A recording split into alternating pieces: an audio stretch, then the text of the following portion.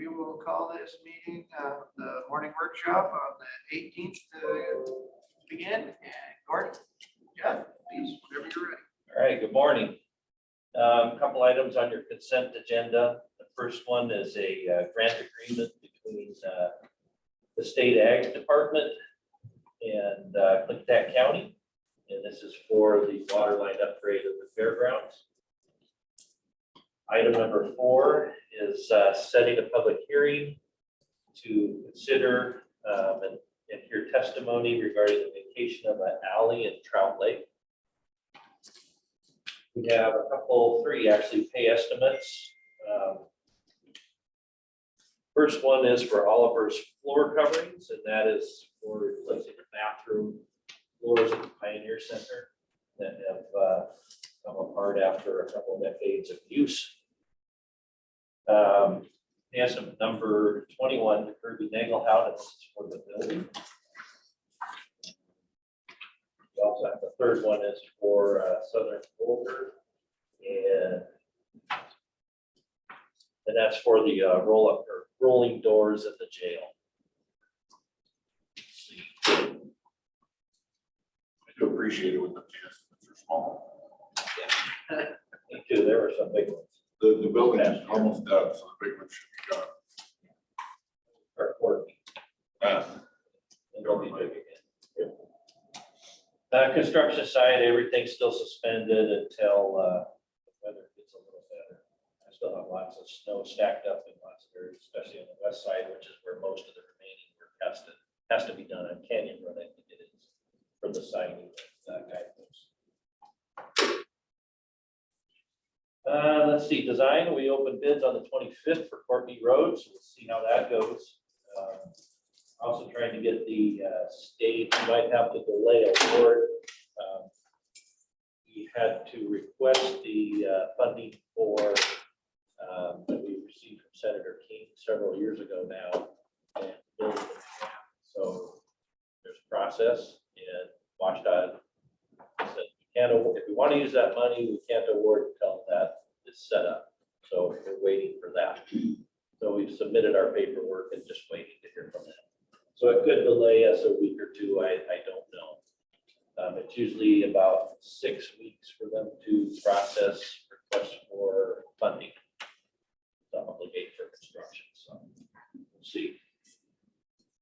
Let's see. Klickitat Pass still working with WashDOT Parks. That project ahead. Still working on the courthouse parking lots, and we have our meeting today at 1:30 to talk about the options and the parking there. Most of our on-call for consultants opens tomorrow, and so we'll see what happens with those. On the maintenance side, we're doing a lot of brushing, hand brushing on the west side, sanding as needed, widening as we can our graders. And on the east side, sanding, cleaning culverts, mowing actually, which is great. Since they didn't get as much snow as we did from here west. And repairing minor washouts. So we had some washouts on some of our roads that really don't have much drainage, like Peterson Road, Alder Creek Road. So we're fixing those, the damage from those. The building, still working on punch list.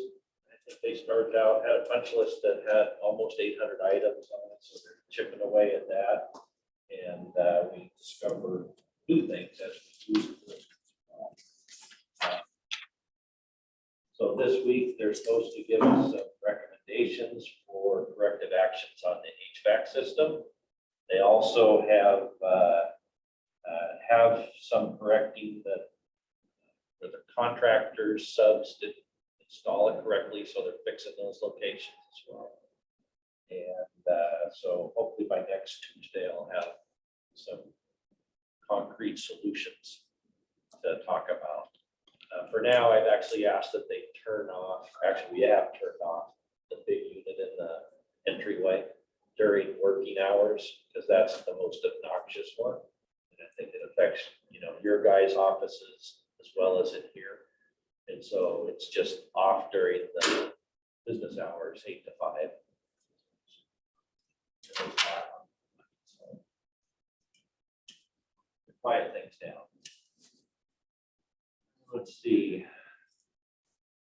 Parking expansion. So the rest of the biggest piece of work left to do to close out the contract is what's in the courthouse parking lot. And we heard back from our consultant about DOE. So DOE is choosing not to say it's cleaned up the site, even though the test results indicate that they are. They're worried about groundwater contamination. And so that's what they won't make a decision on whether or not for sure, you can fill the hole back up. They have kicked it on to their voluntary cleanup program and asked that we register for that program. The consultant says it's probably high 90% that you're safe to fill up the hole. He said, I've been doing this for 30 years and I've never said this before, but you're really ready to fill the hole back up. And actually DOE asked and thought that we might have already done that. But so if we wait, we go and enter this voluntary cleanup program. Whenever we enter, they actually assign somebody. It's 4 to 8 months before we might hear something back. So I think we're going to go ahead and fill up the hole because that area is clean. There's no evidence that we left something behind in the soil. And then we'll probably be, once we get into the voluntary process, which I got to know more about it because I'm always leery that there may be other strings attached to programs that they might offer. But they're concerned that our irrigation well that's close by may get some contamination, but we don't use it for potable water. And so our consultant's going to try, once we get transferred into that program, then to try and work with whoever they assign to convince them that we really don't need to do anything further. The worst he thought they might have us do, which is add monitoring wells, which we already talked about, that may be a possibility. I guess the good thing about the program, but I'm still kind of leery, is that our county is eligible for 75% reimbursement from the time we started. So everything we spent from when we started cleanup and discovered this to completion, filling back the hole, we're eligible for 75% reimbursement, which that might be the best thing that comes out of it. But like I said, I've looked online and trying to find if there's a county or somebody else that I could talk to, county or city, that has entered the program and taken the money to what it really means, because I want to be sure before we do this. And anyway, so that's what I'm up to. But I think we'll move forward with filling the hole. That's what we're going to do. The hole's full of water right now, right? Or ice on top. Yeah, that's enough. We thought originally we could displace the water with the voids in the rock that we're going to use, but there's 2.5 feet of water. And on the lowest part of the hole, it's about 6 feet deep. I won't be able to displace the water within the rock I put in. So we'll probably, we will, we're getting a price on a Baker tank to pump the water out and into the Baker tank, but that's another expense. So, and I don't have costs on that yet. We're getting that today because we just got the email yesterday. So. Have you taken a sample of the water to see if it's clean or not? We did, yeah, we did. It's below any threshold, that reporting threshold. So As long as we've got that, send it to them. Be like, oh, apparently the groundwater is not contaminated, because otherwise we'd be seeing it right here. Showing, we're going to fill them. If you have video of me drinking the water. We'll get there. You can, fill the hole. It's better to ask for it. It's been long enough.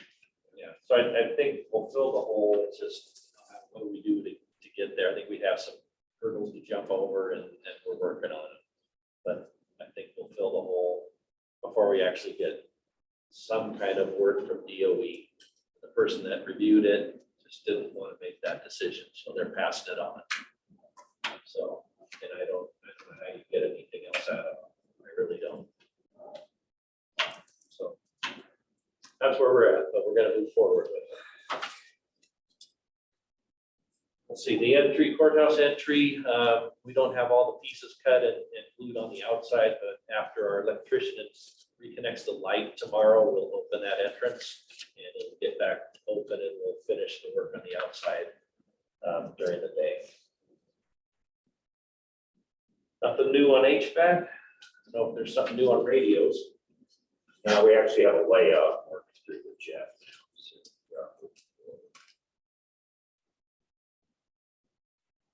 Last thing on the list is the financial system upgrade RFP that we got your permission to go out with back in December. And, but Public Works never actually advertised it in the location we were going to. So I didn't follow up on it. I was gone on vacation and we have new people. And so it's my fault that it didn't happen. So we're gonna ask that we talk to Brenda and she's talked to Lee about moving the opening date until March 1st. So and we will advertise this time.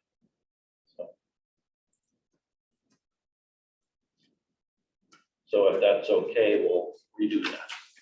Oh, since we didn't get anybody to respond, maybe. Yeah. Yeah. And that's it for the list that I have. Any questions? A while back, we mentioned we heard from a constituent about rock slide, landslide, something of that regard on Old Mountain Road vegetables. Look at it. Cleaned up. There was something there. And There was, yeah, they ditched it. It happens, right? Yeah, they ditched it. I haven't talked to the gentleman, but I will know the answer when I run into him. Thanks, sir. Are there any questions? Got a little of that screen. Good. This is on a level line. Thank you, gentlemen. Thank you.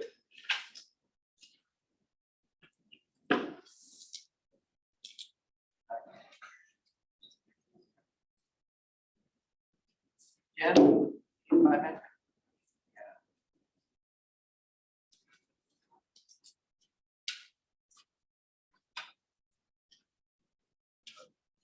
Yeah, I don't know. Maybe she doesn't. I was waiting for the elected officials and department heads. Because they're squeezing in. So at this point in time, the budget process, we have a couple of unforeseen circumstances come up with 2 different departments. One of them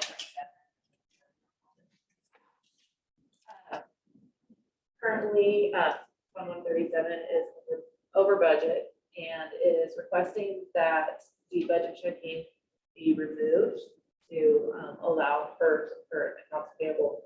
It was confirmed last week from the state auditor's office that the FEMA reimbursements that was acted as passed through should not be in that fund, but the accountants are still working on removing all of that information from 137 into a custodial fund. So until that process is complete, which will take some time, but has to be created. She's asking to lift the budget checking level to 2021 AP to be processed. Additionally, the treasurer's office has some unforeseen circumstances with banking fees that were unexpected come through, and he is asking that the budget checking level be lifted. Process those banking fees. These are pertaining to the 2021. Yes.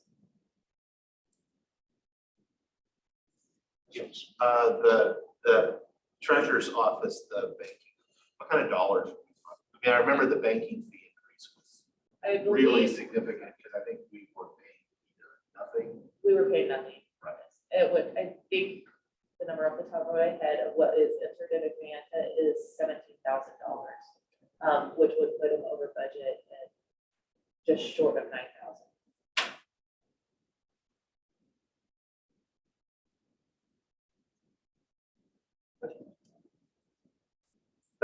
That seems reasonable as far as like, that was unforeseen when we went from nothing to $20,000. I guess he's only $9,000 over budget. That's actually good. He was in a good spot. I saw it coming in the middle of last year, but the budget was already done. So And he didn't know how much it was gonna end up being at the end of the year. we were being warned. Yeah, because we were warned about the fees that apparently we're supposed to be thankful that we went all those years with them not charging us. But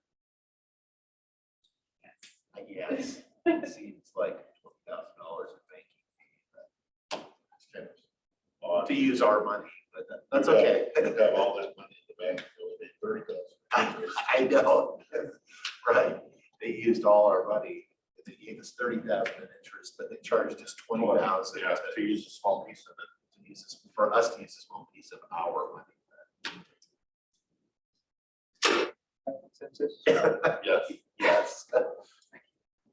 Okay, thank you. He will be bringing over a memo later for this.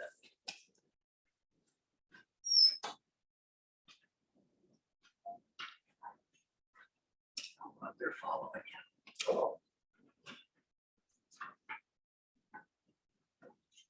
Sheriff Sandra, you are up.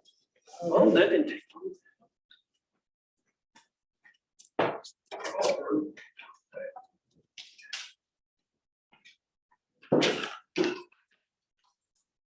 Thank you, sir. I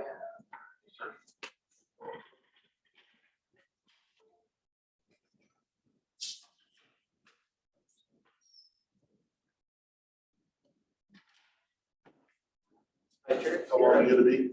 15 minutes.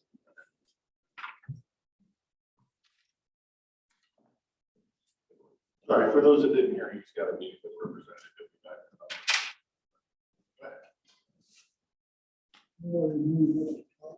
Yes. And then speak loud so the mic above you. If I could, I failed to put one item on here. Sergeant Riggins is here to address that. I'll try to get through this real quickly. I understand the short time. No, sir, I think we're fine. We were a total of 100 calls. The service January 1, January 17th. In addition to the call service, deputies served a total of 13 civil victims in September. Item 2, the sheriff's office took part in the Christmas parade with success. We want to do a great job. Item 3, on November 25th, 21, Deputy Jason Whitehouse returned to the Klickitat County Sheriff's Office after 20+ years of service. Jason is now a patrol officer for the city of Wells, Oregon. Jason is a true law enforcement professional, and we wish him the best in his new law enforcement job. Jason is a credit and asset to the Klickitat County Sheriff's Office. Item 4, on December 31st, 22, Deputy Jim Leininger retired from the Klickitat County Sheriff's Office after 20 years of service. Jim's wife, and then one dispatcher, Terry Leininger, also retired on December 31st, 2022, from the Department of Emergency Management after 20+ years of service. Both Jim and Terry have been an asset to the law enforcement profession. They will be missed. We wish both Jim and Terry the best. January 16th, 2022, Deputy Pat King retired from the Klickitat County Sheriff's Office after 20+ years of service. We also wish Pat the best in his retirement years, and also be a credit and asset to the law enforcement profession. On January 14th, item 6, the Sheriff's Office Administration conducted interviews of top 5 civil service tested applicants for entry-level deputy sheriff to fill vacant positions. We have offered 3 of the 5 applicants, Robert Cooper, Terrell Howard, and Cody Milton, additional offer of employment, which is contingent on the satisfaction passing the background test. On January 7th and 10th, 2000, to the sheriff's office, administration conducted interview 3 civil service tested applicants for entry-level jail deputy. One vacant position. We have offered 2 of the 3 applicants, Emmett Vincent and Christopher Emmett, additional offer of employment is contingent on the satisfactory background investigation for the next test. That's my evaluation. I remove various volunteer community policing programs for the Park County Sheriff's Office and breakdown of the volunteer hours to the community in each of the following groups. Klickitat County Sheriff's Office, 2021 Reserve Deputy Program Annual. 7 reserve deputies volunteered a total of 1,803.75 hours, providing conflict services to the citizens of Klickitat County. The 1,803.75 hours at $26.42 per hour is a total of the value of $47,600 attached to that. We, the Posse Community Policing Program, we currently have 140 volunteer posse members that provide county-wide crime prevention activities for numerous community activities, which includes the county fair, various rodeos, parades, and other community events. The posse members also provide courtroom security, the sheriff's office, and assist with jail transfers. They also provide security at crime scenes for the sheriff's office. The 120 posse members includes 9 posse members who are hound hunters and assist the sheriff's office tracking dangerous wildlife such as cougars, bears, bobcats that present a threat to public safety, domestic animals, and livestock. In 2021, the posse donated a total of $3,377 to community service at the sheriff's office. Total miles driven by the posse, 1,600. They paid for their own miles. Total hours, $3,377 at $15 per hour, $50,655. And their mileage of $20,600 that they also do at 56 cents per mile, comes to $11,500. The total hours and mileage donated by the posse comes to a grand total of $62,240. Please refer to the tax. C. Klickitat County Sheriff Volunteer Airborne Light Operation 2021. I have commissioned 6 pilots as special deputies who volunteer to assist the sheriff's office on various missions, such as searching for lost individuals, stolen property, suspect vehicles, wildfire spotting, and other things related. Following pilots are Air 1, Doug Curley, his company is Airstone. Air 2, Bud Nolan, is a private pilot. Air 3, Stephen Griggs, is a private pilot. Air 4, Brad Dillon, is supported by the Cub Craft Factory of Yakima. That company helps pay for planes and all the food. Air 5, Jeremy Young, is supported by TAC Aero. And Air 6, Brian Clinton, is also supported by TAC. Pilots have donated 1,047.55 hours, plus the fuel cost, maintenance, pilot hour rate, clean limit, comes to a total of $403,047. This is a very successful program. These are all professional pilots who donate free of charge their services to the citizens of the tax.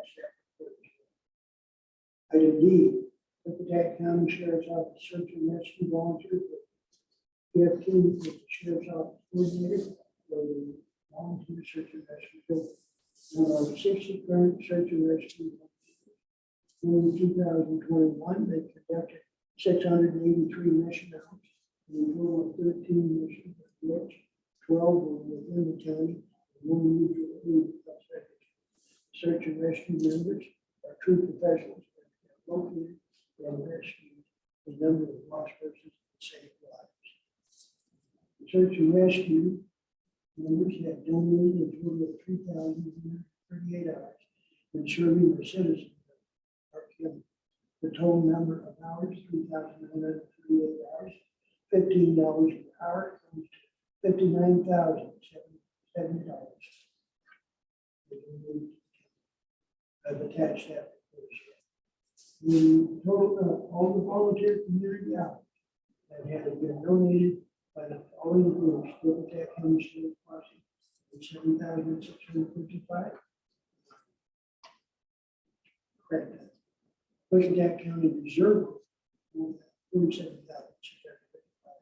Sheriff's Posse Program, 62,144. Sheriff Airwing, 3,477. Sheriff Rescue, $59,070. The grand total value of hours donated is $572,246. I've attached grand total. Item 9, I attached press release to Senate Bill 5613. Klickitat County Code.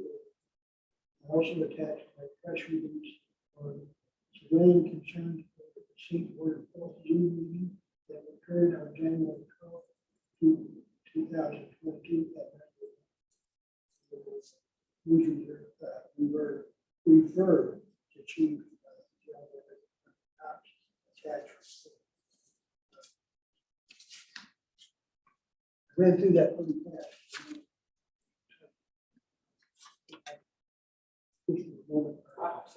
Joe, if you don't mind speaking up on the program that you talked about. Absolutely. Thank you. We're looking at some recent events and looking at some permitting issues that may be coming up in the future within the county. I guess the request would be to open a discussion between the board, the sheriff's office, and maybe the other county departments that are involved in permitting processes for events as well as large projects within the county. In the past, I think we're all aware that when we have large projects in the county, they have significant impacts on the local communities as well as regarding workers, employees going back and forth to the sites, the things that are added to those areas.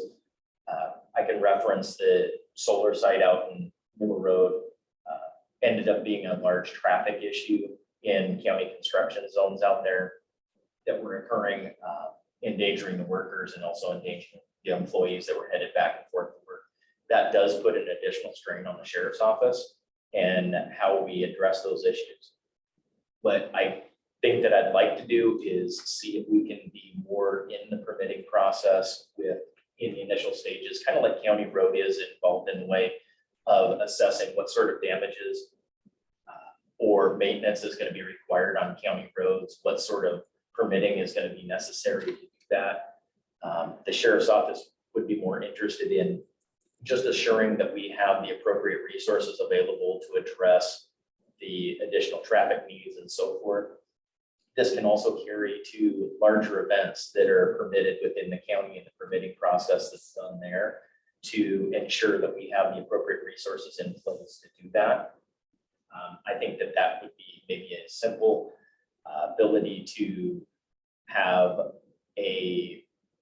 for lack of better terms, a flow chart or a risk assessment sheet on behalf of the sheriff's office for each of these as it comes through the permitting process to determine what sort of impact it would have, whether it's certain times of the day, whether it's a certain amount of employees, certain amount of people arriving at the events that are permitted, and be able to address that in the appropriate manner to ensure that the safety is there for the community as well as the the resources available through the sheriff's office to address those needs. And ultimately, the goal is that in any of these projects is when you're dealing with especially traffic related issues, you're dealing with education, enforcement, and engineering. So you're dealing with the fact that threes, you're dealing with the county road department, looking at the engineering of the roadways, how to maintain those.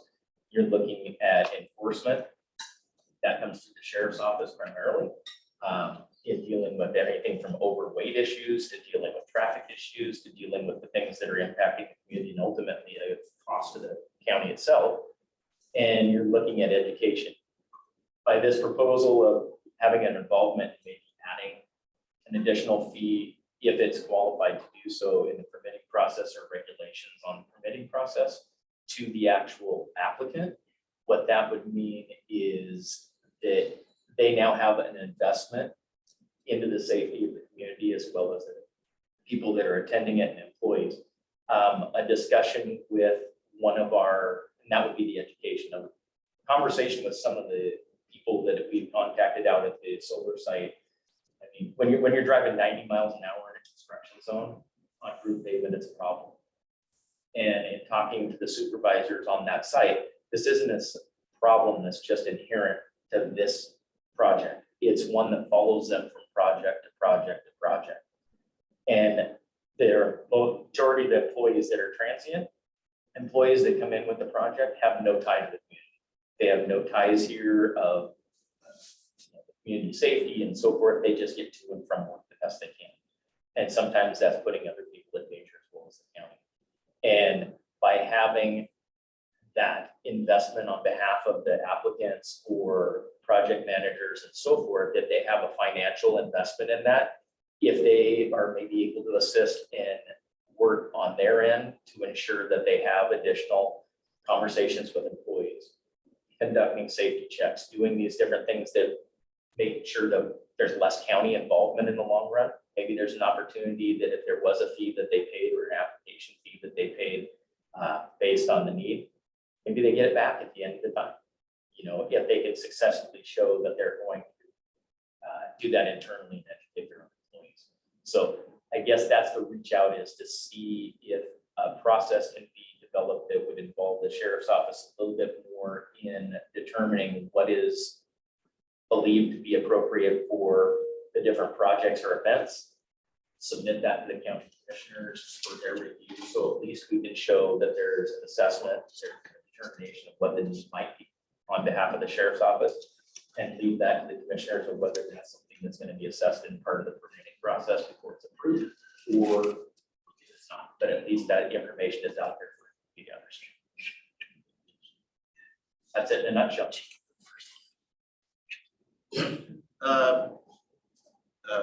Want to be a comment too. I think we have the ability, when you're going through the SEPA process on a project, like we don't have the ability to charge impact fees because those are through the Growth Management Act, and we don't plan under growth management. But we do have the ability in the SEPA. That's what the SEPA process is supposed to do, is supposed to identify. Everybody thinks of it as environmental, but it's actually the whole spectrum of impacts that a project can bring to a community. And so there may be an ability there as far as to be able to identify, but it does have to be tied to a specific impact, and the charge has to be specific to mitigating that impact.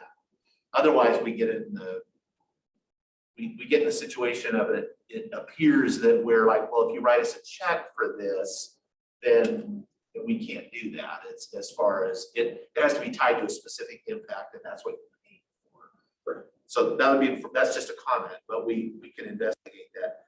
When you're talking, like, I get the maybe it's just language. I was trying to understand the difference between, because you were interchangeably saying project, which I understand, an event, which I don't. What are you talking about when you're, what are you thinking when you're saying event? I guess I would use an example of an event, even though it didn't qualify or need additional resources, would have been the road rally event.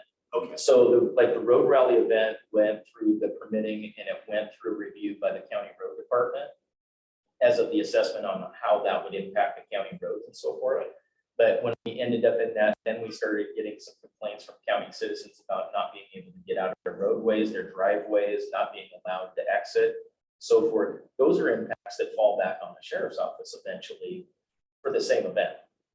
So by determining maybe a risk assessment, or for lack of better terms, a risk assessment chart to determine what sort of impact that would have on the citizens for the event side would be also different than the projects themselves, but they're both large impacts to the counties depending on the size of the event or project. Okay, that's helpful. That makes sense. No, you kind of hit exactly what I was gonna hit. I was curious. I mean, during the SEPA process, which is essentially the environmental, which has all of everything in it, they reach out to all the stakeholders from, Forest Service to Fish and Wildlife. Are you guys not included in that now for? I don't believe we've seen anything from them as long as I've been in there. The rally we have, car rally. Well, that was mostly notification of it. Right. It was after the fact. Yeah, true. And I think that that's what was coming back down, was feeling that maybe that communication, if it was put into the process of having a step-by-step, like you, Christopher, to have the different departments notified and the different stakeholders notified of the process. And if it makes its rounds to first get signed off, and if there's any information that needs to go there, an evaluation of what's occurring or what the needs are, it can be assessed by each of those departments and returned at the appropriate time, and ensuring that we have that process. Right, that is essentially what's done with the SEPA. It's essentially, the project's handed out to all the different organizations. Feel free to weigh in. And then whatever, if you choose to weigh in, then your needs are analyzed as part of that SEPA. And if you choose not to, then obviously it doesn't have an effect on you. It carries on. But I guess I'm just kind of surprised that you're not already in that. Well, and I guess the question is, I recognize, and that's a concern. I think that would be a concern, and I think that I'd also look at the fact of, as we have these projects, of having the knowledge of what's going on, and I know that this is more wide standing than just these events, because we have to plan for the future as well. And while there's other things in the works or other possibilities out there, I would request that maybe we modify or at least streamline the program and figure out how we can do that and make sure that the events are covered as well as the projects and so forth. I don't know if the events would fall in under a different permitting process because that there's just a permit issued by the county for a different event versus a project that's a development type issue. I don't know whether there's a difference there.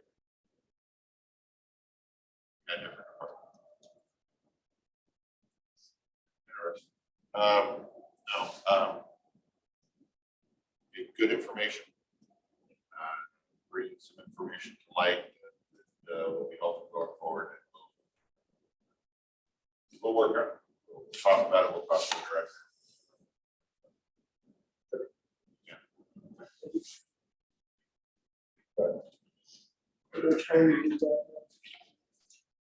Next meeting is not scheduled until 10:45. Not to put you off again. Tim? I'll go over a couple things. You can cut me off whenever. We have enough time. Couple things. I'll remove that. Yesterday, Representative Mossbrecher reached out to myself and the sheriff asking us to testify on behalf of House Bill 1788. This is an adjustment on the pursuit policies in the state of Washington. The sheriff and I both testified this morning in favor of that bill. What this would do is kind of adjust things back a little bit. Under the current legislation, if the sheriff's office received a report of a homicide, and I'll just use Centerville as an example. If we received but if we received a report of a homicide, we responded to the location. As we're getting there, a witness ran up to us and said, "That's the suspect right there, just killed so-and-so." We do not have the legal authority to pursue that person under the current laws because we only have reasonable suspicion. We do not have probable cause at that point. So House Bill 1788 is designed to fix a lot of that stuff in there. We testified in favor of that this morning, so that's one thing.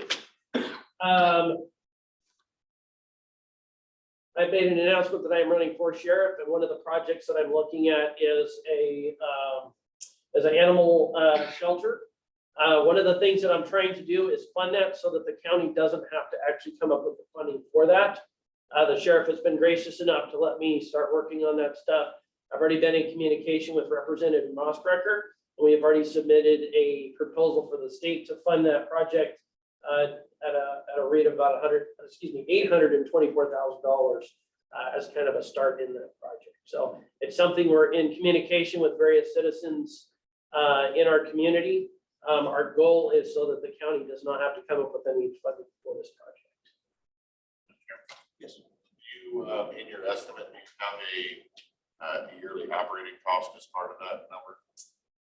No, what we're trying to do is in the proposal that we came up with, we actually came up with both a construction budget as well as some funding from the state for the next 10 years to either fund or offset whatever costs it might be. And then in our plan, we intend to set up a 501c3 to work with members of the community to fund the project that way. Our K-9 program for the sheriff's office is funded through donations, and we have a lot more people in the community that want to be involved in the animal control style shelter.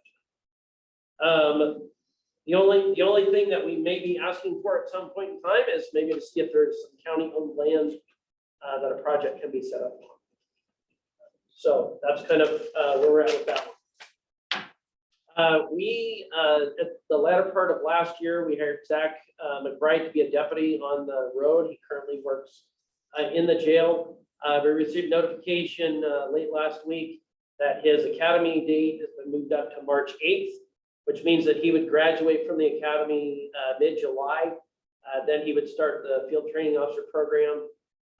And should, if he's successful at that, would be on his own handle calls by the end of October. We have 3 individuals that we made conditional offers on Friday to be deputies on the road.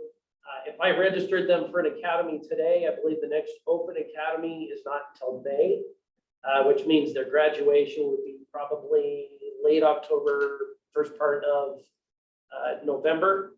And then if they went through the FTO process, we're looking at probably January to February of next year before they would be up and running. We are anticipating 3 more retirements by the end of this year. Of course, the sheriff is one of them. And then we might have a supervisor opening as well as one of the other deputies. So we did have a test. I believe it was 2 weeks ago. We got some really good applicants on that. And then we have another test coming up, I believe, on the 28th or 29th, something. Is getting any interest in laterals, or is it all new? There were 2, my understanding is there were 2 lateral applicants. And a lateral applicant can be a good thing, but it can be you're getting somebody else's problems.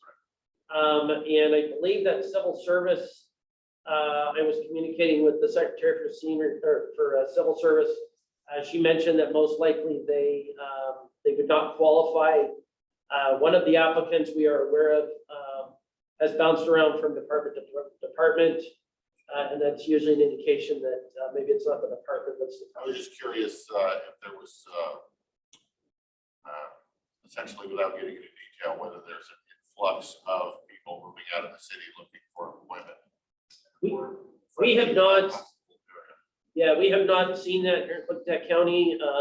Obviously we wanted, we advertised for lateral applicants. We just did not get enough lateral applicants. Talking to other agencies around, the sheriff and I went up and had lunch with the Yakima County Sheriff last week. And they are getting some lateral applicants here and there, some that are against the vaccine mandates that left Washington State Patrol. So it sounds like there are agencies that are getting lateral applicants And a lot of those have very good records of employment. So overall for calls last year, we were up about 1.7% for the sheriff's office, which is about consistent with the rest of the county. But what we're seeing is our violent crimes were significantly higher. Our domestic violence from 2021 over 2020 saw about a 30% increase in domestic violence calls. And our assault calls saw almost a 50% increase overall. So we're seeing a lot more violent crimes in our communities. But like I said, our calls are about 1.7%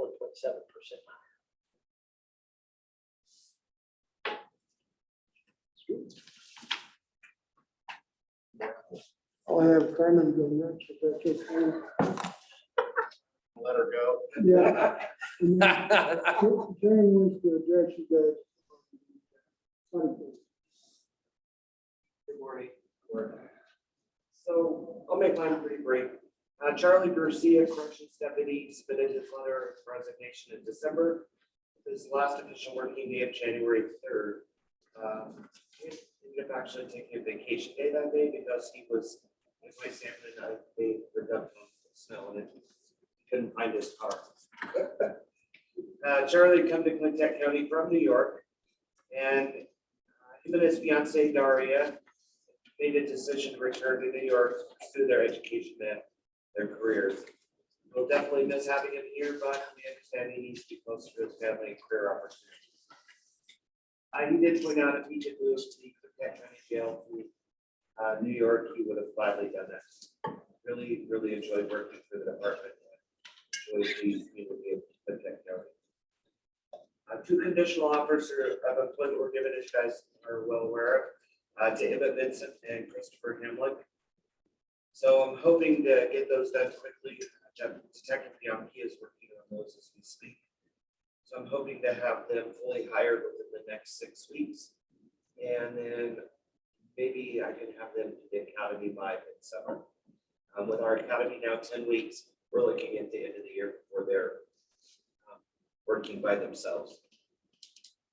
Training for December, we had taser training on the new taser 7s. We actually had some of the deputies chose to be tased as part of the training. I got to witness a few of them, and they did quite well. I was not willing to be tased again, so we're going to be getting firearms training on night shift. We have a lot of new people who don't have a lot of firearms experience, so we're just going to be doing a lot of training in the jail. You got training with the same. Yeah. This will be a fundamentals training, and they'll be working on their dry fire and just how to handle the weapon. We did order 2 CERT rifles. They're training rifles that we can use so that we don't have to be on the range. We don't have to have ammo. We don't have to have any risk of injury that way.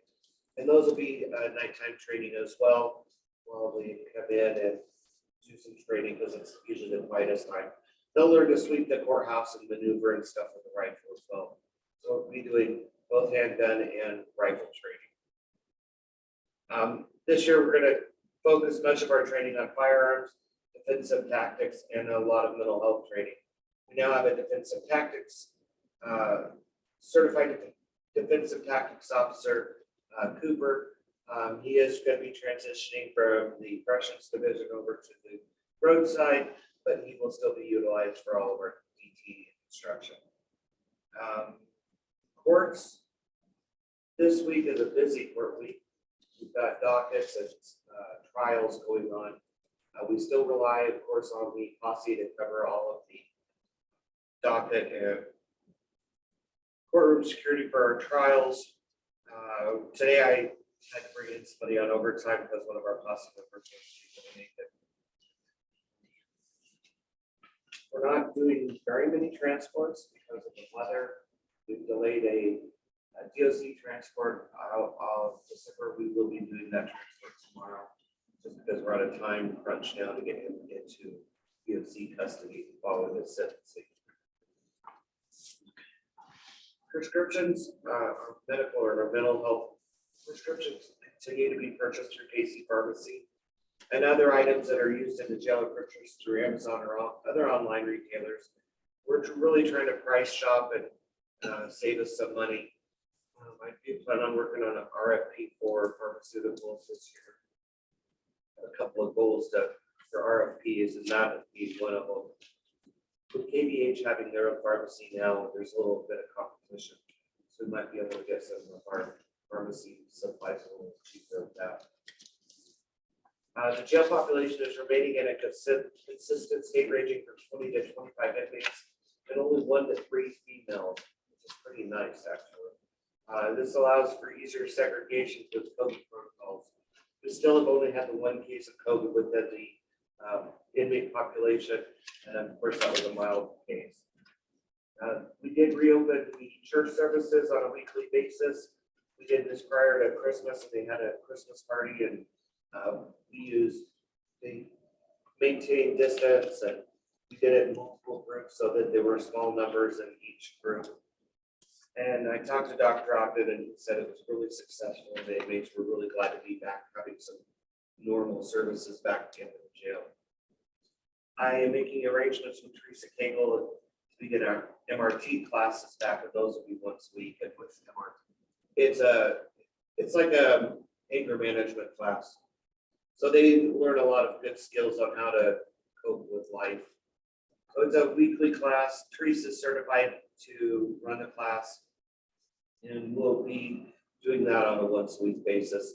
And usually those class numbers are small anyway, with 2 to 3, so that's pretty easy to segregate out of in the library area. Our staffing levels are again going to be short as we transition 2 from the correction side, with Cooper being recently hired over to the road side, and then 2 in the process. So I have 1 open spot now, and we'll be retesting. We should be having our test at the same time the road's having theirs. So it's just really hard to find people to work. I've been working closely with Dr. B too, and there's some grant opportunities coming up for some dedicated treatment programs like through behavioral health and stuff. So we were hoping to there's a grant that we got through Comprehensive to put in a psychologist into the jail for weekly mental health visits. We don't have that currently. Unfortunately, Comprehensive right now is down 150 employees. They've even had to close one of their mental hospitals that we use to house for our crisis inmates that we get. So they only have bridges available right now. 150 employees, what? Don't know. I would anticipate part of it is the mandate. They're just seeing a shortage just like the rest of the medical field is. So it makes it really difficult. That MAP program grant would put a nurse into our facility, which would be really helpful because we're not legally allowed to give those medications they use for the meth treatment program. So I'm hoping we can secure that grant. It's a quick turnaround. I'm not sure if we're going to be able to get it done in time. I just learned about it last week. It's just been busy, and I don't anticipate it slowing down any. Our mental health people in the jail are on the rise. Since you were mentioning so much training, I wanted to remind the 3 of you that our Washington Rural County Insurance Pool does have training, active shooter, all that stuff, targets. Use it. We pay for the service. Take advantage of it. Call them. Lee can get you the number. Rob can get you the number if you need it. I talked to them a week ago. They're more than willing to drive down here with all their stuff.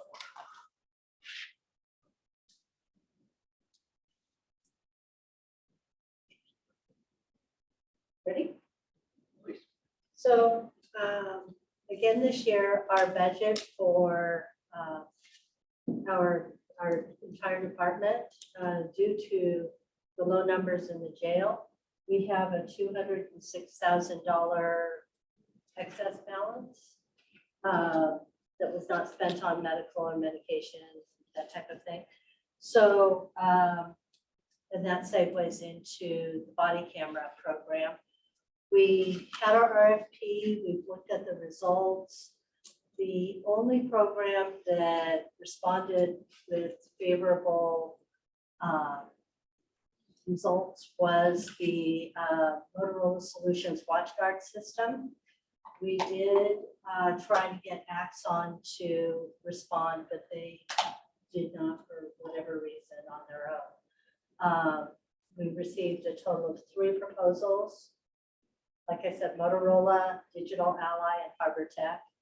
I'm gonna let you know that none of the respondees talked about the prosecutor's office's needs, even though it's part of the art. We totally ignored interfacing with them. So that was kind of sad. But Motorola came back with a $350,000 proposal versus Digital Ally at $597,000 and Harbor at $440,000. So we are requesting to utilize Motorola Solutions, and I'd like to pay the first 2 years of the contract out of my 2021 budget because their invoices dated in 2021. So if that is an approval from you guys, that would leave, that would be $146,000.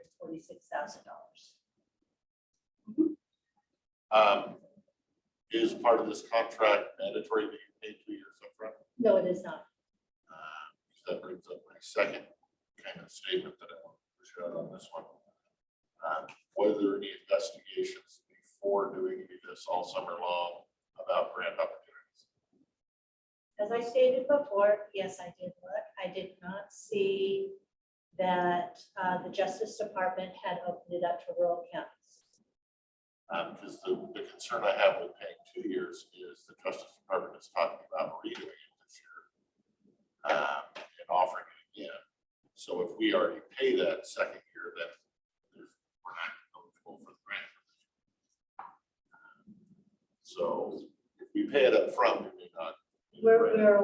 I'm only requesting 2 years to be paid out of last year, out of the 2021 budget. And the Justice Department sends out the new notification. I will be watching for it so that we can apply for the rural. But the 15 times that I looked at it when it was first coming out, we were excluded, so I stopped looking.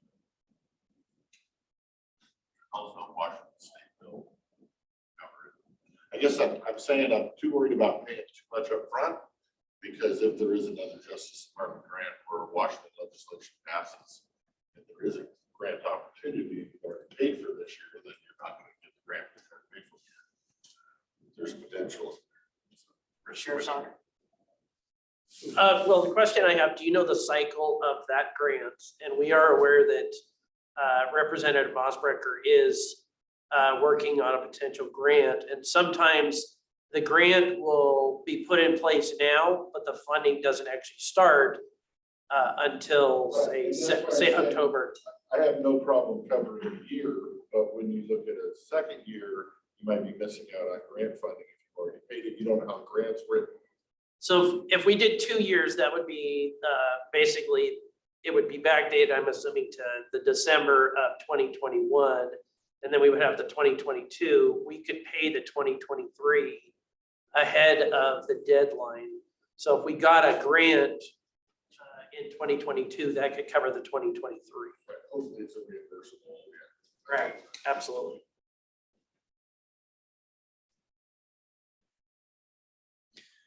Commissioner Sutter, thoughts?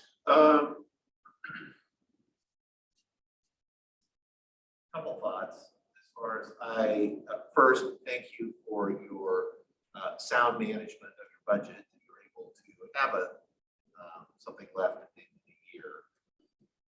Typically, I would be fine with just go, buy what you can with dollars we have, but as Commissioner Christopher said, there is a lot of talk right now about body cams and funding for it. There's some other things besides Representative Mossbrunner's that there, I do expect we may see some funding out of that. I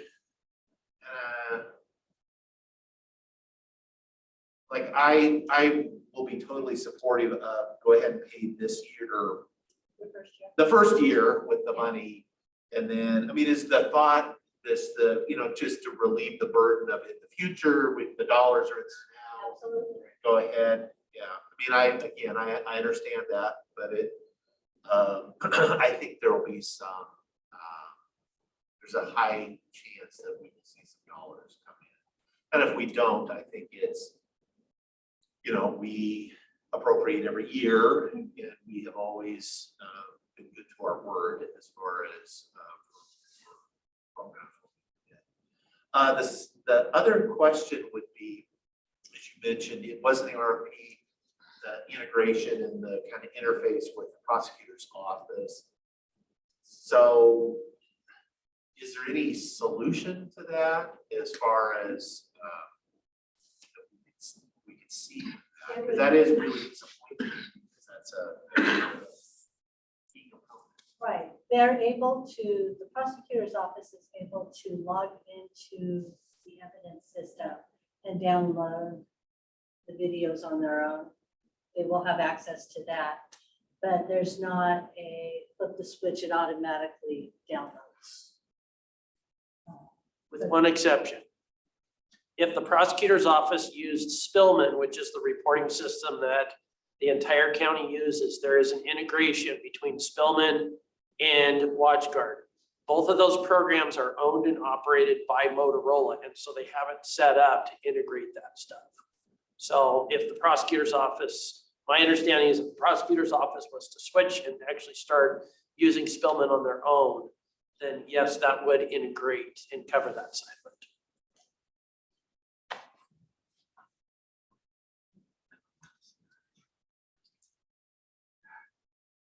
My fear is that we can pay it for first 2 years.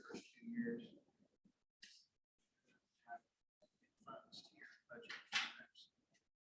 till the end of time. And when we look at, what percentage of your budget is covered currently by grants, very small percentage. And I hope that we can get some funding through the legislature because this was in essence an unfunded mandate. But they are in favor of unfunded mandates these years, it seems. So I don't have as high of hopes as I guess my CPs do. But if we do agree, then you're going to have to, in your budgeting, account for this. And as you guys well know, you are a significant portion of our budget that does not backfill with grants, and we only raise 1%, $54,000 a year in total for the entire general fund of New York. And this is more than what we raise. We have to be very cognizant. We try to be very frugal in everything that we do. And I recognize that. But our costs go up by a lot more than that every year. Right. Understood. And I would also add that each department's being told this.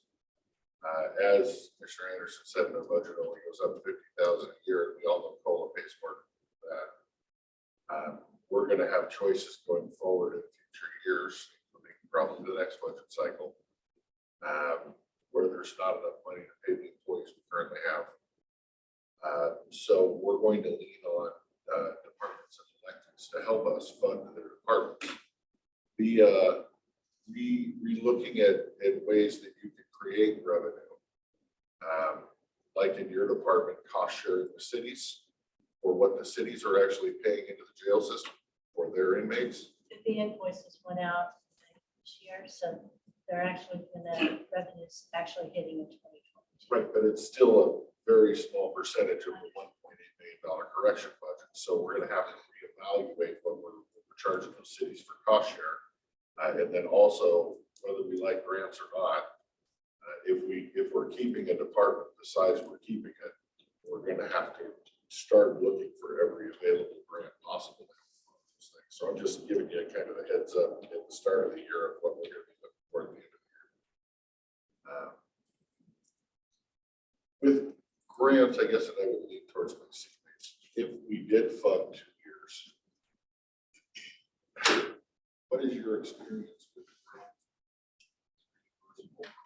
Or is there less chance of getting grant?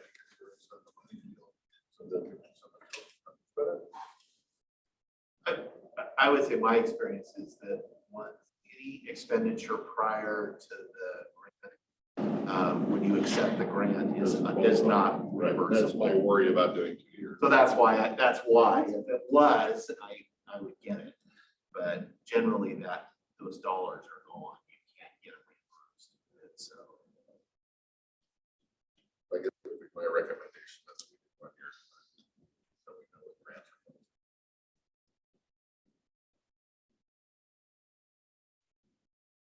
So I'll process the payable for 1 year. But it is a contract for 4 years, so 5 years. 5 years, so we're agreeing to pay all 5 years. Right, contract will come in front of you guys next week. It's a loss, so we don't get out of paying it later. This is something we'll be paying every year. How we pay it? Question. well, I would say from a risk management perspective, though, I believe it only takes one incident and it will pay for itself. Because we spend a lot of money. Yeah, sure. Complaints out there. Camera might have been nice. That camera would have been nice. One final thing to add, on Monday last week, the sheriff and I went up to Yakima County. And we actually took our 2 range timber deputies, and they have been sworn in as commissioned Yakima deputies as well. So in their range timber activities, if it leads them to cross into Skamee or into Klickitat, Yakima County, they have a commission through the Yakima County Sheriff as well. Thank you. That doesn't apply onto the reservation, does it? No, that would just be in the non-reservation land. It would apply on the reservation if there's a violation in Yakima that didn't involve Native American. Sure. If it's Native American, it'd be private. Is there an audit update? Audit update? That's next. You might understand.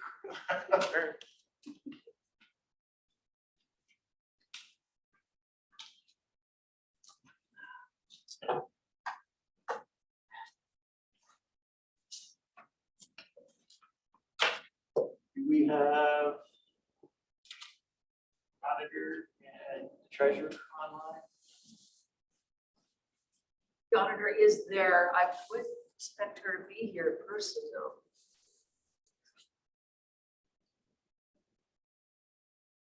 I have You want to seen, kill 5 minutes, I can do it. We can probably talk for 5 more minutes. I've got another. Senator Wilson, so. Go ahead, you got 5 minutes. I got 5 minutes. Yeah, that's it.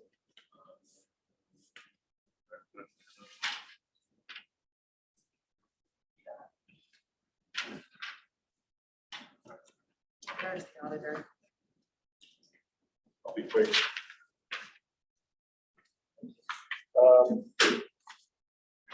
Pill Bill, House Bill 1921, scheduled to testify this afternoon, so I will be stepping up for that.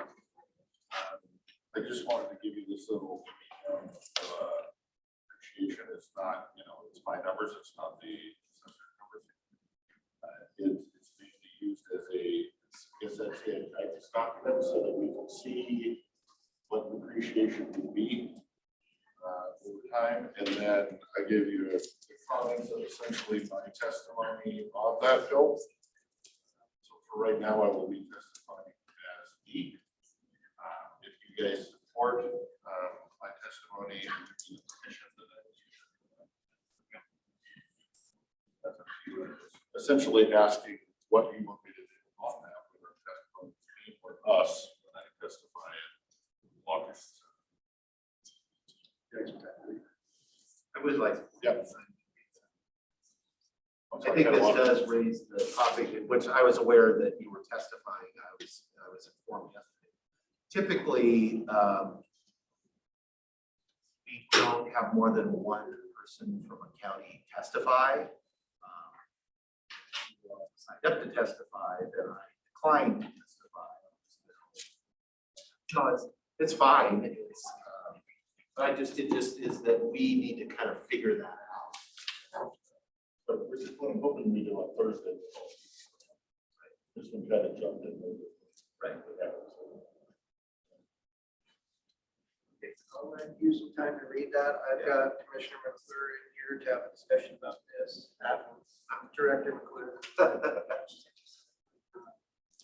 I just wanted to make sure you had time to, you had time to read it a little bit. Well, I think we need to have the discussion, especially if Commissioner Sauter was thinking about testifying. I'd love to hear both of your comments, but since the auditor is here, let's go back to state audit next. I think they're calling in, they usually lead it. Oh, I'm gonna go double check emails, Mr. Chairman, to make sure they're not having issues. okay. I don't believe I've seen them. Teresa's there though. Actually, I think it's Katrina, but whatever, yeah. Their office is represented. Oh, you just, oh, no, Katrina's. I was gonna ask you to start turning that on and then it was over to talk. The answer is yes. The answer is yes. I saw it down the other day, so I'm like, are we gonna start using that on a daily basis and never answer the question? Ask the question. Debbie and I can come up to the front. All that.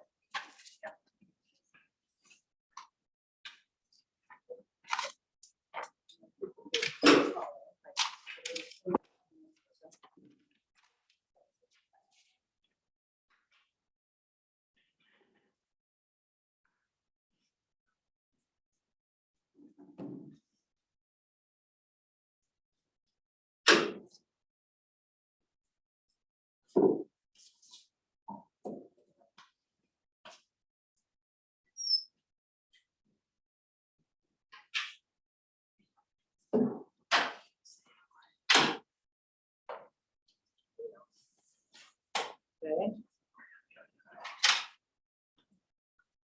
Well, you know how to pack a rope though. Yeah, it's kind of important stuff. Okay, here they are, Brenda. Okay, thank you.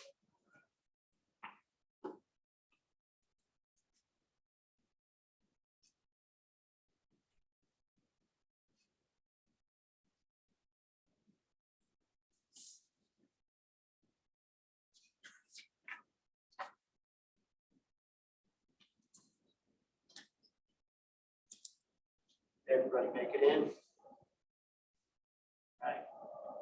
Let's move on with this audit exit conference. SAO, are you there? Susie? Hi, yes, we are here. Good morning. How are you all? Good. You're You lovely. switch it to. So I think we're going to present a PowerPoint presentation. Yes, I was wondering, can I have permissions to share my screen? They should already. Oh, I be think I do have permissions. I'm so sorry. Thank you so much. I gotta get used to going back from Teams and Zoom and all the different ones we have now.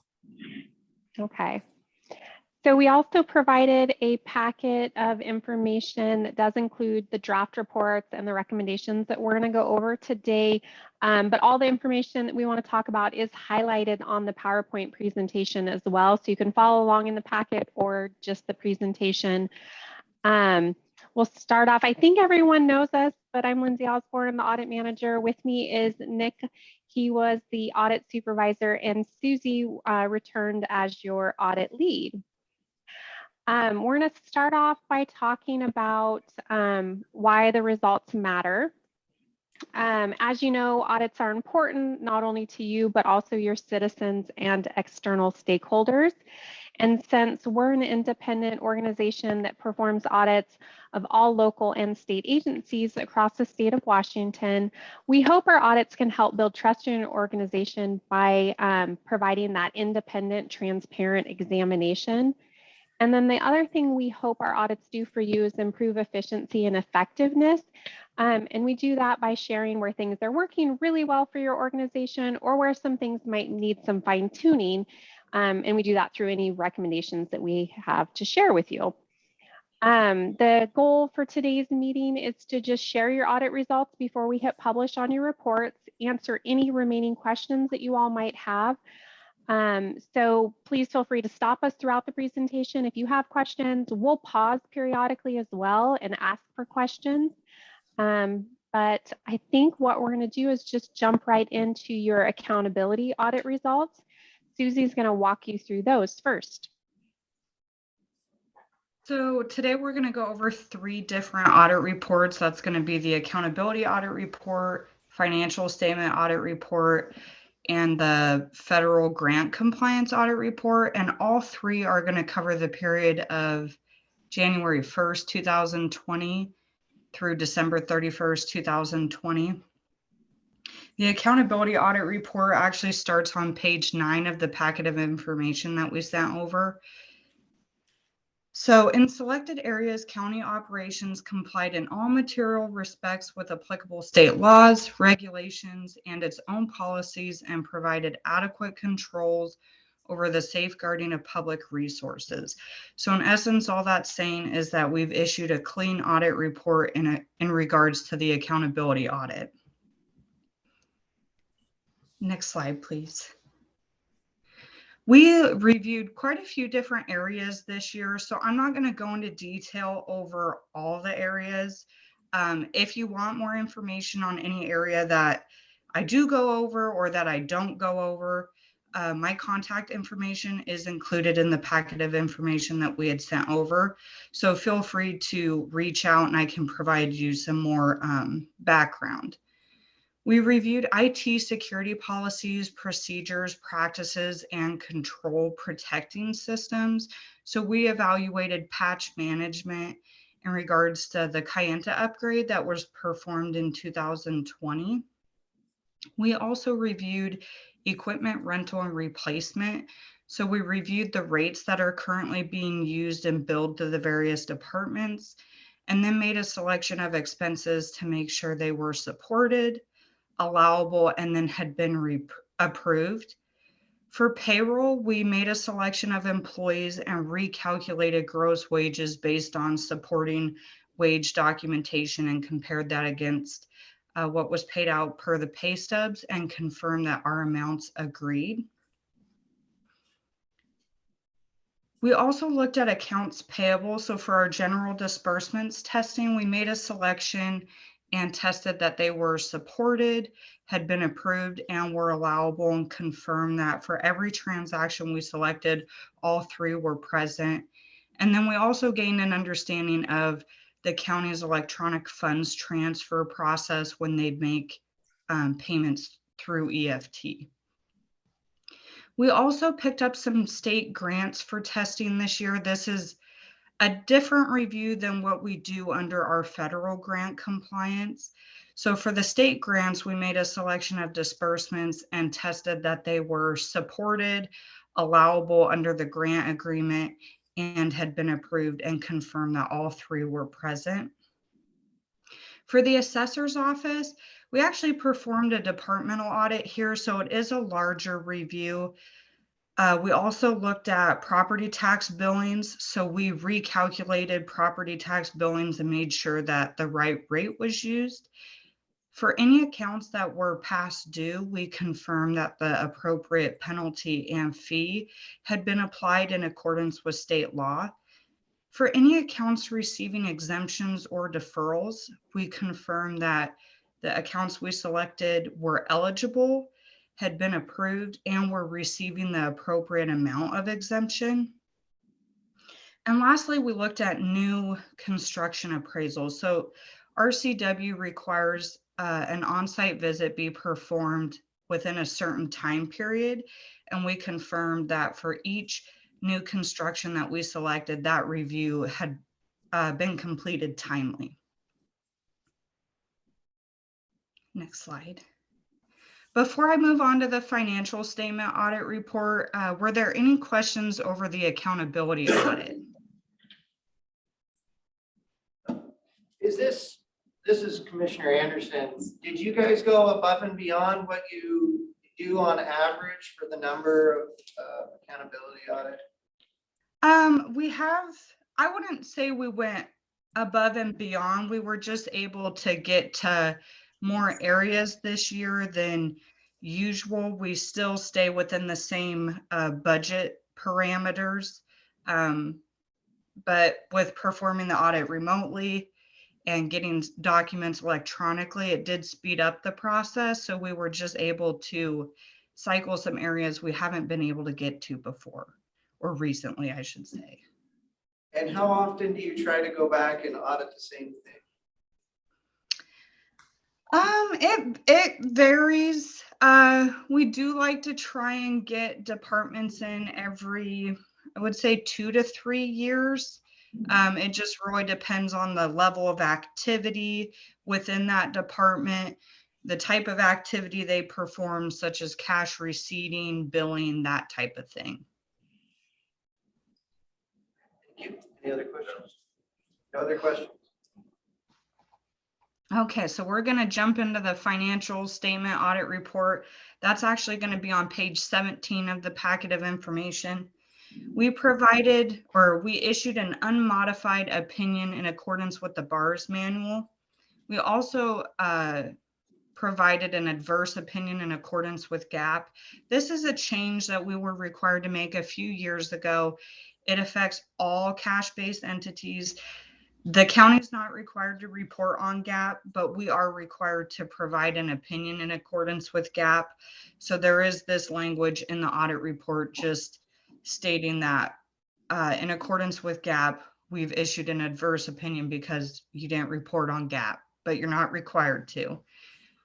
Our audit was conducted in accordance with government auditing standards. We are required to evaluate internal controls, but we do not provide an opinion in accordance, or I apologize.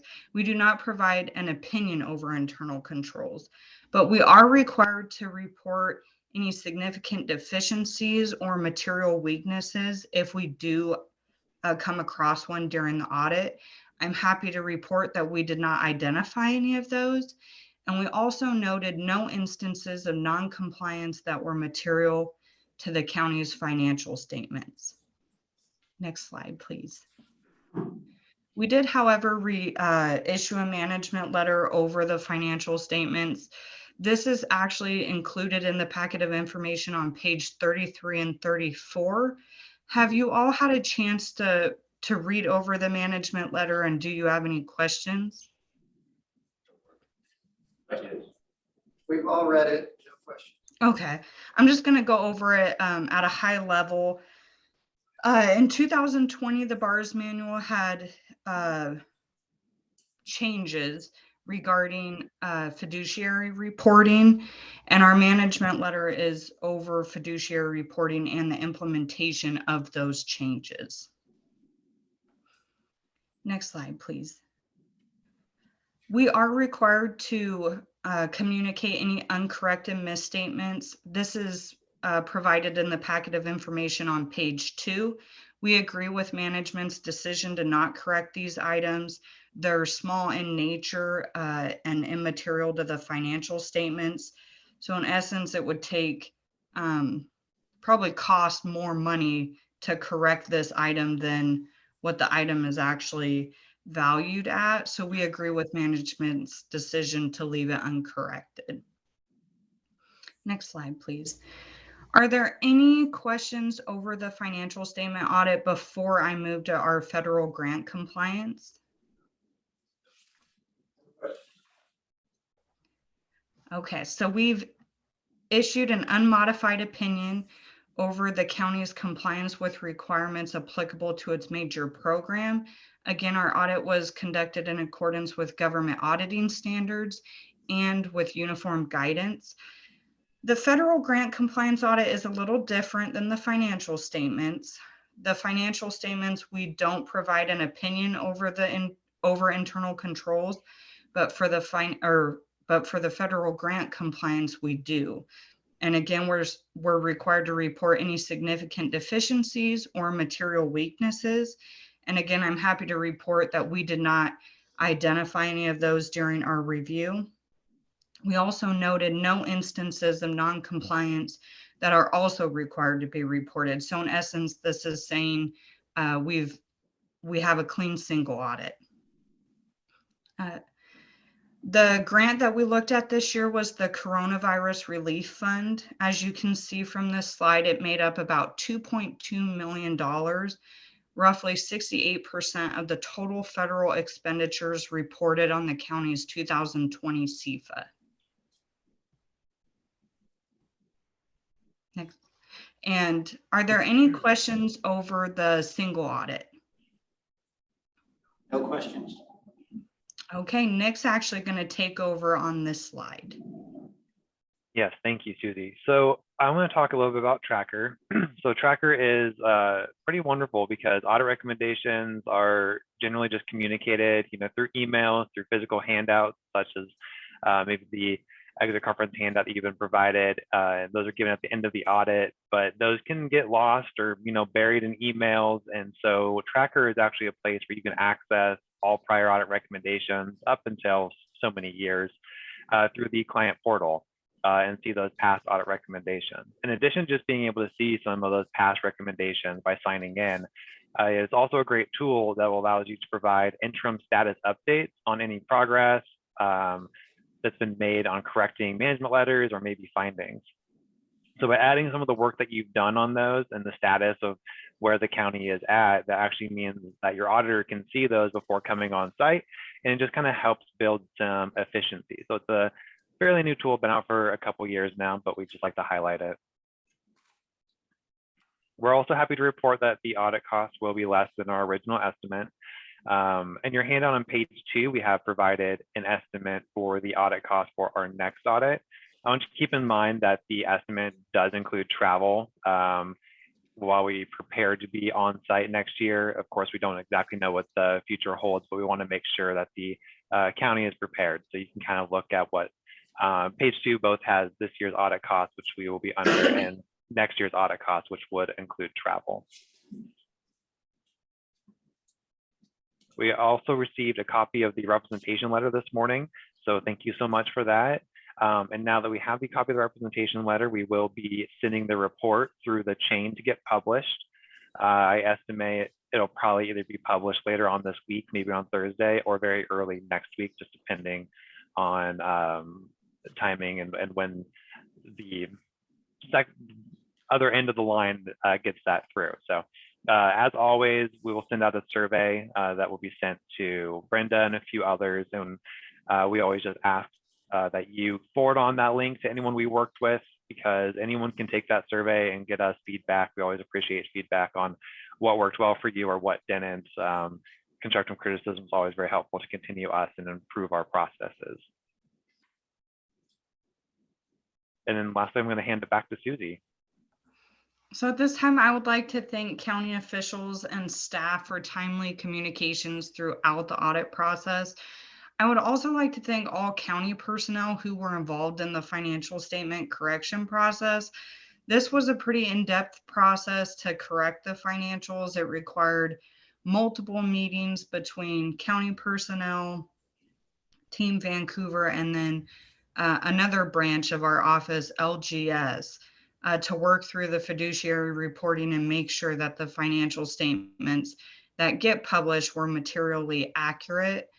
I would also like to thank Greg Gallagher for his continued collaboration with me on the cash reconciliation.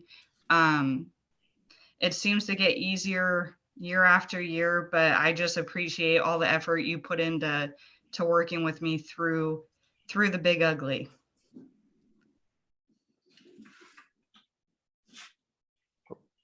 So thank you so much. Are there any final questions for us? No questions here. Any of our elected, any comments or questions? Does not look like it. Thank you all. Thank you, guys. Have a good day. You as well. Thank you.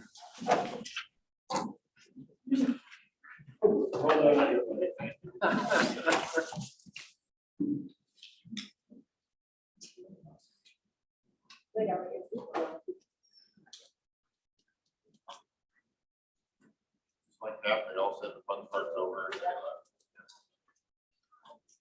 they left.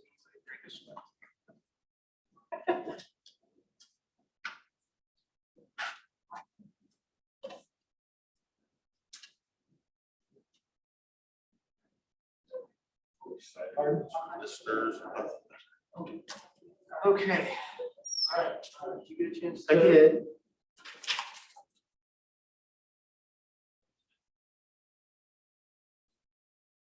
It was way longer and way more detailed, but I didn't know how much time they would give me, so I tried to stick to about a minute, minute and a half max.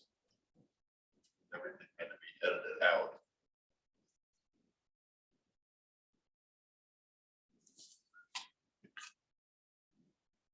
I would say for me, I don't disagree with anything you say here. That is basically the concerns that we have. The dollars and then also the method they're using. I don't know. This is very specific to Klickitat County, which is makes sense as far as you're the one providing the testimony. The Wasac's point of view is going to be a little broader. It's generally like Wasac is signed in as pro with some amendments, which are vaguely basically saying the same thing, but not with specific numbers like this is. Just because the numbers you're using are specific to Klickitat. Right, so what is their amendment? I mean, my answer is either just raise the pill or don't put a max, so we can negotiate pill based off of county by county, because each county is different. So are they having a specific max and a specific floor or any of that, or I don't know.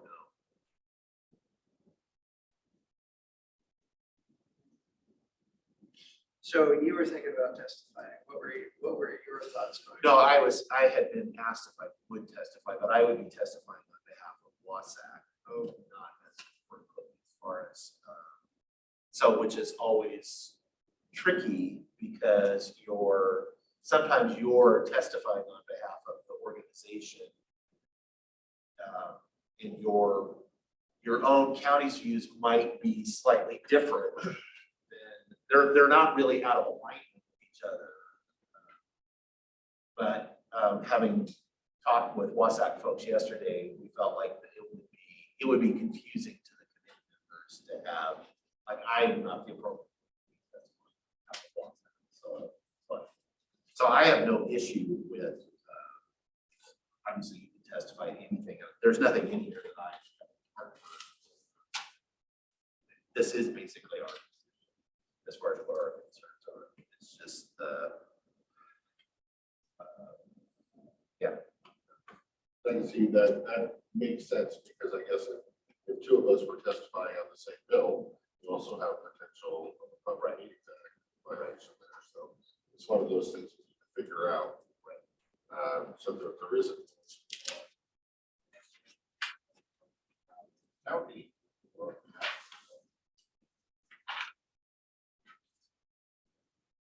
I mean, they quite often, and it's weird now too, because it's all remote testimony. It's not. It's generally very effective to actually have people that can give concrete examples on the ground of what it means in a typical setting. In the remote setting, Like, you don't even know how much time you're. That And I'm you, just hoping I can get some factors and somebody cares if they're child. right, And I would definitely, I haven't read it again, but if you say in there, please reach out to us. I think, I'd like to hear what Director McClure has thoughts on this bill, and as it's currently written. Yeah, Would you like to see my testimony too, so you can race through where we're sitting? sure, that was, Come on forward, so we can hear you. We should just turn the mic off. I just wanted to touch base, there are, a couple of things in the bill that I've got questions about. In section 2, where they're wanting to determine the assessed value of it, and they're looking at depreciation schedule or a schedule, depreciation schedule that includes, the trends of prices for these components. You're wanting to lock it in for 20 years based on these projections. One would think that that could get periodically recalibrated or trued. I'm not sure how they treat the underlying property. right, and I will say that is one of the items that was raised by what that we wanted clarity around the, what, that this is specific to the equipment, that it's not, that the real estate is outside, of which the land that in the bill proposers have assured, oh yeah, that's not what we meant. It's like, we'll make sure the language is clear that that's, that, because there, even, with wind projects, that there's two pieces of those projects, and part of it is the land and real estate, and part of it is the equipment. We're only talking about the equipment. We're not. And so that needs to be absolutely clarified. So there's supposed to be some language to clarify that too. I don't think the US has seen yet, as they're drafting it as we speak, or not. Then I haven't seen what was written up, but I'm assuming that it includes the cost prices that they're setting up. She said it in front of you there. Oh, okay. You read that way. Yeah, the reason I wanted to throw that makeshift depreciation schedule thing in there so that we can get an idea on the 10-year deals and what that bill would look like and what it would look like.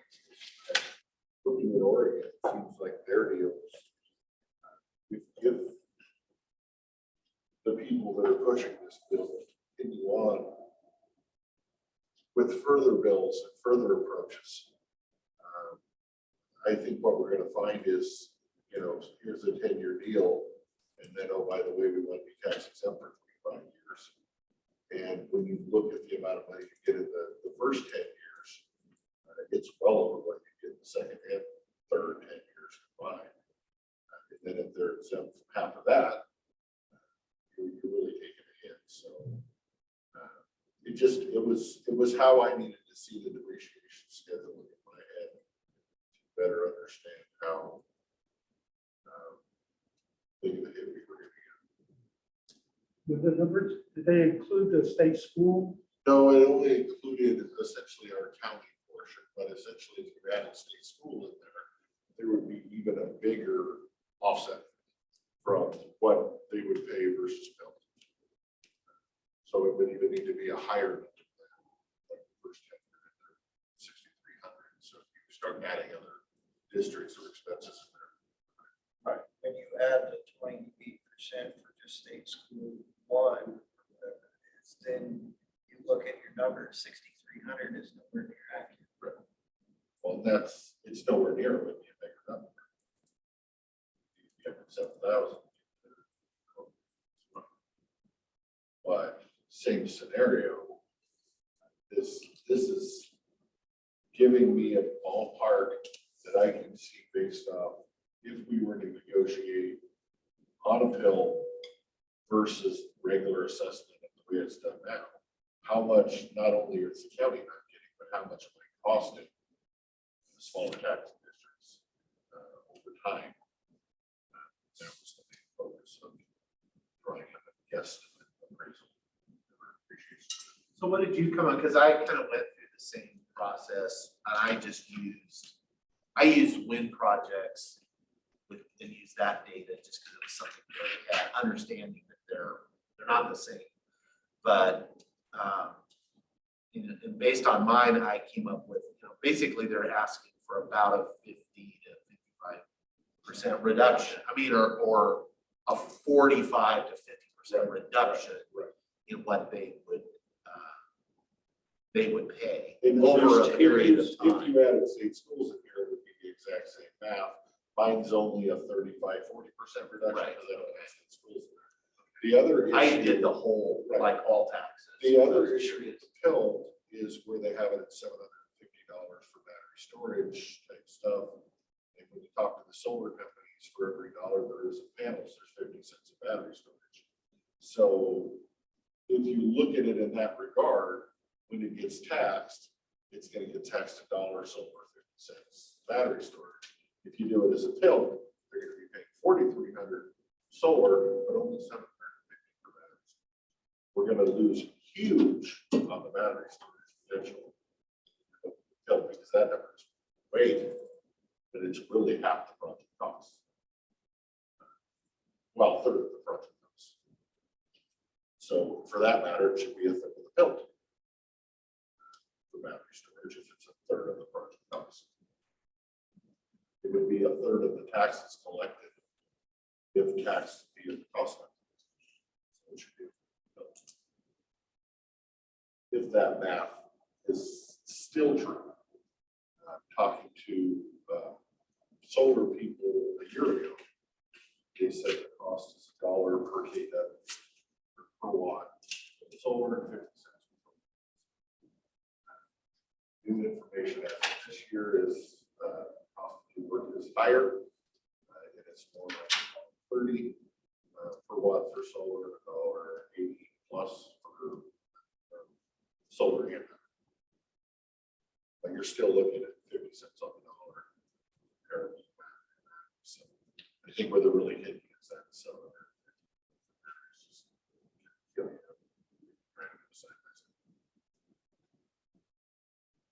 I guess that kind of goes against what they're saying. They're saying costs to construct is supposed to be going down, not up. And when you look at their numbers, and then they're also saying the land value is going down, which didn't make any darn sense. I don't get that out there. Because you look at the information that they provided to the Oregon legislature when they redid those bills. It all says about the cost to construct going up, and we have to make tax incentives better if you want to keep these. This cost of construction is higher. That's what I was told by solar representative. So I guess the question is, when you only have 2 minutes to have a discussion, number one, the way it's currently written, it would not be used by this town. Right. End of story. And if you would like to write some legislation that could be used, that we could potentially use for PIL, then you can feel free to set a lower floor, but we have negotiation. You're eliminating our ability to negotiate. Right, but even setting a lower floor, if you look at the third year, 10-year term, to break even point on help is only $1,650 if you do. So if you set some floor that says 3,000, you would never use it for the third year because they would never find it. They're going to want to go help when they use it, and then when they make a better deal by going regular, they're going to help with help.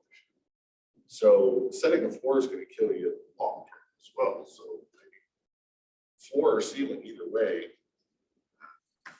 Of course, they want to have the ceiling because that helps us, but floor, they realize it's going to be done the third year or the third term.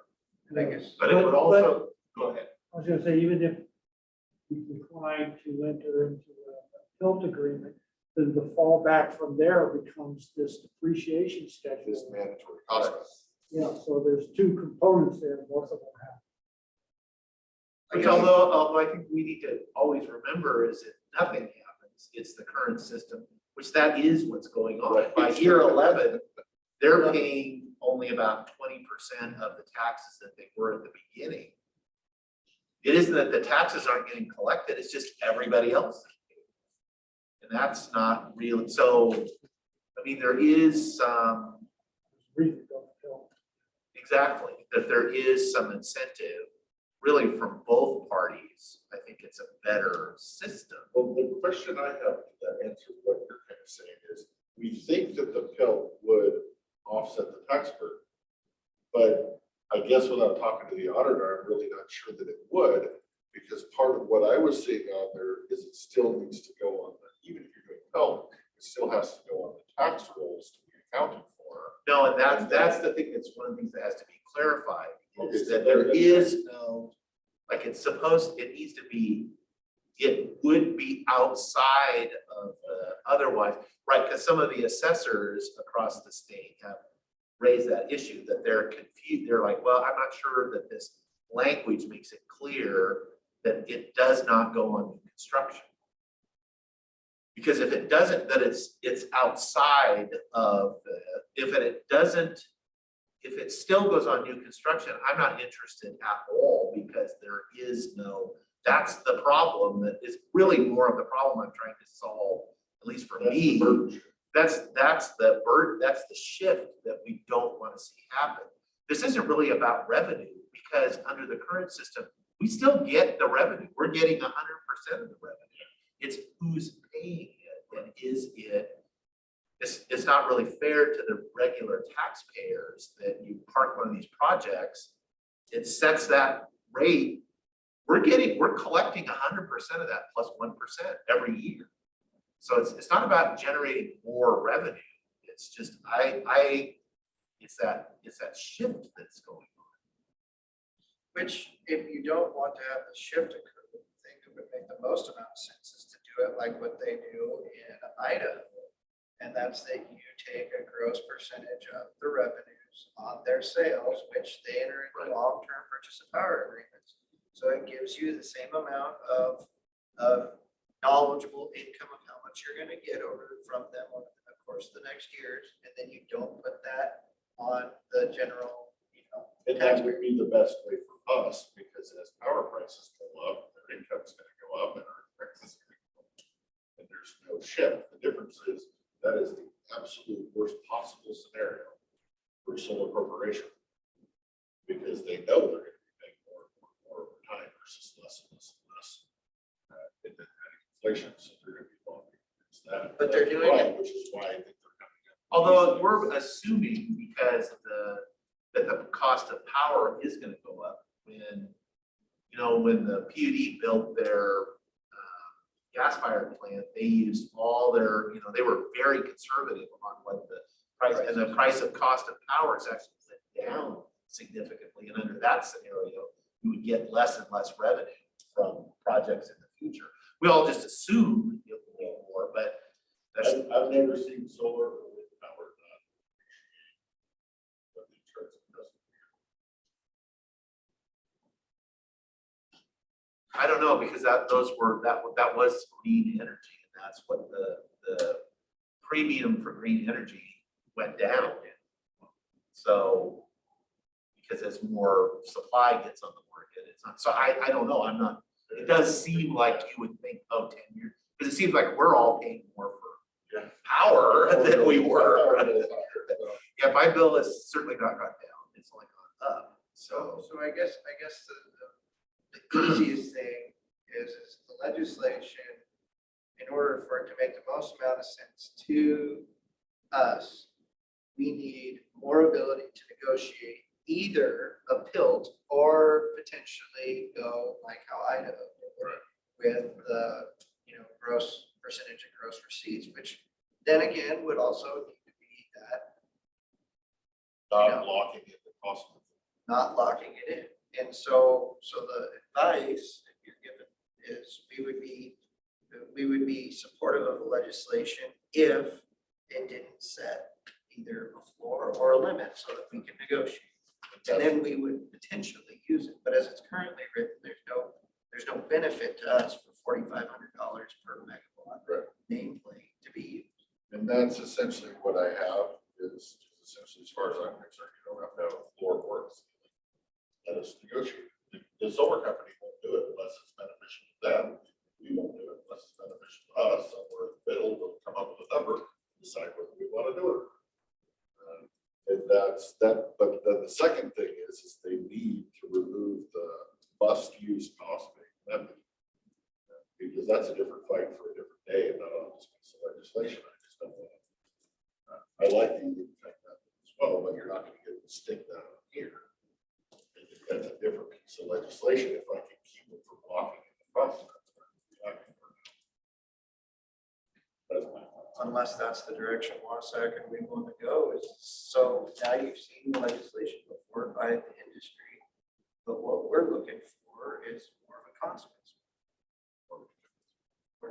Yeah, income.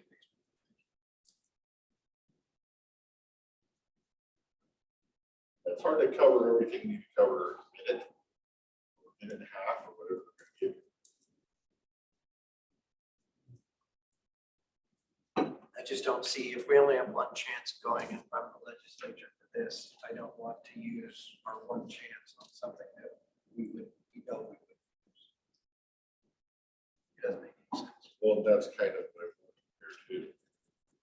If they pass this as written, it won't be used. So I do it. I mean, there might be some county up there that falls for it, but it's really going to be collecting half. Like I said, it may be less than half because battery storage, because all of these people are doing battery storage. Even if they don't have the battery storage in, you're going to sign the agreement. You're filled with battery storage, and then you're going to put it 2 years ago. And then you're stuck at 700. It's like 100 million battery storage. I believe Krista is online. Assessor Schroeder, are you, anything you'd like to say? Mr. Chairman, I think she might have gotten off. Get off. She was there earlier. I would be happy to go call her. Well, is there anything you think she can shed light on this for direction? Not really, because she's not into estimates. She deals in facts, and I understand that, I respect that. So it's hard for us to get estimates of numbers moving forward. Right, that's why. We don't have, Created we will by- next year. Yeah, We'll I have kind some, of created. we'll have some real world numbers. Well, and then the 200 million numbers are real world numbers. I got that from the building, so. But don't they get, like, you don't start on 200, don't they get a 30% off Yes. straight off the top? 30, yes, it is going down, but I think it's 32%. And so They you get take to that just right write off the top. So the first year, according to the assessor's depreciation schedule, the first year is at 0.915. No, but if the cost to construct is 200 million, It only goes on the It rolls goes at a 150. 150. And so And if you then the start depreciation starts from there. from 150. So that would make it even different. Either way, that's something that we should have the ability to negotiate. And when you set a floor in Oregon that's higher than our max, that's an interesting. Their floor is what, 5,000? 5,500. 5,500, and our max is 4,500. Somebody's trying to fleece people or something. He said it's not that big a deal, because even if it passes, you don't have to. You don't have to do it. It's just. The only thing is, what happened is it would lock in that cost method. You would lose that argument from here going forward. And have a lot harder time fixing that issue. I mean, if you pass it at 4,500, then they have no reason to ever go.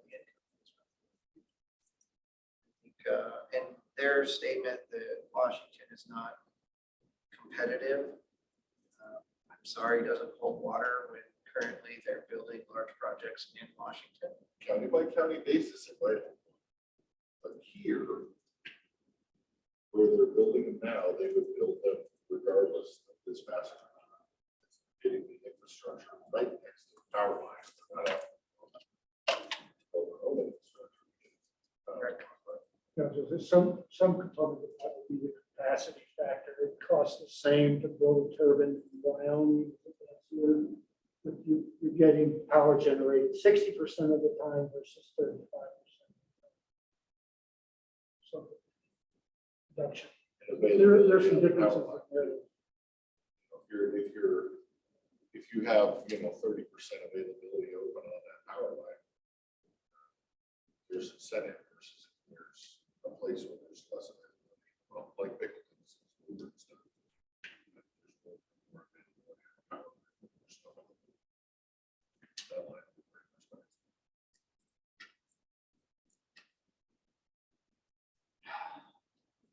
So I guess I'm looking for, I think I have that I can speak for the county, but I just, if not, that's fine. And I don't have to know until probably step out of 30 or so.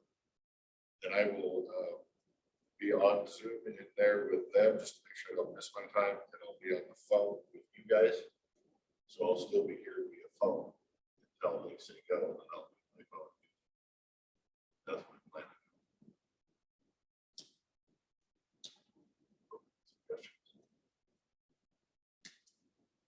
Dave, are you fine? And speaking. I mean, again, I don't think it's, I don't think anything in here is inconsistent with what our concerns are. So that's fine. Is WASAC also going to testify? They are. Eric or someone? I think Melanie is going to testify.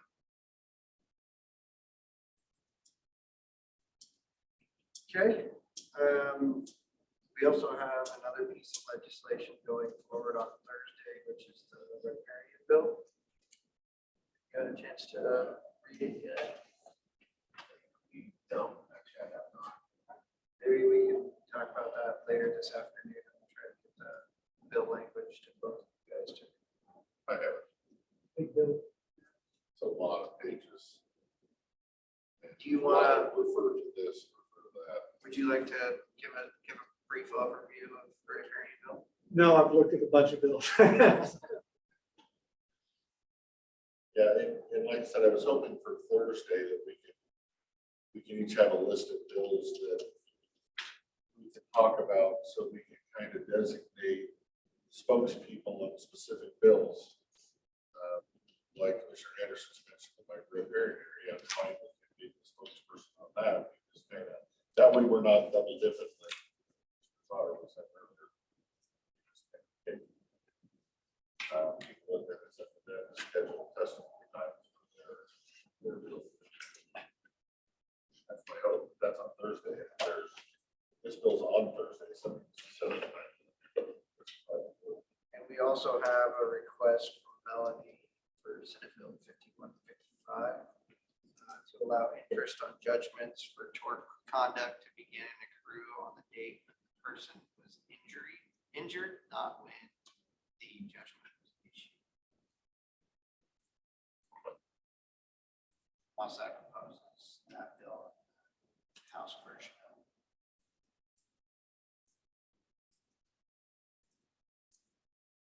What time do you think you're going to be at the riparian?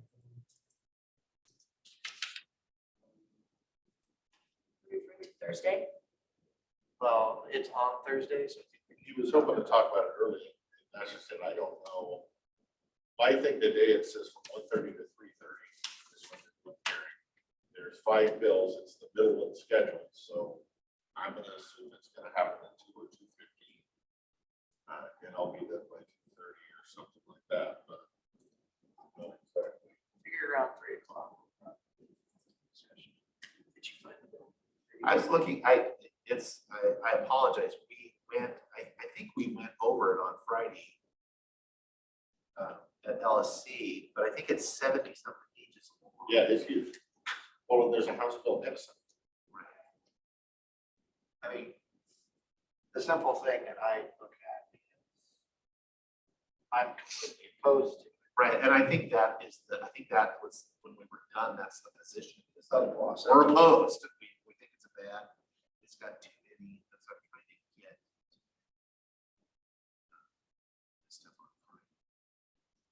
In essence, it's a taking private property rights of a site index tree around not just every fish bearing stream, but everything that could potentially host water. Rules are to compel landowners to do restoration. And they are not, and they're compelling landowners to do restoration, and they will cover your expenses up to 70% of the cost. And then it creates ecology and WDFW,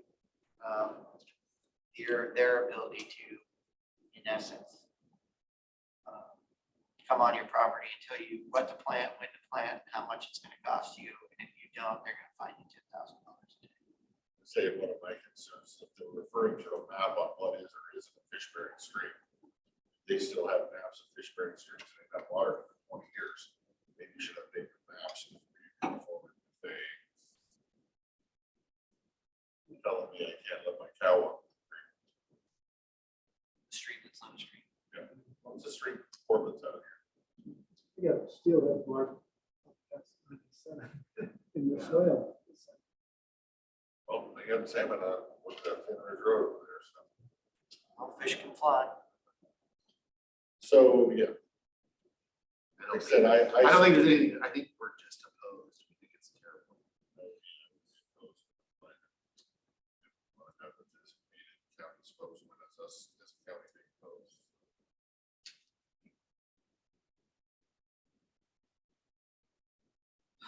Anything else for the good of the order?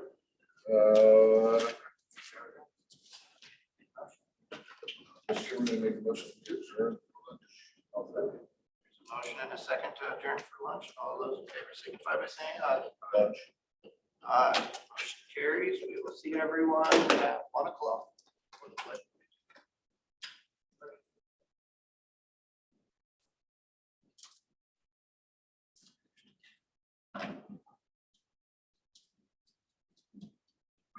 Being as it is 1 o'clock, we are going to call this meeting to order of the County Commissioners for 1/18 of 2022. We are going to start with the Pledge of Allegiance.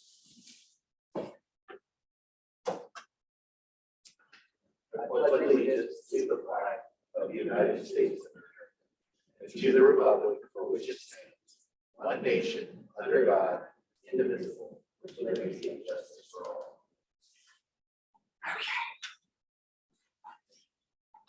Everybody had a chance to review the agenda? Motion, we approve the business agenda as presented. I'll second that motion. There is a motion and a second to approve the agenda. All those in favor signify by saying aye. Aye. Aye. Motion carries. Mr. Chairman, I would make a motion to approve commissioner meeting minutes for December 7th, 2021 and January 4th, 2022 as presented. Second the motion. There is a motion and a second to approve the minutes. All those in favor signify by saying aye. Aye. Aye. Motion carries. We are going to move into citizen comment. Comments will be limited to 3 minutes. And I'll start the timer, and this will go until 1:25, of which time we will then respond if the commissioner so chooses. We will, as always, start in the room first. If there's anyone who would like to provide citizen comment, please come forward. Would you mind coming up to the front so everybody can hear you online? Got a question about the health department and they have quarantine as well. There's supposed to be 5 locations in the state. Now that I haven't got them all. And I don't know if there are health department here. Do you know that? No, you don't. So they're not going to enforce it. Not that I'm aware of. Another question is line of that. Where about the fairground? put in there for COVID quarantines are not involuntary, but voluntary. You know about the activity and how much is going on out there? Are you even aware of it?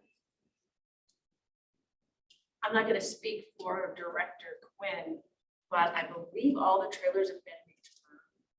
And I don't think they were ever full, and the folks that did stay there it was voluntary. I think it was voluntary. I think it was 5 people. Voluntary. Correct. Yeah, it was all voluntary. And I think that there's 5 locations, and you don't know, you haven't heard where those are, the quarantine areas. Spokane has one, King County has one. I don't know whether this was considered one or not. I've tried to find out, but I have not been able to find out. Designated by Inslee. Inslee put that mandate out. Put 2 of them out, one of them got voted to turn around by force, but the one for the health department is still on. And that's just, and a lot of people won't even understand what that means. They can actually send people out to your home. If they know you've got COVID, you didn't quarantine, they can enforce it. They're doing it in Canada right now, quite regularly. They're doing it in Australia right now. Mandatory. They go out and get them, bring them in, put them in. I don't know, is the health department not talking to you about that? As to my knowledge, it's not happening in this county. I'm asking about that, something like that. You might want to go and talk with Director Quinn. She has kept the board updated. Yes, and as far as I've seen, I've not seen anything. And nothing's come down that I'm aware of, but there again, please call Director Quinn.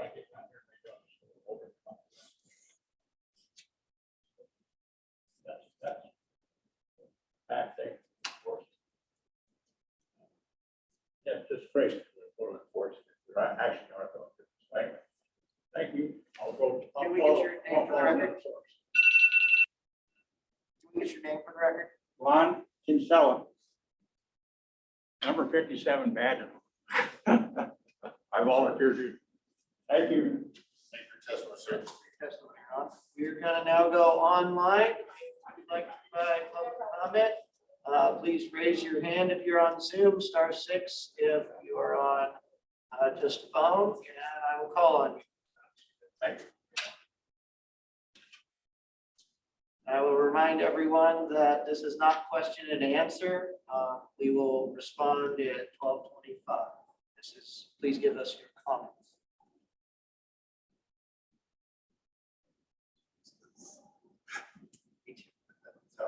You're both better well behaved.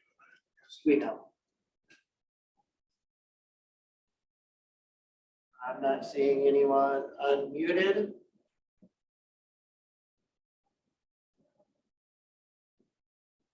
If there is no one who wants to, oh, I had a hand raised, but I can't see. Lisa Evans. Lisa Evans. Good afternoon, County Commissioners. My name is Lisa Evans. I live at 20 Anderson Road in White Salmon. I appreciate your time this afternoon. As I was picking up my daughter from school the other day, and I'm watching kids going in and out of the school, still wearing masks, still feeling challenged by having to wear masks and seeing all the contradictions of, having to wear masks during PE, but don't have to wear them during sports, or, seeing a lot of the frustrations from the teachers and adults. And a lot of this gets pushed down onto our children. And I thought, this is so ironic that the strictest that we are on people about masks is our kids at school. And yet the only place that our family got COVID from was actually school. And then this came out this week, the OSPI Smarter Balanced results from the last year and a half, the math and English standards. So in a year and a half in math in the state of Washington, the students who are reaching the smarter balance, just the minimum standards has dropped from 47 to 30%. And then in English, the smarter balance minimum standards have dropped from 60 to 47%. I haven't looked specifically in my school district, but for our state, those numbers are very, very concerning overall. So what I would just like to say is, you know, I hear a lot of people keep saying, well, nothing has come down from the state. Nothing has come down from the state. Well, I would just like to say, well, what can we push up to the state? You know, what are the metrics for unmasking? What are the metrics for getting through COVID? Nobody seems to know where an end to all of this is, but it's having a massive impact on our children.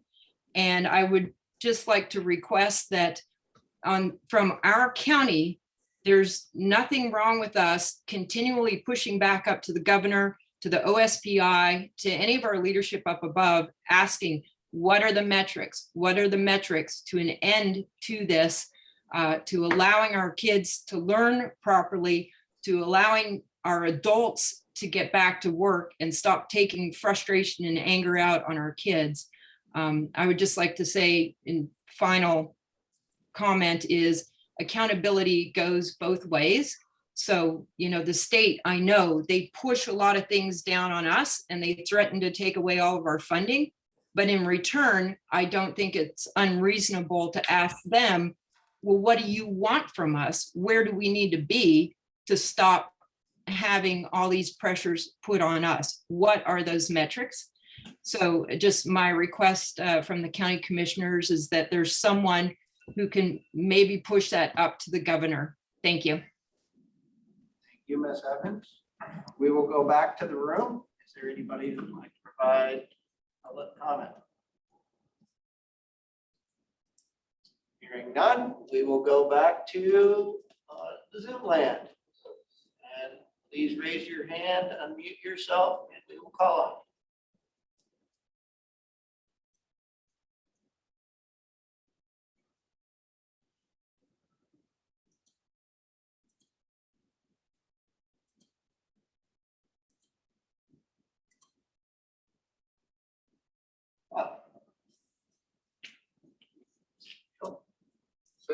Big new names on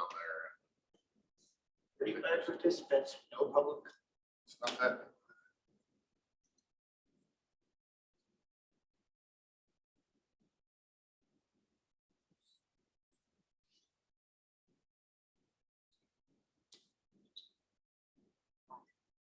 Some of those might be here. Possibly. All right. Go back to the room. Has anybody changed your mind? The report or something. See how nice and sunny the day is.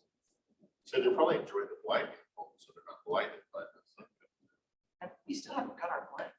I don't think so. Yeah. Lee's about ready to hang up sheets so she can see her screen. When it's sunny, it's really hard in that little fishbowl there. They don't have your temporaries up? Nothing. I look like this.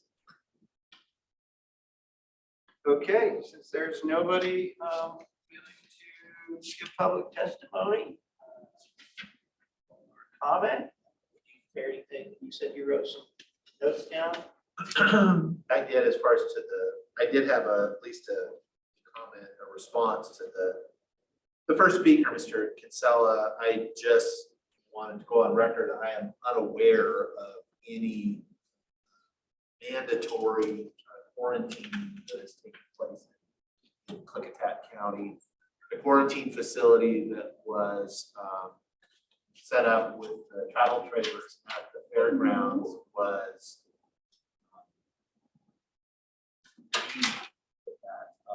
as far as that was our decision, because we were supposed to, every county was supposed to have some plan as to where you would, where folks could voluntarily quarantine if they needed to. It was principally, and we got funding that would provide that, which we chose to do the travel trailer, or we put them at the fairgrounds. We actually initially had inquired with some local motels. Nobody was interested in doing that. I think they were concerned as far as how that would potentially taint their brand if they were a quarantine facility, which I completely respected. And that was the solution we came up with, as far as we were not mandated or dictated that we were supposed to do that. We actually set that up as to be able to provide a service to citizens in Klickitat County if they either had no family or their situation was where they needed a place to go to not then be infectious with other people in their household. It wasn't utilized hardly at all, to the point of, even though it was grant funded, I would hate to think what the cost per use day ended up being, which ultimately we all pay for. That we sort of geared up, for something that really was a non-event when it came to people self-quarantining. I am curious what these 6 facilities are, what they're speaking of, as far as people being quarantined, whether it's COVID or anything else. Only the county health officer can order that. That is old authority as far as goes back to, TB, or I suppose bubonic plague or anything else. It is possible to be forcibly made to stay in your home if you have a contagious. It is not unique, or I don't know that COVID-19 would qualify as something that you could order to be, but it's old authority. And so I'm just curious what the speaker is, what information they're using. I hope he does have an opportunity to visit with the health director. She can kind of clear that up. Anything you got to say? Well, I would have to add to that I think there was some,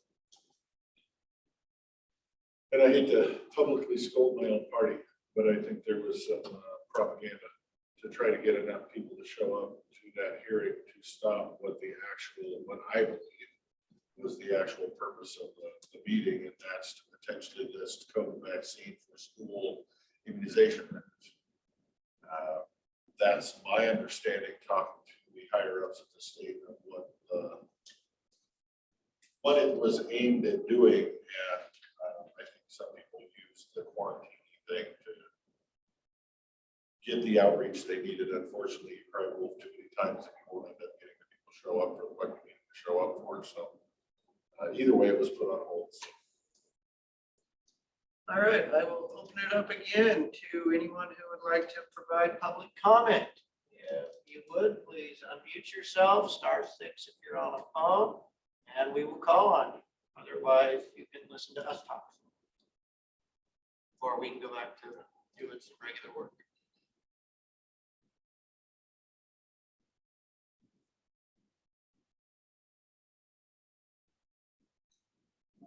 Not seeing.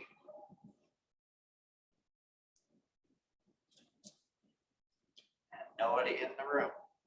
Okay, well, we will get to signing some papers if we have them, and if you'd like to speak, let us know.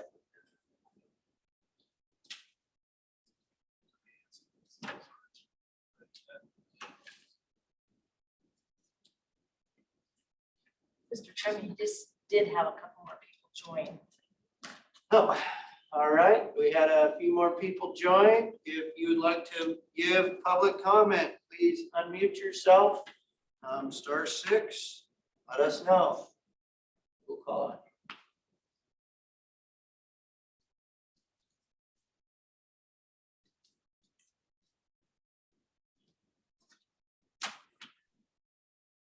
Go from one extreme to the other. Oh, Sherry Bosque. Yes, good afternoon, commissioners. I wanted to talk about our county, Klickitat County, having more accountability for revenue that we bring in and rules and ordinances from the county to be obeyed, from collecting fees and such from multi-million-dollar corporations as it's stated in the zoning ordinance. I don't have the number right now, 5.16. I want to continue to talk about this because when you apply your own rules and ordinances to collect revenue for our county, as you should be, that could take the burden off other taxpayers, which we would all like to see happen if possible. So I just jumped in on this and I was thinking I would like to talk about that we also start charging the renewable, we being the county, excuse me, that you gentlemen, the county, start to charge our renewable energy companies back to the other cost method, I believe it is. So these renewable companies don't continue to drop 8.5%, leaving again the burden of taxes onto the taxpayer. And real quickly, I wanted to bring to the attention of the commissioners that recently an article was written in the Columbia News Gorge about under canvas that was subsequently changed and stuff was taken out. And this had to do with somebody talking about the citizens becoming the tax burden payers to upgrade Oak Ridge Road in order to service the project of under canvas. And I certainly hope that this could not possibly be true, that our county would expect the citizens to foot the bill to upgrade a road that does not need to be upgraded unless it's to be a private drive, so to speak, for a large corporation. So let's hope that's not true. I find it concerning. It was redacted, the comment, and then now you know, and everybody else listening, I hope taxpayers understand our county should not charge its citizens for corporate favors. So thank you. Thank you, Ms. Bosque, for your comment. Is there anybody else who would like to provide public comment? Please unmute yourself, *6, raise your hand. Turn on your video.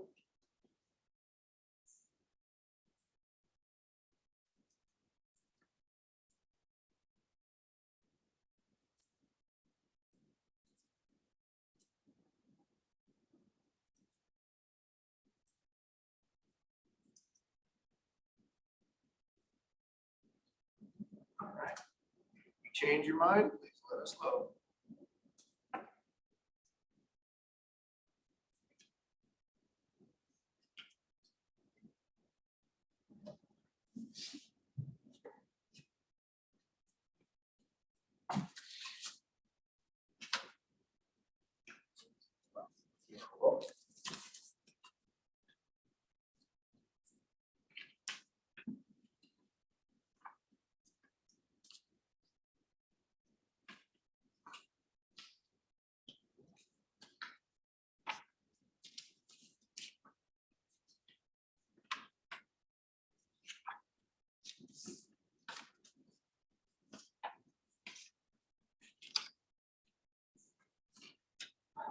Since there's nobody to comment, would either of you gentlemen like to respond to Ms. Bosque?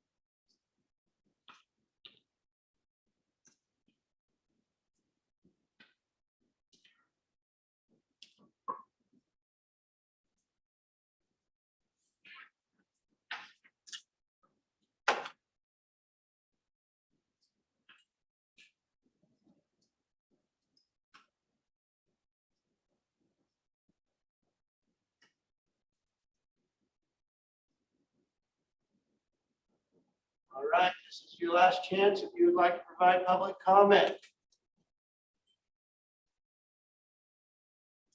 *6. Raise your hand. Video on.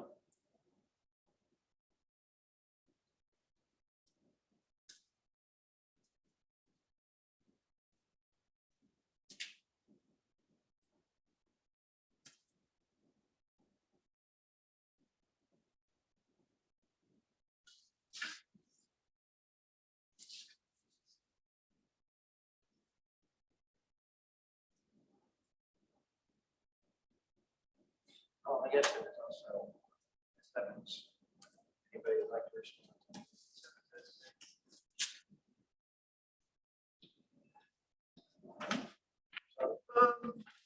No, other than, I guess I would just comment on I understand and I guess I share the frustration of not having metrics as to what the goals that we have to meet to be able to move the money. Understanding that we don't have anything to do with schools or how schools are managed.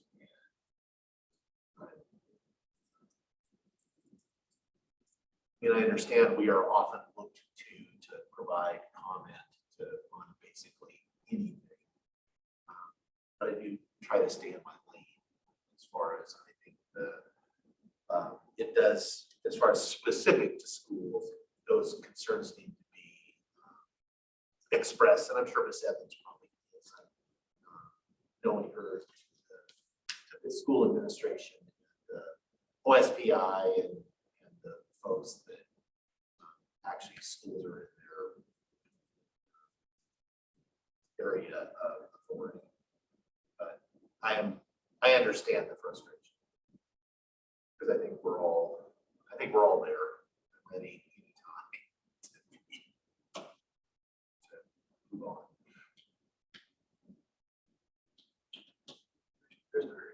Who'd like to respond? Oh, not really. I mean, a second on that. I think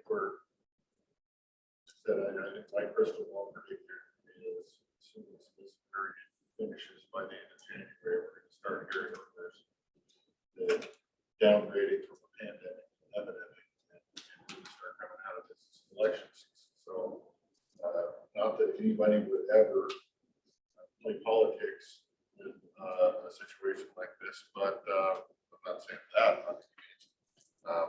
Not necessarily not saying it either. But I think we'll start coming out fairly soon by summer. So personally, I guess what I would say is that this all kind of plays together based from Mr. Kinsello's and Ms. Evans. And that is that the county commissioners before I sat here cared very much about moving through the phases. Do you remember the phases that there used to be? And that one of those requirements last year was that you had to have voluntary areas for people to quarantine so that if you got sick, you could quarantine by yourself rather than infecting your family when this was early on. We were one of the very first counties to initiate our quarantine facilities. And our goal was to move through the phases so that we could get our businesses back open. And I think the current board of county commissioners is much like the previous board, and we would like to return to normal operations as soon as possible. We have not fired anyone from this county for not having their shots. We have not followed what the governor has done with his public works department and officers in letting people go. And I would say that it is, of course, in our goal to find when that end is going to be. The goalposts have changed like Charlie Brown kicking a football through this entire thing. And we, like everybody else, we are a subdivision of state government. We don't make the rules, we just follow. And I so far what we have done has, by our numbers in this county, has shown that we do not have a mortality rate like other counties, or is lower than many other areas. And right now, COVID is very prevalent with the new, now that we know the new variant is in the county, and many people are out of work and out of school because of it. And hopefully, like what Commissioner Christopher said, is that when the wave peaks, it should drop off very quick from everything that I've read. Whether we take masks off, what that looks like, I think only the governor. I would also add that the board, I did draft a letter, signed it, sent a letter to the governor a while back, essentially asking you to please give us some phases or timelines or some kind of estimates or something, and also asked to be included in the conversation. To best of my knowledge, we did not get an answer back. So we can send another one, but I think it would just be round filed as just like the first one. Forgot about that one. I would also like to say that I have full faith in our health department and what they have done throughout this COVID pandemic. And that they have been giving vaccines. They've never required anybody to take a vaccine. If you need a COVID test, you can contact the health department. COVID tests available. And that we have, for the longest period in history, we had our EOS, our Emergency Operations Center, up and running. And the management department did a great job throughout this pandemic. Our economic development department did a great job. And 700 plus long days. Yeah, 14.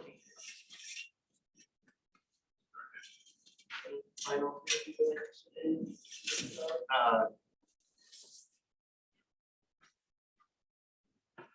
I think just other than I think we've actually done a really good job.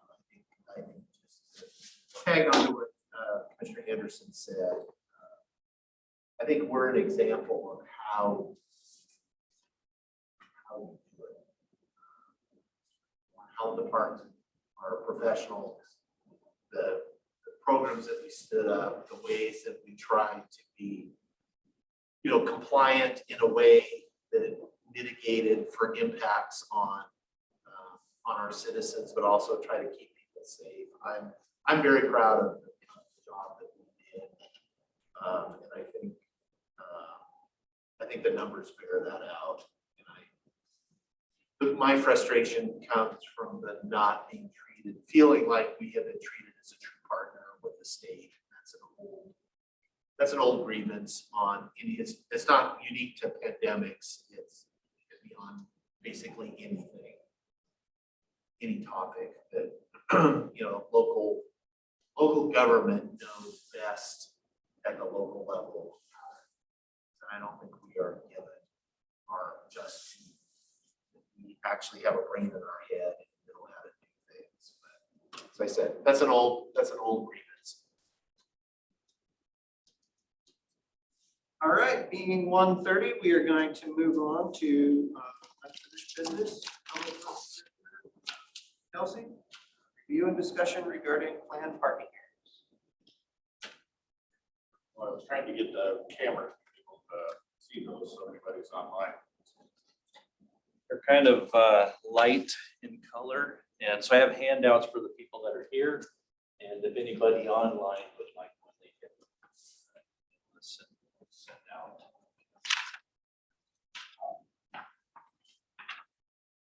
First, it's a lot better.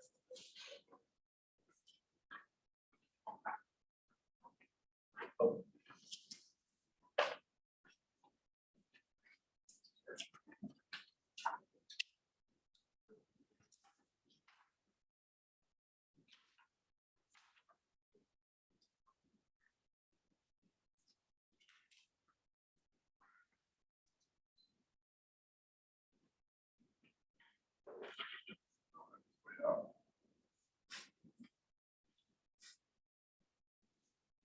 Okay.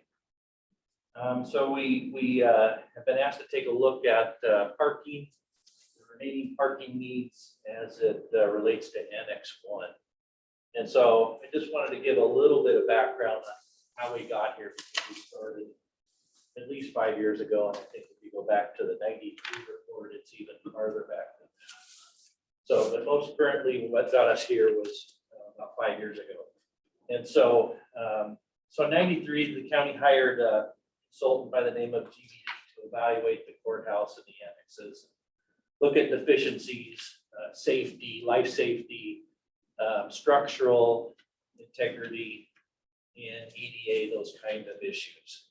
And at that time, they determined the cost to rehabilitate Annex 1 was about $4.5 million. In 2017, the county hired a new consultant to update that study and look at options. Because we had looked at updating and just doing raw maintenance that needed to be done. So we still have buckets up in the attic of Annex 1 to catch the rainwater. We have single pane windows. We have HVAC units that are 40 to 45 years old. It's an old building that needs quite a bit of work. So that was about $1 million just to have an old building still that doesn't really function for the county. So after the commissioners took a look at that report from 2017, looked at all the options, replacing Annex 1, combination of some of the annexes or all of the annexes, a decision was made to move forward and get rid of all of the annexes and house the county departments in one building. But that meant bringing all the vehicles that we have, whether that's citizens, county employees, and then county equipment vehicles that we use. So that was one of the issues that we had to address was parking. So when we talked to the city, the zone that we're in is a commercial zone, and there are actually no parking requirements for it. But we knew that that really was not going to work for the county because we do have people to drive here from an hour away and or less, and they needed a place to park when they got here. Plus all of our equipment, vehicles, and the employees that work here. So I think the city originally wanted about 325 spaces. And we said, well, we'll see what we can do. There's only so much property around us here that is not used. It's vacant property. We bought one of those lots west of the jail. And then we bought another lot with a house on it. So our goal was to not displace people out of their homes when we did this project. So we tried to look at utilizing what we had. And some of our buildings aren't in the very best condition. So the decision was made to move Annex 5, which is economic development. It's a modular building, so it can be moved. Demo Annex 3 and Annex 1, and use those locations for parking, with the idea that Annex 1, since it's farther away, would be used for county vehicles and overflow parking. We have quite a few buses and vans, public works vehicles, and other departments have vehicles that we need to store somewhere. And currently, they're taking up space in some of the lots that are closer. Excuse me. And some of them are still back where they were parked. Some of our vehicles are in Annex 4. And I know that the seniors transportation buses still park over near Annex 1, so that helps. So in the end, we had 175 spaces when we started. And when we're done, we'll have 267. So that's a net increase of about 92 spaces. And we only displaced one person from one residence. So 28 of those spaces is located at Annex 1. So I looked at costs to do this. So before, there were no options other than our existing property or displaced residents. And as of January of this year, 2 of the 3 lots that would help us went up for sale. So just a couple of weeks ago. There's still a 3rd lot that's kind of in between 2 of those lots. That the status of that property is unknown, but that would really connect our property and maximize any kind of parking lot expansion. So, on, excuse me, on the maps that I brought, yellow on the front sheet, the yellow block is Annex 1. This purple block here, we own the red block, which is the parking lot just west of the jail. And that purple block is where those other 2 of those 3 lots went up for sale. But the one between the red block and the far end of the purple is not for sale at this time. But I don't know what the status is. They may be interested. Your 345 number, where you go to purchase properties, is that a new relevant number based on the sale prices they have listed currently? Because I can swear those were higher. Yeah, I looked at the listed price. I actually called the agent, got the listed prices, and then there's closing costs. So with the closing costs and the listing price, just using that, because that's really all I know. What's that? Yeah. There's each lot with a mobile is a little over 130, and then the vacant lot's 45. So then the closing costs for about there. So I use that number. Washington law requires if there's actually an occupant there, we have to pay to relocate them somewhere else in something that's comparable and similar. And I think when we relocated the people in the gray house, we paid relocation costs. So if there's anybody that's there, that's another reason, to try and avoid that, because the cost just goes, it's not just the cost of the property, but it's a disruption to the people's lives and the cost of relocating. Do we? I'll wait on it. Okay. I'll wait on it. So with the purchase of those 3 lots, it kind of makes how many spaces we get Annex 1 versus the other location kind of a wash. But usually when we buy property for something, we do all of our research up front so that we know, or pretty much know, what we're getting into. As far as does it have hazardous materials like asbestos or lead, which is typical in older facilities. And then any other unknown costs that we get, so excuse me. So demo costs, I know what I'm going to pay to demo Annex 1 and then have basically a level lot when I'm done. So my best basically estimate at the other lots we have 2 mobile homes to crunch those up and move them from the site. They're about 40,000 a piece on all lot.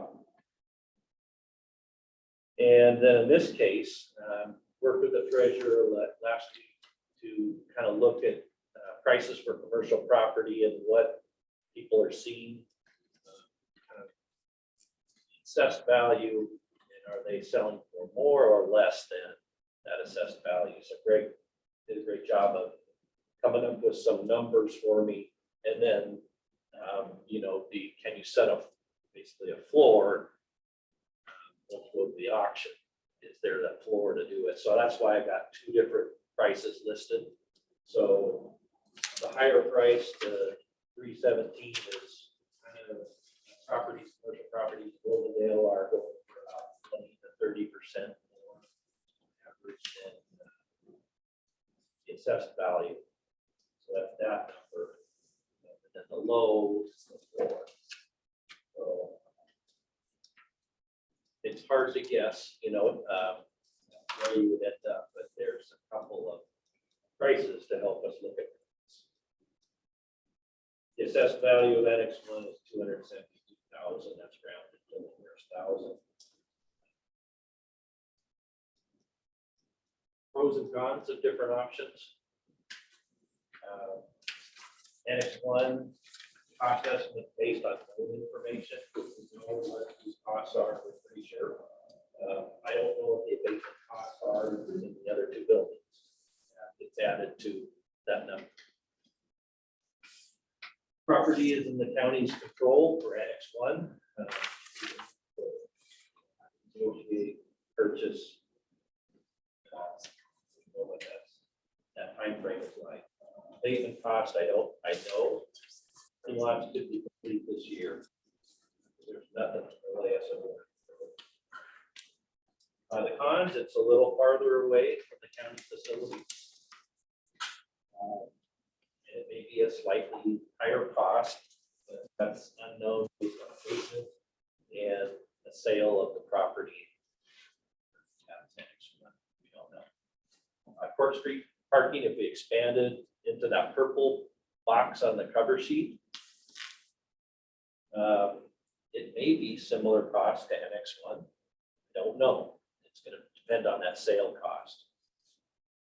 2 of the 3 lots are up for sale, which that wasn't the case before. And it's a closer proximity to the courthouse and connected to the rest of our property. The cons, it might cost more than using Annex 1. Potential cost increase due to hazardous material abatement, relocation expense for tenants, uncertainty with right-of-way negotiations. Like I said, we still have that one parcel in between. And then our unknown sale price of Annex 1. And really would have to commit to that option regardless of what the sale price is. So properties are up for sale now. Now's the time to move that direction if that's an option or direction that we choose to proceed. So my recommendation, I don't like unknowns and I like to investigate things when I make a decision. We made the decision to use Annex 1 for the purpose of parking 5 years ago for the reasons that we did. Cost is known, it's relatively close to moving in a different direction. And time is money. So if we get delayed a year, that's escalation in construction costs for a year. So that costs money. You may still be sitting there with Annex 1 occupied without a bid on it. Yeah, and I think there's a lot of hard maintenance costs for Annex 1 that if, and we would disclose this if it went up for sale. But the risk is, like other properties we've got back, is that they get sold and people don't realize what they're getting into, or they do, and they take what they want and go, and then the property comes back to the county. That would be a bad thing because you'd be at least into it for the removal cost, potentially more depending on what happened with the bill. So right now the roof leaks. We've contained that, but if somebody doesn't and it gets worse, you could be into it for the mold issue potentially if it gets worse and no one takes care of that. There are lots of things that could go awry with that, but it is an option.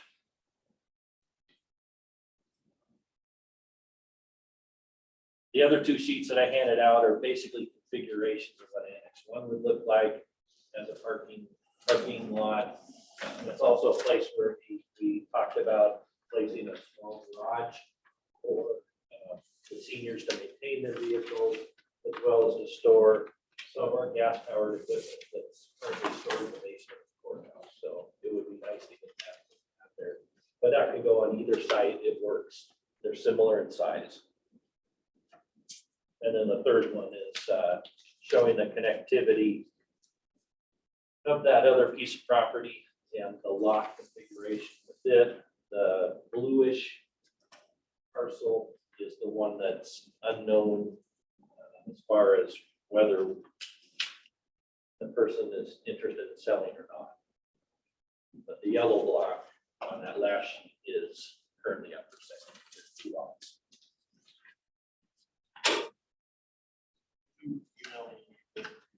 Sure. Yep.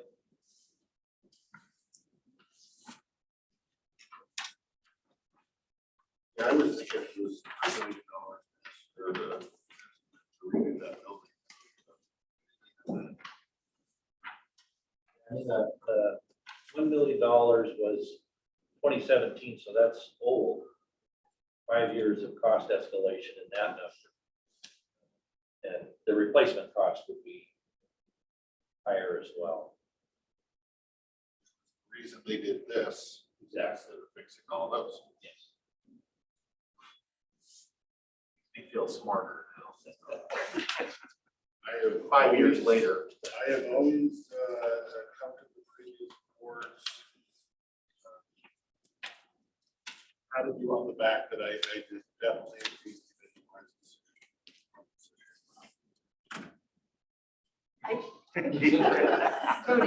You do lean out into the red. Wow, we got the whole stadium laughing. You have any comments, Commissioner Sauter? A couple, I mean, a comment, I'll start with my question first. You probably don't even know, because I was involved, I was around when we did the acquisition on the one house that we did in the relocation costs, which was a bitter pill to swallow as far as, yeah. Know that as well. And I'm assuming that, knowing how the law works in the state of Washington, there is no way to subvert that. We don't know that the person that's in or the people in those homes, if they're owner occupied or if they're rentals. I think they're rentals, both of them, the ones we would. And so one thing, and I'm trying to make sure I'm giving everything a due consideration, because I had wondered if there is a way, if the rental property, the county acquires them and we don't, there generally is a term of lease or of the rental agreement. If that runs its course and expires under the ownership of the county, are you still liable for the relocation costs? I mean, it seems silly to me. I think that was brought up. I think there is no way around it. There is, even though it's like, well, your rental agreement is, you have a rental agreement at most a year. And if we say, well, you can live there for a year, the same rent, just because we're the owners, and then when your term expires, you move out, we demolish the house and move on. We save the tens of thousands of dollars that it's like winning the lottery if you're a renter in one of those. Yeah, You're actually right. Well, we have processes for that as well. So, but I mean, is that again, this isn't your area of expertise, that there probably is no way around that. You pay relocation price regardless. Yeah. Because that's a significant cost, especially with 2 properties, because I know what we spent. Yeah. On one. Right, and prices have gone up because it's based on what's happening with the market. And I think when The rental market, and Yeah. you have to be able to, I forget, it's like 2 years or. it's. Worked out to, it was about 3 years worth of. It's a lot. Okay. The other, I guess just comment I would make is I do see there's some benefit. I mean, I like the idea of everything all consolidated in a single, but I do wonder, the negative piece of that is the unknowns. If money was no object, I would support the option, because it's closer to the courthouse, the parking. I have some negative aspects with, do you really want that much parking in a residential neighborhood? versus a commercial district. If maybe some people like to live next door to parking lots, but generally that would be a negative thing for me if I was the neighbor on two sides of, a Walmart parking lot. Which in a commercial district, that's a just part of business that there's going to be parking lots. But in the job that I'm in, money does matter. And I also like certainty. I don't see anything in your presentation that I would be, I will support your recommendation. I think we've been through this, we looked at these options 5 years ago and came to this conclusion. I think, staying the course is the right course of action. I appreciate the work that you've done, but I will support your recommendation. Two quick things. I support the recommendation too. The main reasons are not terribly interested in evicting people from their houses that they may or may not be happy living in. And I guess I worry two things, that we get rid of this building and whoever buys it just demolishes it. The parking area in private real estate. You really didn't get what you were trying to achieve, which is, I think, the public wanting a daycare or a rec center or a senior services, or, I don't think they're getting what they're trying to do. Or the other option is whoever buys it, just lets it sit there as a derelict, dilapidated building that's unoccupied. And there's nothing to me that draws down the economic viability of the city than empty, dilapidated buildings. So I definitely don't want to see that. As far as I'm concerned, I'm kind of at the point of, if somebody wants to buy it and they want to pay what it's going to cost us to change our plans, and they want to sign a contract that they're willing to fix it as opposed to just destroying the thing, and use it for something, then I'm fine changing my plans and going that route. I just don't. I don't think that's out there. I don't think we will ever get contacted by somebody who wants to buy it and fix it. But if they do, I'm more than ready to listen.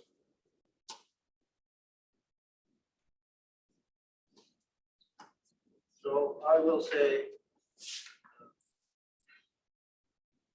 the fact that the city wanted 325 parking spaces, that seems a little excessive, knowing how many employees we have in total in the entire county, knowing that not all of them work here. And going from 175 to 267 is quite an increase by about 92. And I can understand that if we're going to keep all of our fleet here. One thing I think we need to think about over the long term is, where are we going to put these buses behind a fence so the catalytic converters don't get stolen? Because that costs us a lot of money. And that's why I was looking more out towards our property out by the fairground, that area. If we can have an area out there that is secure, that we can keep our catalytic converters safe, because they're not cheap. As well as there's a fair number of vehicles that are sitting around here that I haven't seen move in a month plus. And if they haven't moved in a month plus, why are they in the downtown area? Usually people don't like it when you have vehicles that are just sitting there. So I asked, my first question is, how many parking spots do we truly need downtown for the public to come to the building and the courthouse, and B, for our parking needs for our short term, knowing that we have other properties elsewhere where we can put long-term parking for some vehicles that don't get much use. And that would help me make a decision, because if it's the difference between 27 spaces between Annex 1 coming down or buying this, and say we can move 27 vehicles to the fairground where they might be safer if we put up a fence, and then we don't have to kick people out of their affordable housing, because that always looks really good in public. That would give me more reasons and rationale. But again, It sounds like the city is willing to maybe come down on their 267 required parking spaces. If that is the case, and somebody wants to purchase that building and is willing to fix it, I'm fine with it. And if we want to give it 2 or 3 months for that potentiality to somebody come forward with a business plan that wants to turn it into a daycare or something, I wish them the best, but I can sit on it for 2 or 3 months. Move our vans out somewhere safer. But if nobody wants to, and my seatmates are in favor of it, I'm also perfectly capable of taking your recommendation and doing what a previous board said that they would do 5 years ago. I like to do the right thing. And I just don't know if we really truly need 267 parking spaces. Seems like a lot with our new way of doing things, even though right now we have an entirely packed room, which I didn't think we'd see. So maybe we do need. I would recommend to the board that we continue with option A, which is staying with putting our parking at Annex 1, leaving option B open as long as it will stay open. For if somebody wants to buy Annex 1, and the minute this option goes away because somebody bought it, that option goes away. We're now locked in on option 1. With that, I'm going to run to the other room because I have a legislative testimony to do, and I will be on the phone and Zoom in here, so I'll still be listening. Just to clarify, Annex 1, if somebody, this person that had a dream for Annex 1, we can't just sell Annex 1 to a person. I mean, it's public property. We would have to go through a public process to offer it to. Yes, It would be surplus. Yes. With a minimum. With the, Or yeah. contract or right. So I just want to be clear, I'm not mistaken that we can't just say, oh yeah, great project.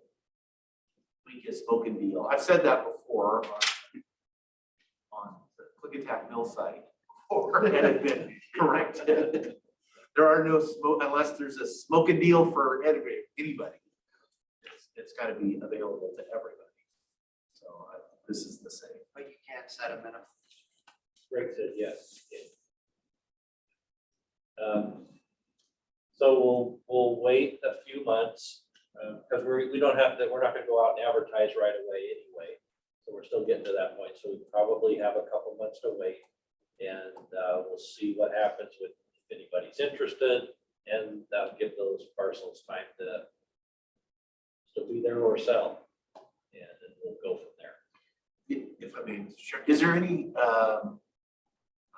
economy of scale as far as with the demo of the other, because we definitely, I would say now, and I'm trying not to color my perception because we actually don't have all our parking spaces right now. And so, because it is, when you come on a Tuesday, it can be a challenge sometimes to find parking. Especially if court's going on and stuff. So that kind of heightens this, it's like, oh, we need this parking. We need this parking. We actually don't have all our parking, even without Annex 1 yet. Right. And so I guess what I'm saying is there really, or unless there is some economy of scale that we would do it all at the same time versus, I don't want to slow, I think we definitely need more parking, but I am curious about maybe we're having, we're fretting about something that we don't need to, that maybe Annex 1 is a non-issue.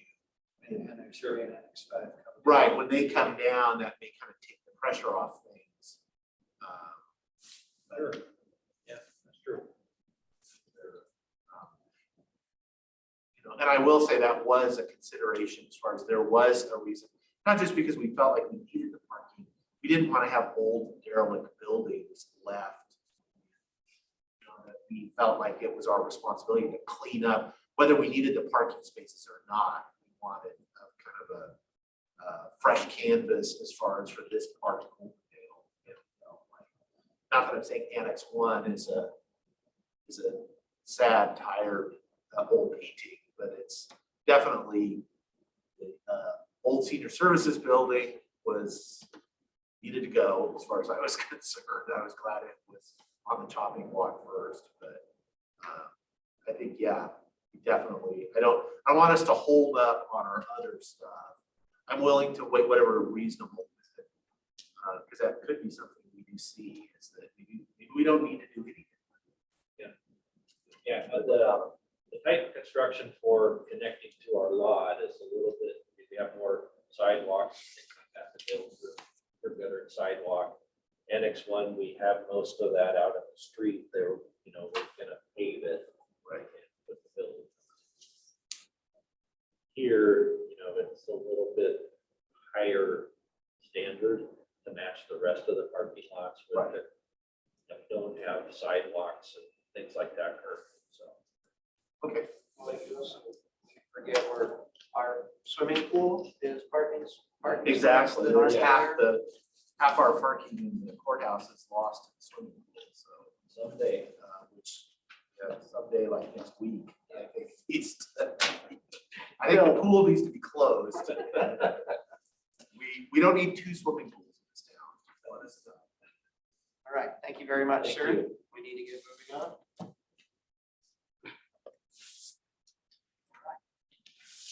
Pastor Schroeder.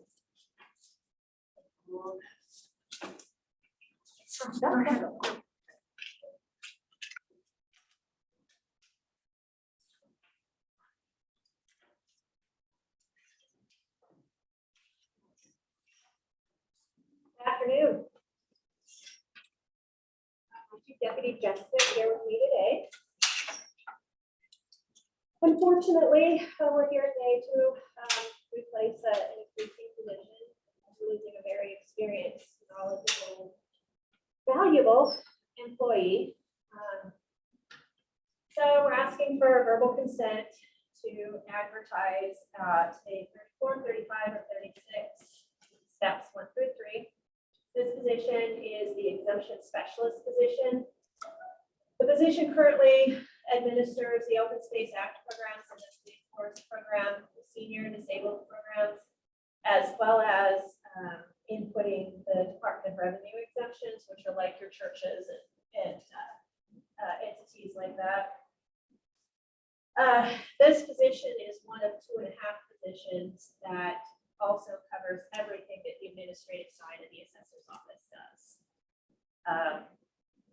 It's very integral in what our office does. And this position has had added duties to it when we went down from 9 employees to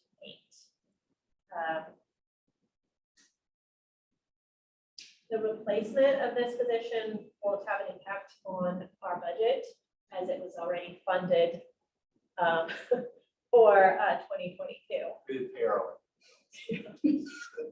It's normal. It's normal. So I just, sweet to the point. How long is the training for this position? 5 years. Seriously, if you want somebody that can do this position and to know the majority of the questions that you're going to be receiving in the administrative side of the assessor's office, it takes about 5 years. There's a lot that they learn, you know, in the first year that really is integral to, you know, like them just answering the normal common questions. But really to have an employee that can pretty much answer most any question that comes in, it takes about. Mr. Chairman.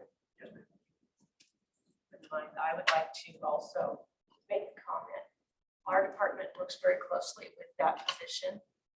And the employee that will be leaving has been very knowledgeable, and he's been very easy to work with. It impacts the organization as well as open space applications.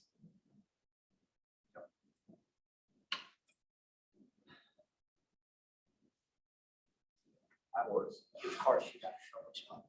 Hopefully you can find Find somebody who's a somebody. quick learn. Yeah, Is it absolutely for certain? yes. Okay. Oh, yeah, I wouldn't be here. if it wasn't- Well, Yeah. I assume you exhausted Yeah. all Yeah. No, I mean, the arm employee. twisting, Oh, threatening. I did. Just a threat. I put a lot of pressure. Really, the hostage thing didn't work? No, Really? chaining them to the desk. Yeah. No, there's all kinds of tools to cut those nowadays, so.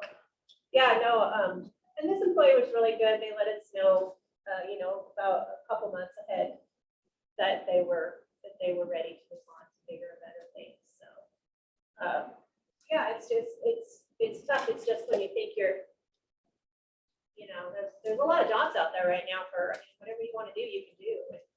And it's tough being in a public office, especially with the programs and the seniors. You got a lot of unhappy people. So it's a constant battle, and it's gotten worse over the last couple of years. We've had landowners that were removed from the program for non-compliance and said they were just going to go kill themselves then. And it's going to be over. So it's a lot tougher than it used to be. This position has been told by the same type of people that, weren't in compliance for the program, that they help this employee gets cancer. So it's tough to do these things. Anything public facing these days, Yeah, it's a different, whole new world. yeah, and also, with going, so many people working from home, there's not the personal interaction anymore, and so people are a little more, I believe, volatile, and they're losing a little bit of their the ability to communicate without Humanity. Civil tongue in their head. That's my grandmother used to say. Okay, so if you have no concerns with the going grade 34, 35, 36, that's 1, 2, 3, depending upon experience, that would be great for us and process paperwork there for you. What was the current grade? He's a 36, like step 5 or 6, I think. Yeah. He was one of the rare people that actually came in having been in the assessor's office before. So yeah, and it actually in the position. And then when we went from 9 employees to 8, this position took on additional duties, willingly. So yeah, this position works a lot with like Lisa, with Lee and Get all of the disgruntled people down in our office next. Right, do you have anything else for us? No, I don't. That's it. Happy birthday. Oh, thank you. Oh, I didn't know if you wanted us to sing to you. So that was I'm not too yes. gifted up Too much? That was a yes. I heard yes. Singing happy birthday? Oh, that's- Take it away. Yes, that was a yes. Thank you. All right, a little ahead of schedule, Columbia Land Trust Conservation Needs, Nate and Sherry. On hold. Folks are welcome. I mentioned, we're up to just bring a whole front row. Everything's flexible. Yeah, why don't you take one of mine?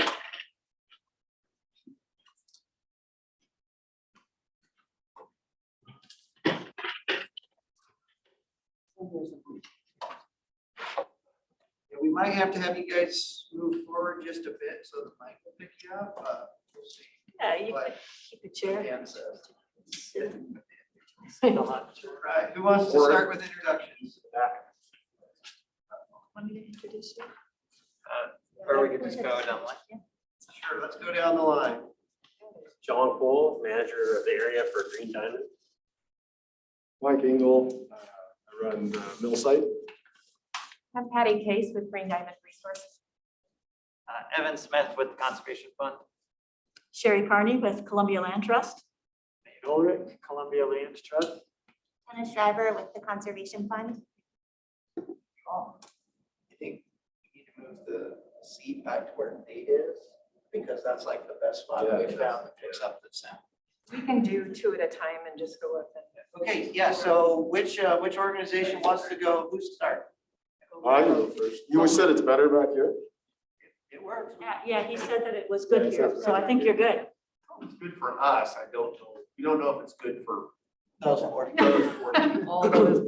Well, I guess, just to start off, I think our group as a total wanted to come and just introduce ourselves to you guys, let you see the faces of the acquisition group that ended up acquiring the different pieces of the SDS sale.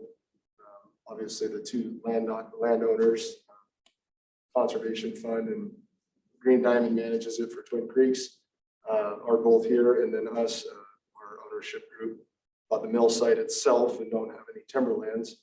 But just wanted to come and say hi, introduce ourselves, let you guys know these are the faces of the groups, and I guess see if you guys had any questions for us. I represent a family ownership group that's been operating in the gorge for the last 60 years. We operate a mill in Hood River up on Highway 35. It's called Mount Hood Forest Products. We have a mill in Carson, WKO. Now we have the mill site there in Bingen, and we're going to run it as SDS Lumber, is the name that it'll be moving forward into the future. Continue operating that facility more so than when we walked in the door. And, just wanted to come and say hi, and if you guys had any questions from me or any of us, so that's our portion. I'm again Patty Case with Green Diamond. I hail from the Puget Sound area, and I have about 30 some odd years with the company. And I have with me John Olson, who has a mere 3 weeks with the company, but he knows more about this land base than I do. I want to just mention that Green Diamond is sort of a long-term owner. We date back to 1890 in Washington State, still headquartered here in Washington State. And while I wasn't there at the time, we are still managing some of the lands that we originally managed with the owner, Saul Simpson, back in 1890. So again, long-term owners. Green Diamond Management Company is a subsidiary of Green Diamond Resource Company. We partnered with Twin Creeks Timber back in 2018 and created this management company. The difference between ourselves and traditional, if you will, TIMOs, or Timber Investment Management Organizations, is that we have skin in the game. So Green Diamond is actually invested in this management operation. And then we manage the timberlands, and we manage solely for Twin Creeks. So we don't have a number of different organizations that we're managing for. So we have 61,000 acres here in Klickitat, Skamania, and so on and so forth. And I'll let John speak a little bit to the specific land base. So we're here with the partners of the mill and Conservation Fund. I guess if you think about it, the main productive timberlands for forest management would be with Green Diamond. Some of the areas that are more sensitive would have been just across the landscape and we can show, I think you guys have brought the maps to kind of show the delineations, but there's timberland all the way down White Salmon, going east toward Lyle and up toward Glenwood. So I think most people are probably pretty familiar with the SDS lands, but if you think of the more productive timberlands, that would be the lands that Green Diamond now manages. So I can go next. So Evan Smith with the Conservation Fund, and I run all of our working forest acquisitions and management around the country. Yeah, and I should have handed this out at the beginning, but you want a map just to remind yourself of the SDS lands.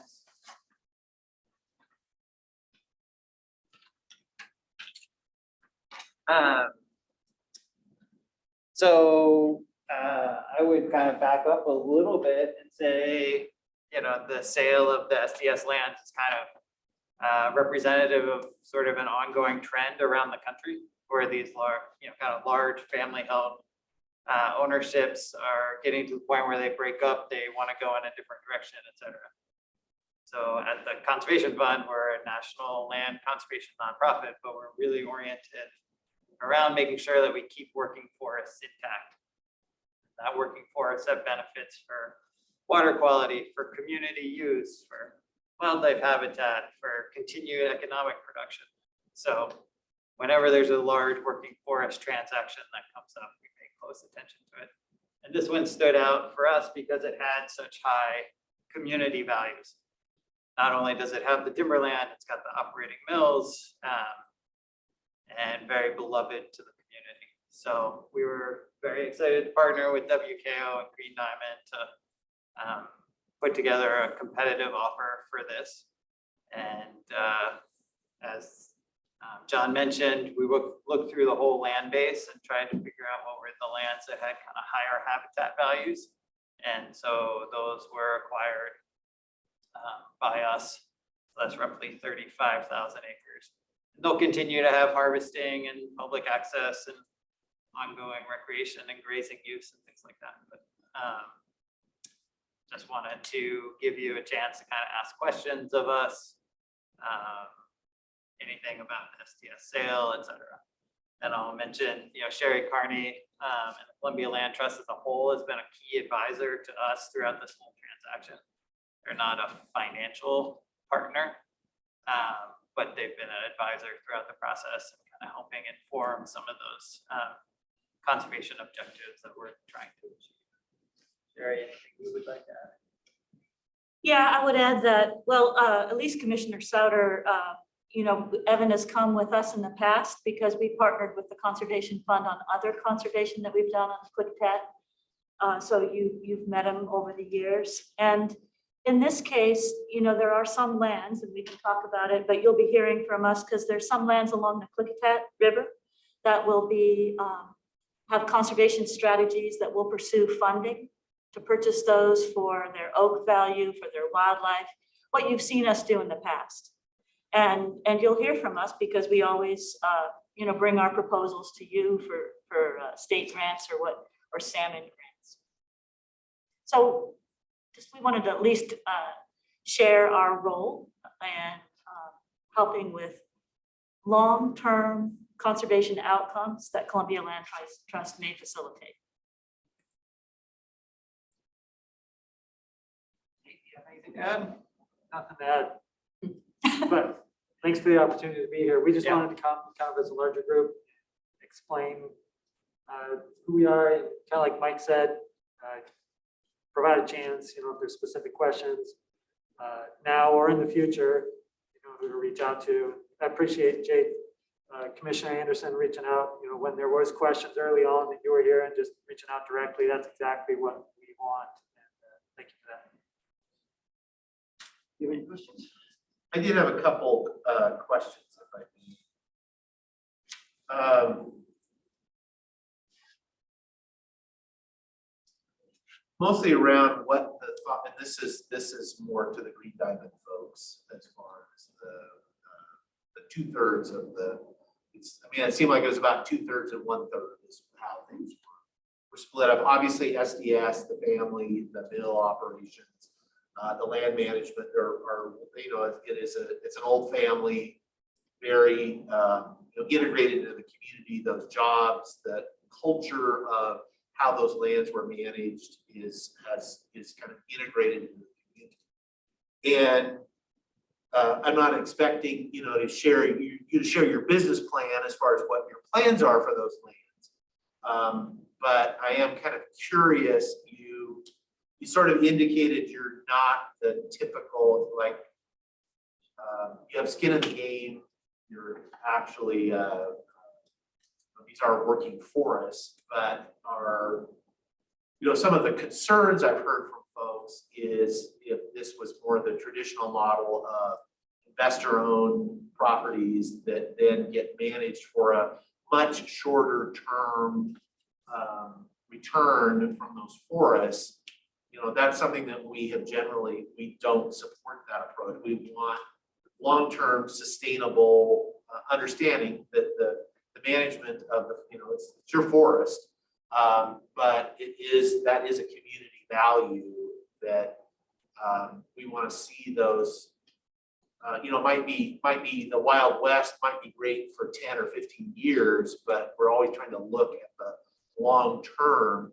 That's what I'm mostly interested in, the 2/3 part. The 1/3, I certainly have concerns, but we've seen that model as long as we don't see a huge departure for kind of how that's been done in the past. We sort of know what to expect there, that there is harvest still continues there, as far as I'm talking about on the 3rd.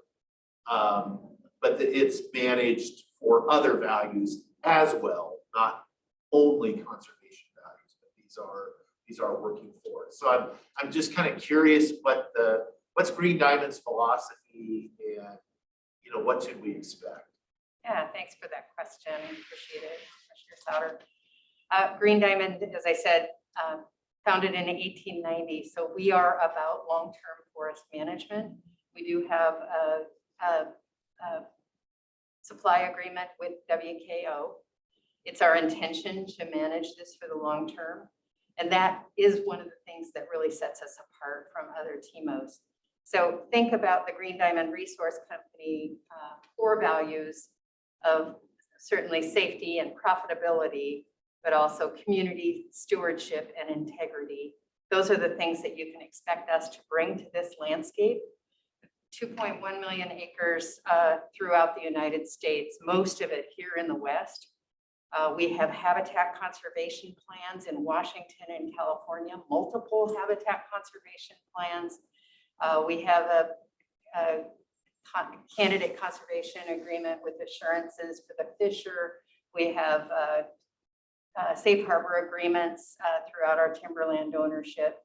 So you think about that from the conservation side of things, but then think also about the consideration that we really want to keep the economy rolling. And that I think speaks to our organization. John, you want to add anything specific?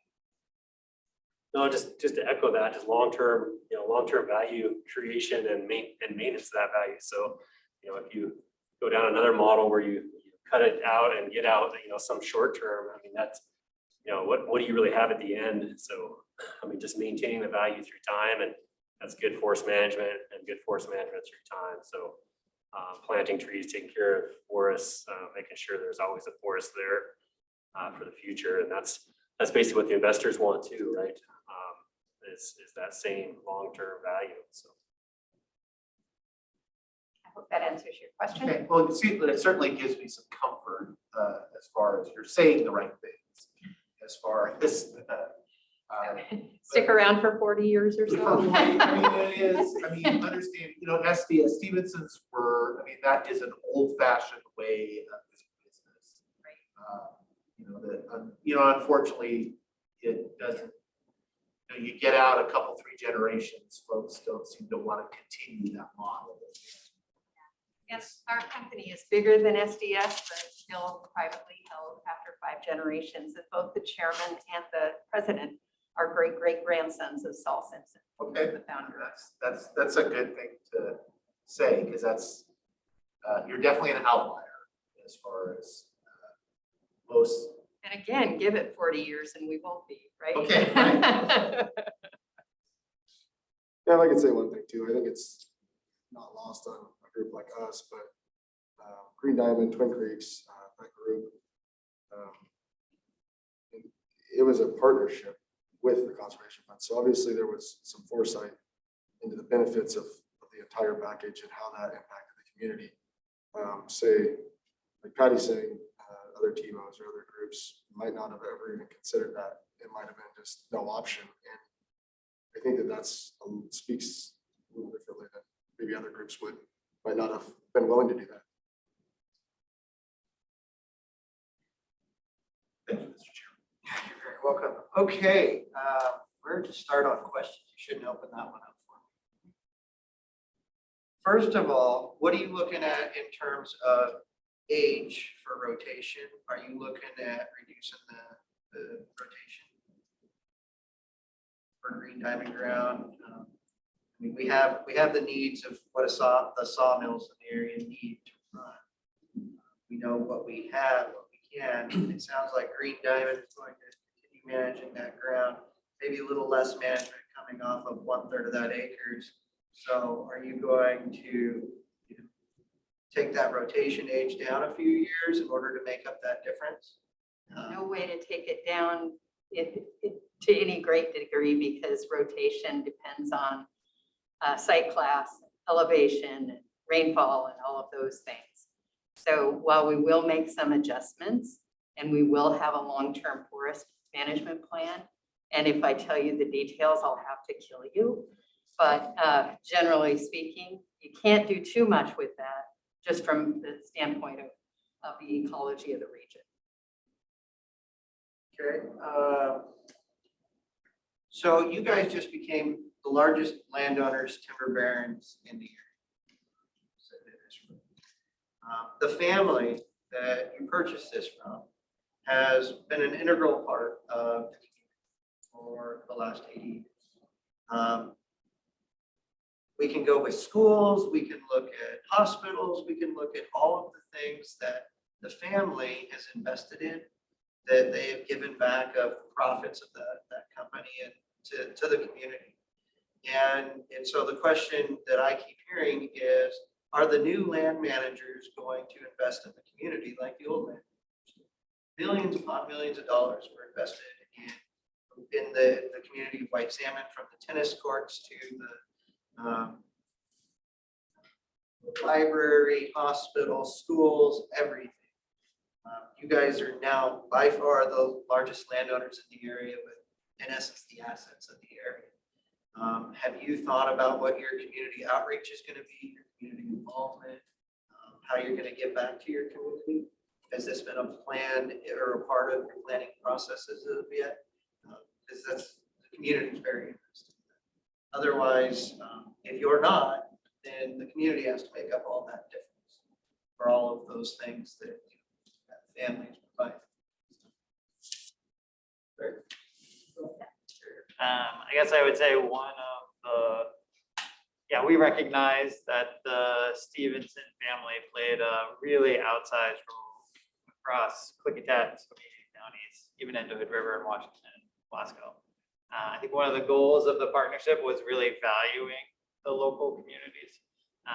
Mike's one of the largest employers in Skamania County, for example. So I think you will find throughout all of our organizations this strong commitment to seeing the communities where we operate thrive. I certainly can't say that we have a defined plan of exactly what's going to happen when. But I think it is in the values of all these organizations here to be very respectful, very mindful of the fact that we're trying to achieve good things together. What would you? Yeah, I'd echo the same thing. We've operated in the Columbia Gorge for 60 years. We always strive to be good operators and providers for things within the community. That would be no different within Klickitat County. And from Green Diamond's perspective, we do have at the risk of being inundated, we do have a charitable contributions program. And we do give back to our operating communities, both with charitable donations and to a certain extent with in-kind donations as well. Having said that, this is a reasonably small operation for us. So I'm guessing that between all of us, we'll have a significant role in the community, but each one of us individually will not replace the SDS folks at Stevenson's.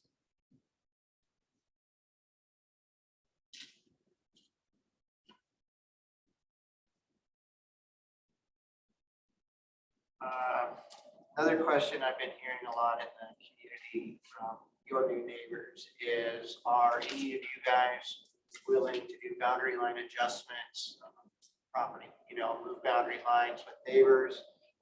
As I'm sure you guys are well aware, having done your due diligence, many of the lines in Klickitat County, where the fence line was, is not exactly where the boundary line is on GPS.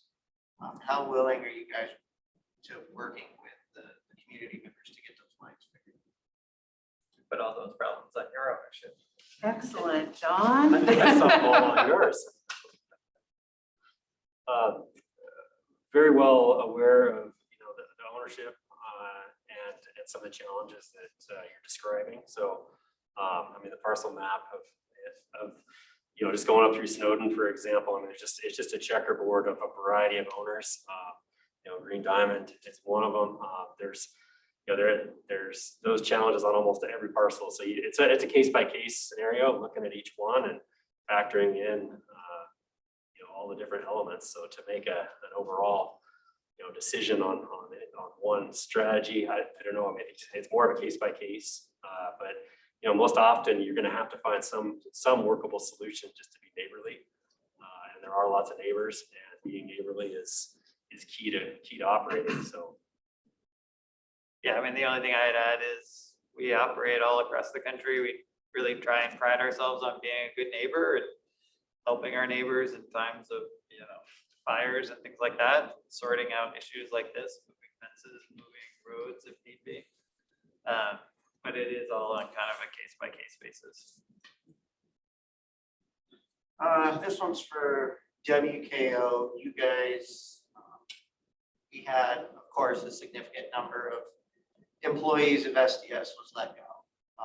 What has WKO done, whether with WorkSource or with retraining or rehiring? Have you guys done anything for the communities and the members in White Salmon? I guess people were all over the place for those people who lost their jobs. Yes, so I guess first off, I'd say that the local paper used misinformation on the number that they had, which is unfortunate. For the number of people that there was a couple divisions that were let go. One of them being the logging and road building side. We don't own the timberland, so we haven't operated in-house logging since the early 90s. Something we got out of a long time ago. So that was part of it. Most of those people knew pretty early on, and we really encouraged the local logging contractors and them to get together. And I'd say the vast majority of those individuals were hired or had job offers prior to our acquisition, actual closing. So I'd say that was the majority of it. Another group was our construction division, and there were certain people that we offered multiple jobs out for other facilities to those individuals, because that was also a division that we don't support as in-house construction crews. And we had, I'd say, probably 30 openings at our other facilities at the time when that closing happened, that we were offering up to those individuals. It was up to them whether or not they took those or applied for them. And for the most part, most of them didn't choose to do that, but we did take some of the people that were in those groups and hired them in our other facilities. We still continue to do that. So the published number was more than twice the amount wrong. So it's unfortunate. And have you followed up with them to see have the people that were let go, if they got jobs? If not, is there a way that we can connect, you guys could connect them with our economic development department, connect them with WorkSource and others in the region to hopefully get those people rehired, retrained? Sure. I don't know the specifics about the legalities of information sharing people's names and things of that nature, but we currently have multiple positions available at the mill for people to apply for, and that's actually true in all three mills. So there's no shortage of positions. There was just a shortage of support for certain divisions.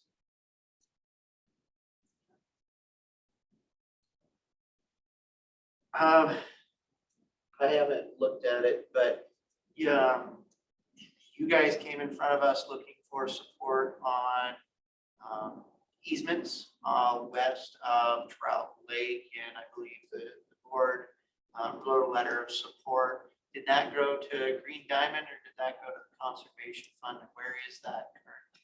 So we asked you for a letter of support for a federal forest legacy grant that Nate led, and it was on Green Diamond owned land to buy, essentially to buy development rights and extinguish those. And so it didn't go through this year, frankly, partly because of the. Sorry. Yes, it did. In Oregon. Oh, in Oregon it didn't. It went through in Washington. Thanks. So it's going forward to be implemented in about a year and a half. It's a 2-year process, that particular grant. So the grant was submitted, it was forwarded to the national level, so it's in ranking at the national level. We anticipate hearing something this spring about how it was ranked out. And then the way that grant works is that in the next federal budget cycle, the Congress and the administration will put a budget together, say how much money there was available. And if a project ranks high enough to be funded, we'll be able to know at that time, but it wouldn't be implemented until the earliest would be 2023.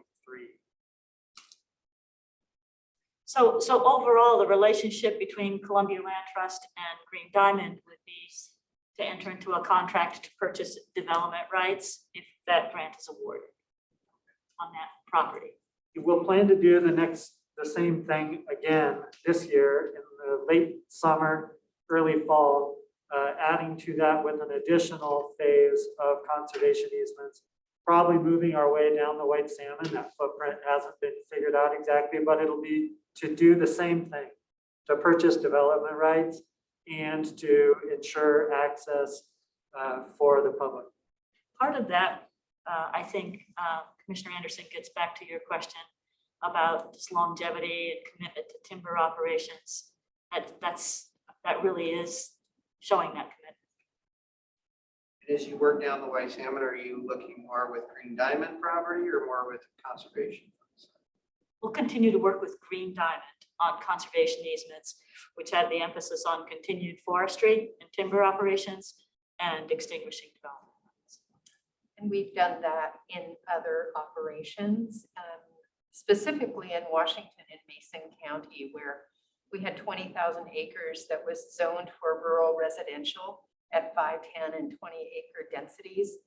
And we took that entire 20,000 acres and over time extinguished the development rights off of those 20,000 acres. Creates scarcity in the system so that other people who actually want to develop their land can develop it, and then preserves our land for working forests over the long term. So preserves the jobs in the local community.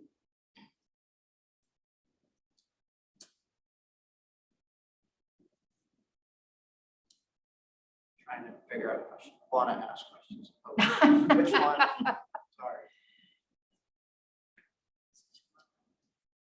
So I guess the next one is with the conservation fund, based on what I'm seeing right here in the properties that you guys picked up, are you looking to be long-term holders or are you looking to potentially flip some of these properties to other organizations? It sounds like there might be something going on with Columbia Land Trust. Looks like a lot of tribal potential interest up there. What is your guys' goals? Yeah, thank you. Good question. Yeah, we don't see ourselves as a forever landowner. We see ourselves as, kind of identifying those lands that had higher conservation value or habitat sensitivities and work to get them over the next, kind of 5 to 10 years into a more long-term ownership. So for example, on the Oregon side, one of the parcels is part of the drinking water supply for the city of the Dalles, and and the Forest Service own everything around it. Kind of makes sense for them to own that portion of their drinking water supply. So that's a chance where, kind of we'll work patiently with them to transfer that property to the city.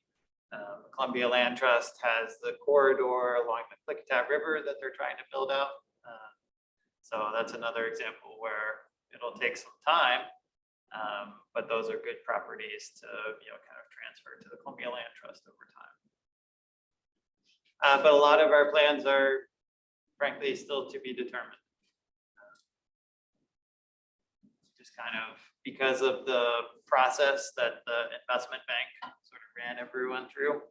We had sort of a pretty narrow window of time and narrow set of people that we could talk to because of all the confidentiality restrictions that were put in place. So tried to make good decisions, looking out for kind of public interest over the long term. I'll be able to give you a better answer in a year. I should have just said that. No, thank you. That's more than I was expecting. Other questions? I did have a follow-up. We all acknowledge the contributions to Stevenson's and SDS and the community. We weren't expecting to get a commitment, a monetary commitment out of the group today to be able to match that. But one other, I would say, fiduciary contribution that they made is their lands they were very open about access and the public, as long as the public was respectful and as far as to their resources, and they didn't have problems with theft or fire danger or garbage and stuff. They generally, even though they were private lands, in many ways, they were almost treated as public lands where folks. That's something that doesn't cost a lot to be able to do that. And I'm kind of curious about the long-term management of the land, if that is going to, it was mentioned in it's kind of your opening remarks about, multiple use of the land, public access, grazing, and different kind of aspects.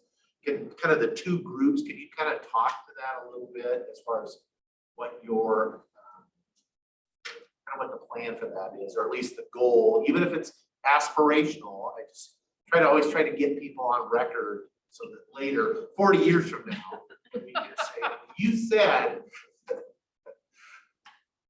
and we're sorry, we have not gotten our blinds yet. So it's a new. I feel like I have an aura that's. Yeah. So from a company-wide perspective, we have a real wide range of public access sort of goals and such. I think at this juncture, no change is in order, but I'm gonna let John answer any specific questions if you'd like. Yeah, I don't see any real big changes. There might be some review of different areas there. You mentioned being pretty open, but at the same time, like the city of the Dallas watershed that he was talking about, that's actually leased to an outfitter. And then some areas were completely closed off to all public entry, and you have several different policies and stuff in place from one end to the other. So I don't see any real drastic change from what has been done in the past. We're just kind of carefully review kind of case by case, because there are different blocks of ownership throughout the area, and some of them are open and some of them aren't. So I don't see a wholesale change in policy, just kind of reviewing and making sure that it makes sense. Yeah, what he said. So does that mean the land's going to be open for hunting or not open? Well, in general, SDS lands were open. There were places that were closed, either oftentimes at the request of the grazing leasee, just for managing conditions for neighbors' concerns about access, etc. So it's not a blanket, everything was open, and now blanket, everything stays open. We're continuing, at least for us, we're continuing the policies that were in place. We'll continue to review them, potentially look for opportunities to improve access or improve resource protection. So on our side, I don't foresee any significant changes. And I just want to say thank you for mentioning, the respect of the community, because that's the one thing that tends to change our minds is when we have major vandalism on a road or on a piece of equipment, theft, those kinds of issues that come up. And it's one of those, it's not even an 80-20 rule. It's more like a 98-2. But those are the kinds of things that can really change a timberland owner's mind when it comes to public access. So thank you very much for recognizing that and understanding that.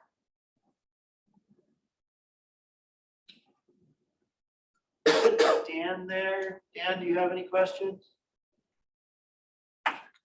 No. There was a user's phone. I didn't have any number to identify him. You can unblock. Blocked. Yeah. No questions.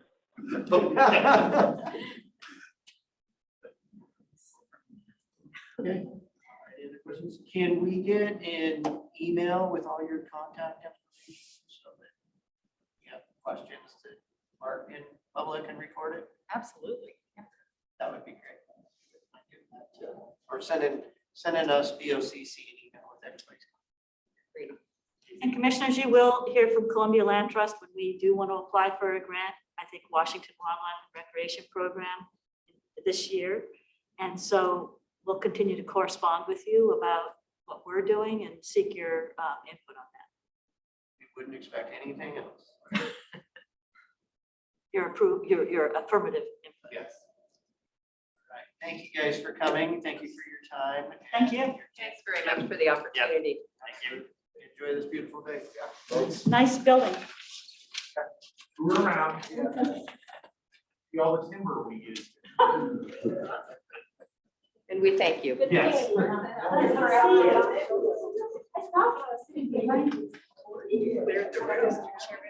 See the box of bills. They had some issues with getting the checklist process. That one sheet. There it is. I did mark the 21 versus the 22. It's all on one. There are two different years. All right, let's move on to the consent agenda when you are ready. Okay, Mr. Chairman, I would make a motion to approve the consent agenda, all 6 items. I will step down and second the motion. All those in favor, any discussion? Hearing none, all those in favor signify by saying aye. Aye. Aye. I don't hear Dan. Oh, well. We gotta pay the bill. Oh, there's, he's back on the phone now. Okay, if you're ready, sir. We'll start with pay estimate number 1 and final to Oliver Floor Covering, the amount of $4,909.50, which includes tax in the amount of $342.50 for the Pioneer Center second floor restroom floor covering replacement project. My motion is to approve the pay estimate. Step down and second the motion. Any discussion? Hearing none, all those in favor signify by saying aye. Aye. Aye. Motion carries. I've been in there since they put the new stuff in, so. Pioneer Center, go check out the upstairs. You seen it? Anybody seen it? It's worth $5,000. Next, we have pay estimate number 21, hopefully nearing final, up to Kirby Nagelhout Construction Company. The amount of only $18,883.95, which excludes retainage in the amount of $921.17, and includes sales tax in the amount of $1,381.75 for a total payment of $18,883.95 for the county services building project contract C03120. The motion is to approve and pay. Step down and second the motion. All those in favor signify by saying aye. Aye. Aye. Motion carries. Okay, next we have pay estimate number 2 to the Southern Folger Contracting Company.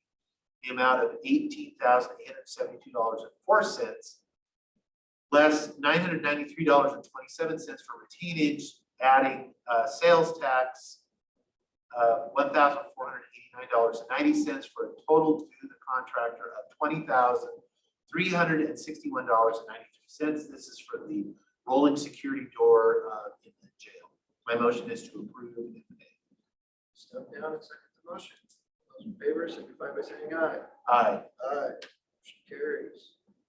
And next we have pay estimate number 2 to Thompson Brothers Excavating in the amount of $205,906, which does not have retainage, for the countywide guidepost and signing project, CRP 358. My motion is to approve pay estimate and Step down and second the motion. All those in favor signify aye. by saying aye. Motion carries. And finally, Mr. Chairman, we have before us, I would make a motion to approve accounts payable warrants in the amount of $800,000 and $87.77, and payroll benefit warrants in the amount of $914,042.45 for the date ending January 18, 2002. I don't believe that is combined. The AP is 21 and 22 years. That's the total. I guess I would look to the clerk if you want a motion on, if you want those noted separately. I think one motion's fine. Give totals maybe for 21 and then for 22. Of those totals, the AP $706,858.64 is 2021, and $93,229.13 of the total is for 2022. My motion is to approve. I will step down and second the motion. Any further discussion? Hearing none. All those in favor signify by saying aye. Aye. Aye.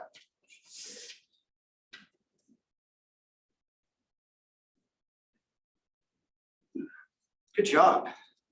That was a lot of building. All right. We have any cash left? Yes, we're okay. Speaking of, look who's up next. Come on forward.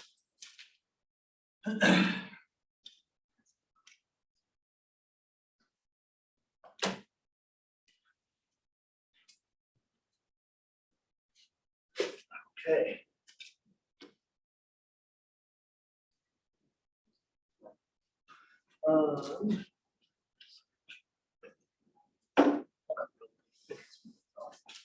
Tired. Tired. You say fired. Tired, not fired. Good morning, commissioners. Good morning to you too. Who's tired now?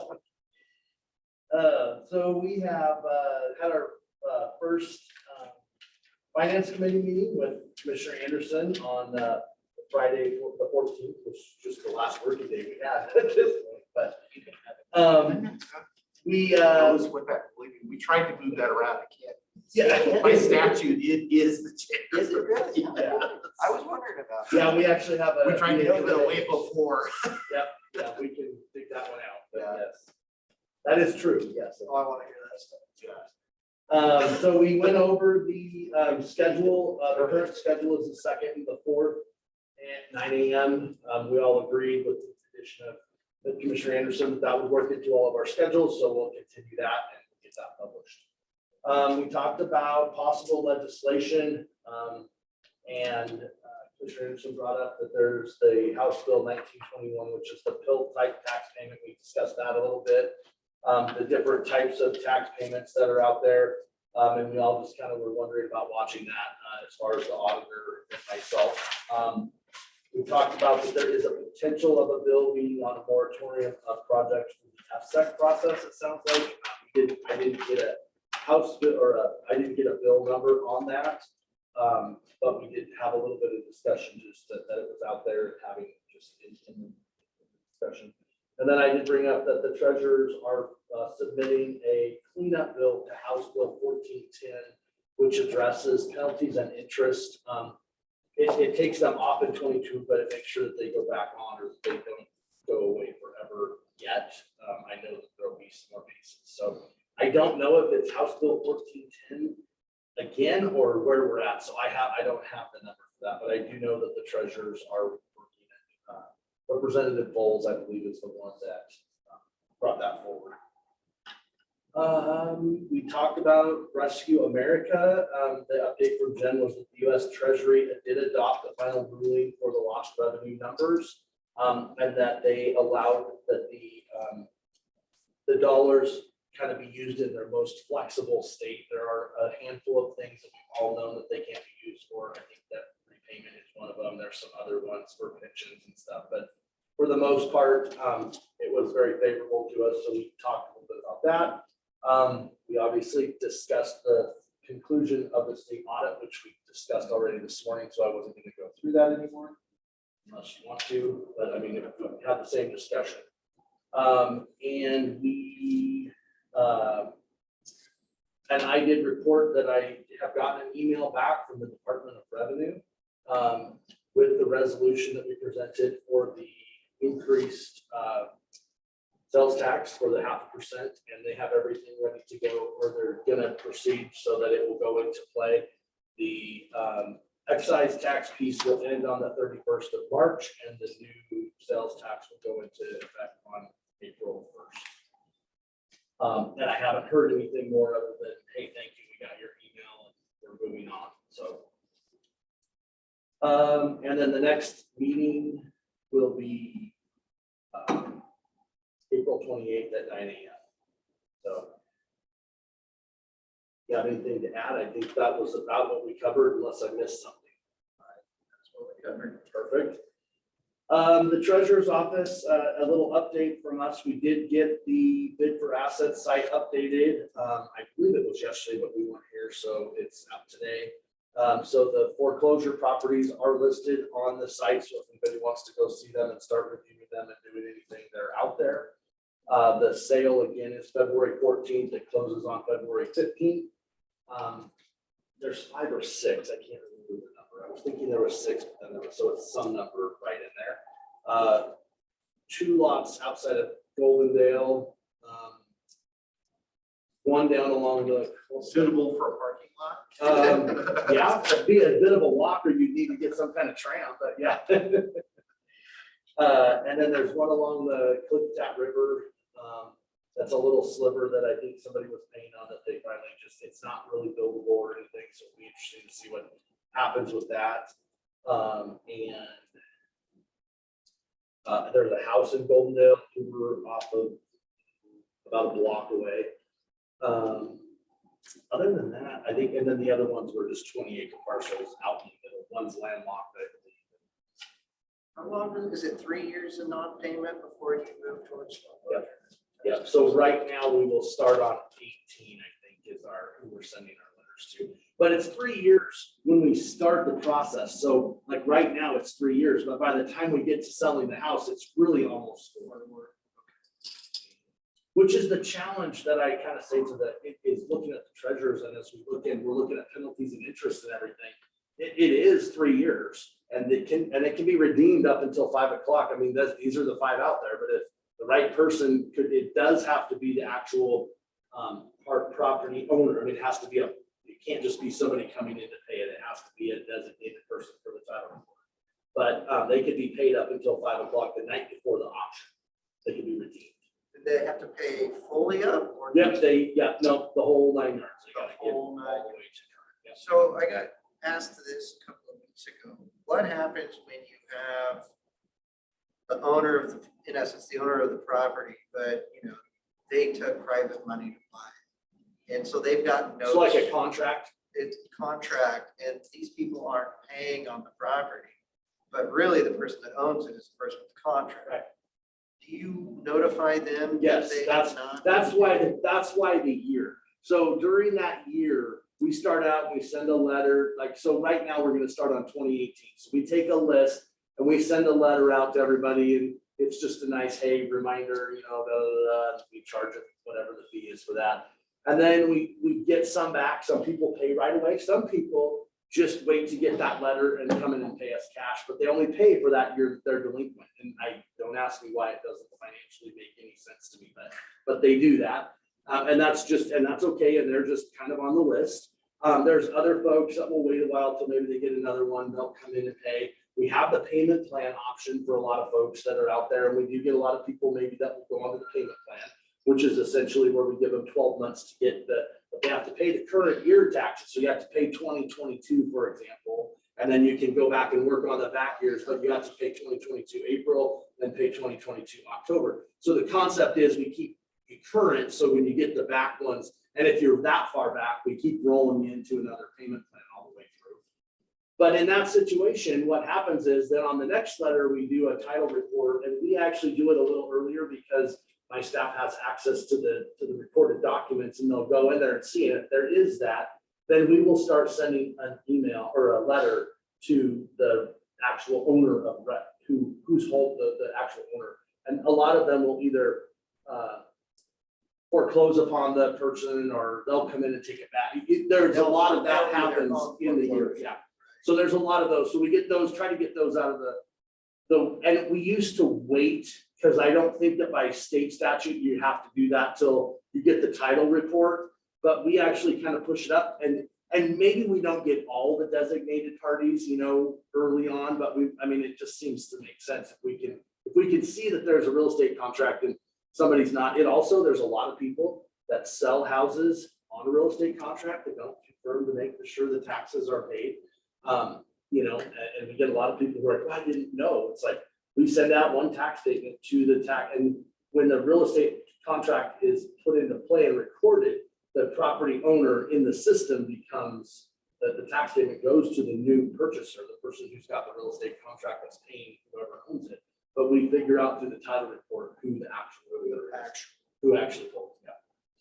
So in that situation, they would have to, if the person's not paying on it, they would have to go through the foreclosure process to foreclose upon their person. Which keeps it out of our, right? We don't, yeah, our hope is, I mean, I will be honest, my goal every one of these sales is to get to zero. I mean, that's, my goal is to keep people on their property and do everything. But I am a realist that if people aren't paying their taxes, the property needs to go into the tax roll. And so we do have to, some of them, and we, sometimes we just, nobody contacts us back because we send a certified letter, we send a regular letter, we send, I mean, we try to do everything we can to try to find these folks to give them their opportunity. So yeah, these parcels that are selling in February are actually 4 and some change delinquent. So they've had lots of letters, and yeah, I mean, and we have one of them that's got, I think, 12 needed people, so they get 12 letters to all the people, and nobody wants to deal with it, and it's, so yeah, it's just, and I think sometimes around Goldendale a little bit more than maybe on the west end of the county, there, maybe somebody was like driving through town in 1970, there was a piece of ground for 10 grand, who knows, whatever. I don't even know that sometimes the family even knew that the person owned the grant, you know, or they were paying the taxes and they owned it. And then if they passed away, nobody knew until later or something. So we usually start out with, it could be as many as 500 and we get down to 5. So, I mean, that's the process through the years, but so these are the 5 that we're at, and hopefully I think that they will sell. And then any of the dollars that we do sell above and beyond what the taxes, because again, we're just recouping the taxes. So if the money goes into the refund or into the trust fund, and then whoever the deeded owner is can claim the additional. And we've actually had people say, I don't want it anymore. I've tried to sell it. I can't get rid of it. And they just let it go. And then they've actually gotten, we had that happen on some lots in town. They got some money back. And they got, people bought it, and then they actually got more, and they didn't have to pay real estate. I mean, the property paid the fees because we put the property, but I mean, I'm not saying it's the designated way to do it. I'm just saying that we've had some weird, and sometimes people are just like, yeah, I just don't want it anymore, you know, or a kid or however it flows down through or wherever. So yeah, so that's February 14th, and those are out on the website. Our webpage does have a link to bid for assets. We just got the final piece that has to the actual sale. So I will get that updated. So there will be a link on ours directly to the bid for assets page. So hopefully that will go well. These online auctions in this situation have been really nice because we don't have to manage the people, and we've gotten fairly good bidding. We've only done one of them on bid for assets, which was the tax title sales, but I'm anticipating this one to go equally as well. So, great. Thank you, sir. And then the other thing, I have the white salmon property. I reached out to, I can't remember his name, but the public works person for the city of White Salmon. No, who is it? Pat? Yeah, Pat, yeah. And so I sent him kind of what we believe to be the parameters. He agreed with what they were. So on the February 1st, I will put a resolution into the packet so that we will be able to, that will authorize us to finalize that sale, and we'll be able to do that. We should be able to get that done by the end of March. Which we saw. I don't have it up that third. I don't remember. I too many numbers going through my head nowadays. But we're selling it for what the taxes and penalties and interest and all that were, and all the pieces. So so anyway, we will finish that. We have done some work on the mill site with the snow days and things, and some of the pieces at the end of the year. We haven't been able to get that far enough along that I could bring it to you today as I kind of hoped. So I have that one on side, and we also have been doing some work on the triangle piece. So I think that we kind of went back and found some old documents. So I think we have a few more pieces on that. So we haven't forgotten about them, but this first few weeks of January have been a little chaotic for us. We are going to begin, the assessor completed the levies on Friday. So that turns it over to the treasurer's office now. So we will begin our process of assessing the taxes. So hopefully we'll be able to get through that here in the next 2 weeks. That's a big hit. So we can get that going, get those posted, and then get people to start paying on that. Those are items that I have. Questions?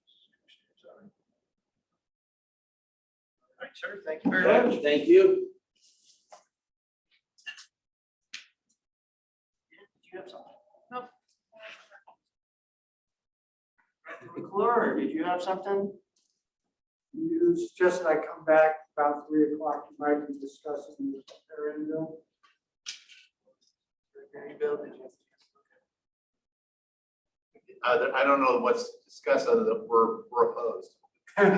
There's, Bottom line. I think we're for really me- opposed. We're not just opposed, we're really opposed. It's a, And I think it's during our meeting. Would you be able to sign in opposed and potentially give some short testimony on Thursday on that? I think we're in, Okay, that's what, Thursday or Friday? I think it's Thursday. Okay.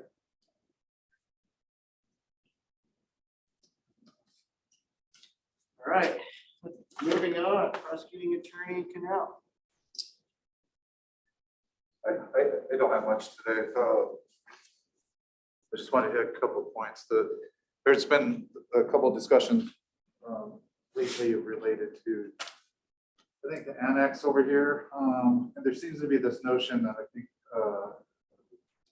Commissioner Sauter hit on this morning. I just want to reiterate that. There seems to be this notion that we can just enter it to a direct negotiation with an individual. That's nonsense. We can do that with a government entity, but otherwise it would just have to be surplus and treated like any other surplus action. So this idea that we can have some sort of prolonged negotiation with the chosen potential buyer is really a non-starter. So I just wanted to reiterate that. The second, just to remind the board that the board does not have the ability to interfere with the personnel decisions of elected. Electeds going and asking for quote unquote permission to fill a position is a courtesy and a courtesy only. The board's position is to set the budget and to create or and approve organizational charts. Once the budget is set and the position is created, the board can have no role, should have no role in the personnel decisions of the separate elected officials. That's for you to take up the potential budget process year by year, as long as it's not clearly as directed at affecting the personnel decisions of the separate elected. So just want to remind folks of that there's, I think I've done in the past, and we will continue as a courtesy, but I can hire and fire without any consultation whatsoever. So just, and I can pay them what I think is appropriate as long as it's within the budget established by the board. So that becomes an issue if you overpromise, you need a supplemental, get yourself a real problem. But other than that, it is simply courtesy. Electeds are not department heads. We are your equals or superiors. You're not reporting. So just want to remind the board of that, perhaps a little more computational stance in the past. So there seems to be an increasing tendency to treat electeds as department heads. That's not. So that's all I really have. We do have several felony trials to be scheduled tomorrow. Just want to throw out there, if possible, Public Works or anyone's listening, to please be careful with the construction noise down in the old commissioners' chambers, since we're going to have potential jurors and things right above them. Do a contemplation of listening to testimony and so forth. There is a case that we're hoping is the one that gets selected to go tomorrow. It's a vehicular homicide from 2 years ago that really needs to get finished. This death occurred in January 2020. As you can imagine, having that hanging over your head for the 3 families for 2 years. Which is awful. So we're hoping that that's the one that gets done. So that's what I know right now. So just to be clear, are you saying that an elected can hire at any step they would like? Yes. And they don't even have to ask? As long as the money's there. Right. Right. Had no idea. What's that? Had no idea. So in the Osborne case, and then it was certified by the Supreme Court years after that, and a question to the federal court. So that's, you know, that requires the consent for the creation of the position under the RCWs, but not for the individual decision on hiring and firing. What latitude within, as far as compensation? It's got to be fit within the budgetary framework. So that, I don't think there's a tremendous amount, because if you go far outside the current schemes, you're not going to have, like, the budget was premised on certain positions and certain grades and so forth. So, you know, if they can bring in alternative, you know, revenues, things like that, or if they decide to, you know, for example, they have 3 positions and they want to elevate the pay of 2 and leave the 3rd unfilled, it could be, you know, budgetary moves like that. But I would think that would be quite frequent.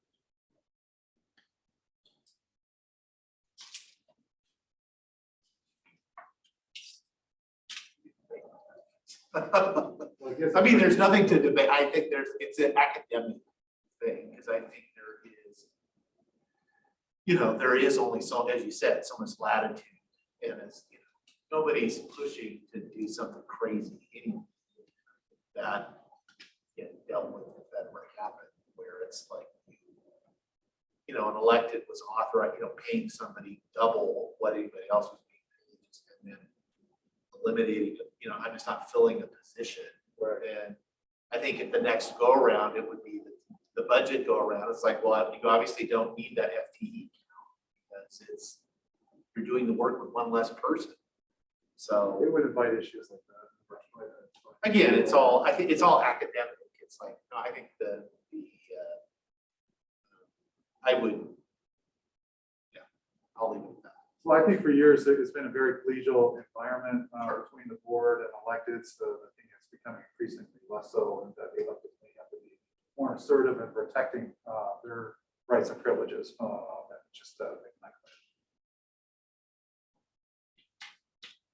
clear. Usually happens when the money is plentiful as it is.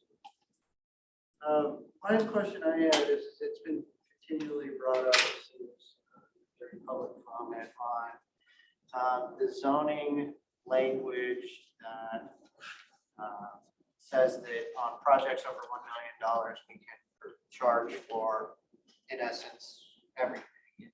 Way back when they said that it was for only extraneous, like we couldn't charge for Mochi's time, we couldn't charge for your time or anything like that. And the question was, that was the advice we had from Oscar Pepper, I believe, way back when. And that's how we've always operated.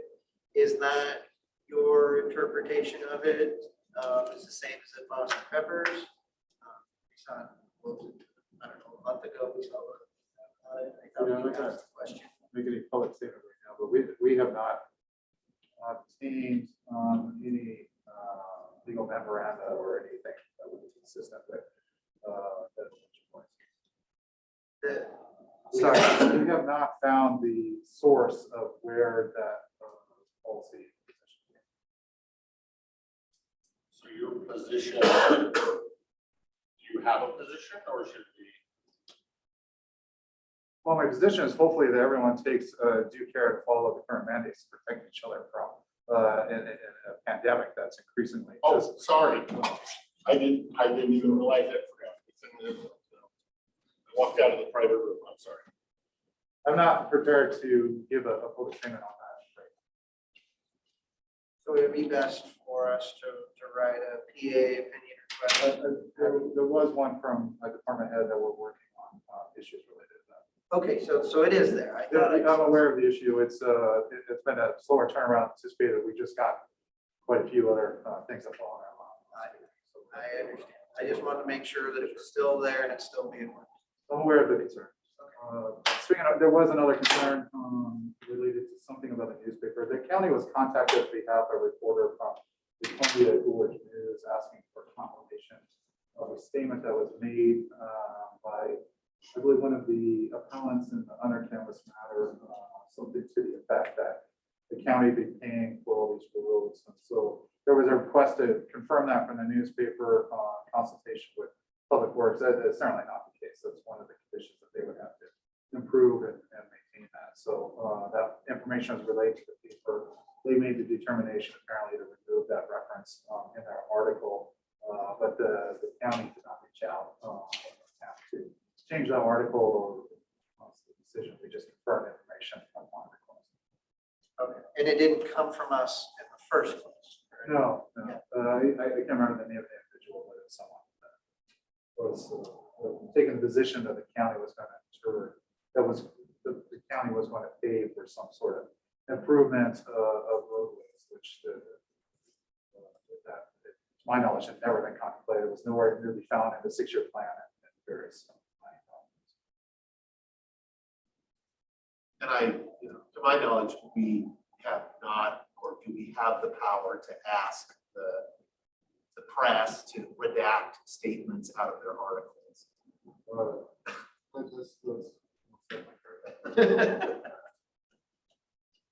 I did have something, if I may, Mr. Chairman. I did have an inquiry from, and it seems, really early, but given the nature, last summer, there was a lot of discussion about fireworks bans during and I did have a constituent that did raise the issue again about, what is potentially even available. And if you can.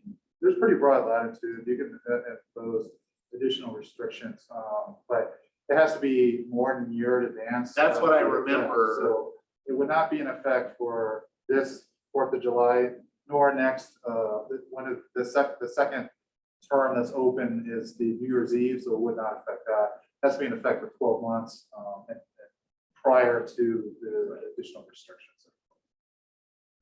There is pending litigation to change that for emergency purposes, like what that fire and whatnot. It's projected to pass, but. Legislation or litigation? Legislation, sorry. Yeah. I'm so frazzled that I walked in here without. There was some jurisdictions, I think, that cited some sort of amorphous emergency. That was the legislation to address that would be a far preferable. That's what I believe is happening.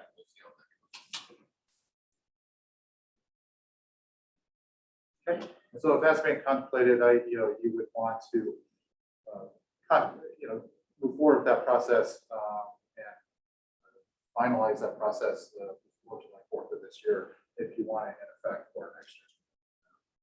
And the legislation had a date range on it too, where you had to give some notice. I don't remember how much it was. It might have been something small as 2 weeks, but there was definitely a date range. I just don't remember. That's what I read. Is there any legislation that you're tracking that you're worried about that we should be aware of? No, I don't have the limited time to follow all these different things with the legislature. My job is to enforce the law. I deal with the law as I come.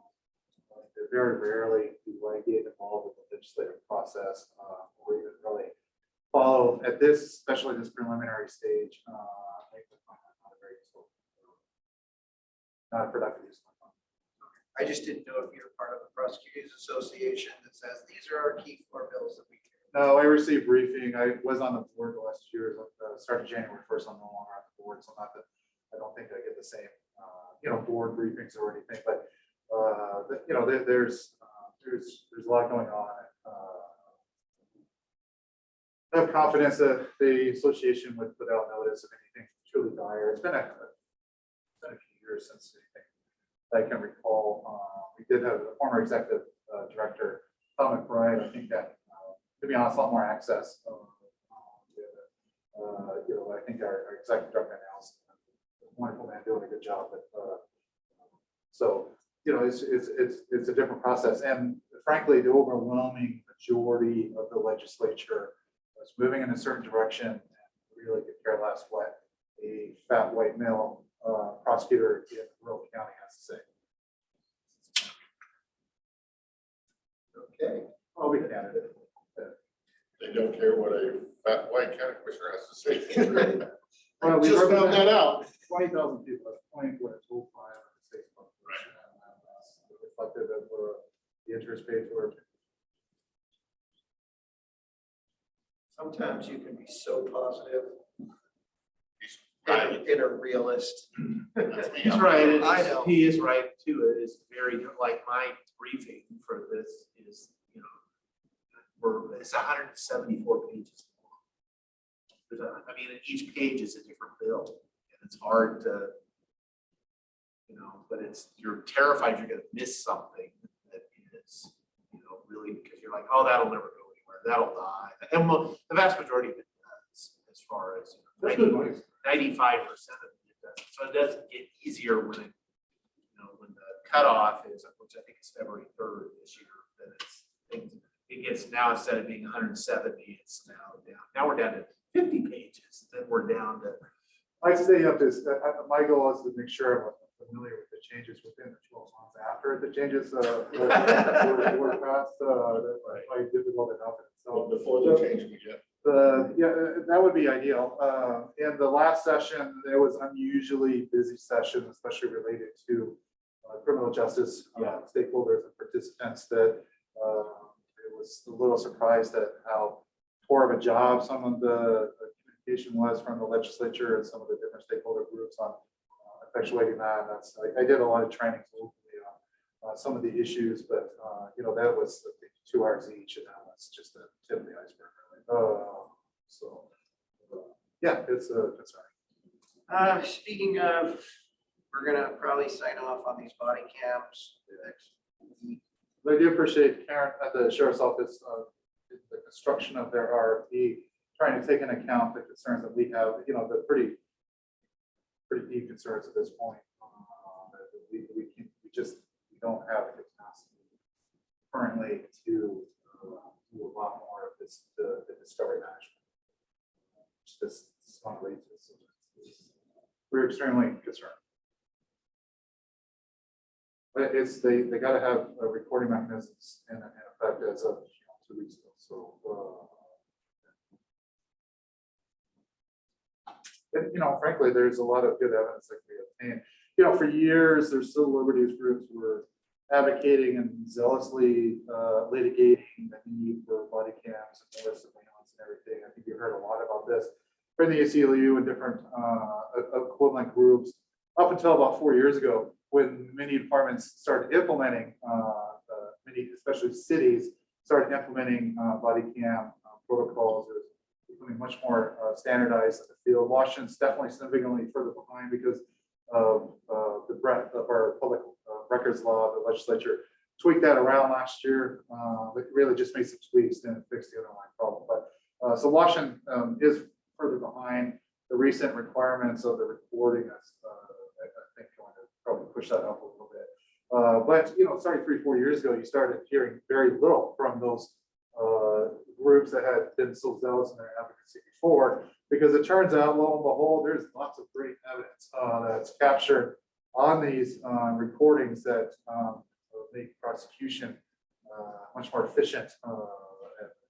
And it's great. The jurors nowadays, especially, want a video can go on. If we're allowed to play it, we do have a judge in this jurisdiction that prevents us routinely from playing videos because he believes the video testimony of the obvious drunkenness of a DUI suspect is too prejudicial to a jury to allow us to present that evidence.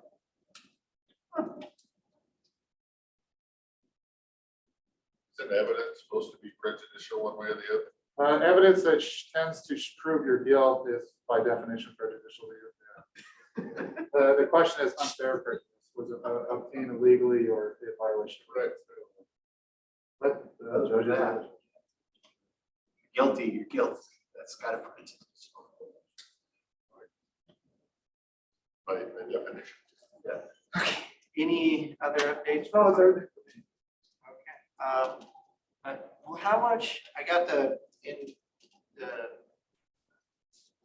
our cert to the Supreme Court, the book. Nice very, book. Very Goes in my beautiful- collection. Very beautiful book. Do we know? It is how- fantastic. They did, yeah, from what I've read, they wrote a really How would you not be persuaded? Till you see the other side. Again, like I mentioned, I think I mentioned before, the Supreme Court has evaluated the petition. If they have not granted cert by any means, but they have requested a response from the tribe.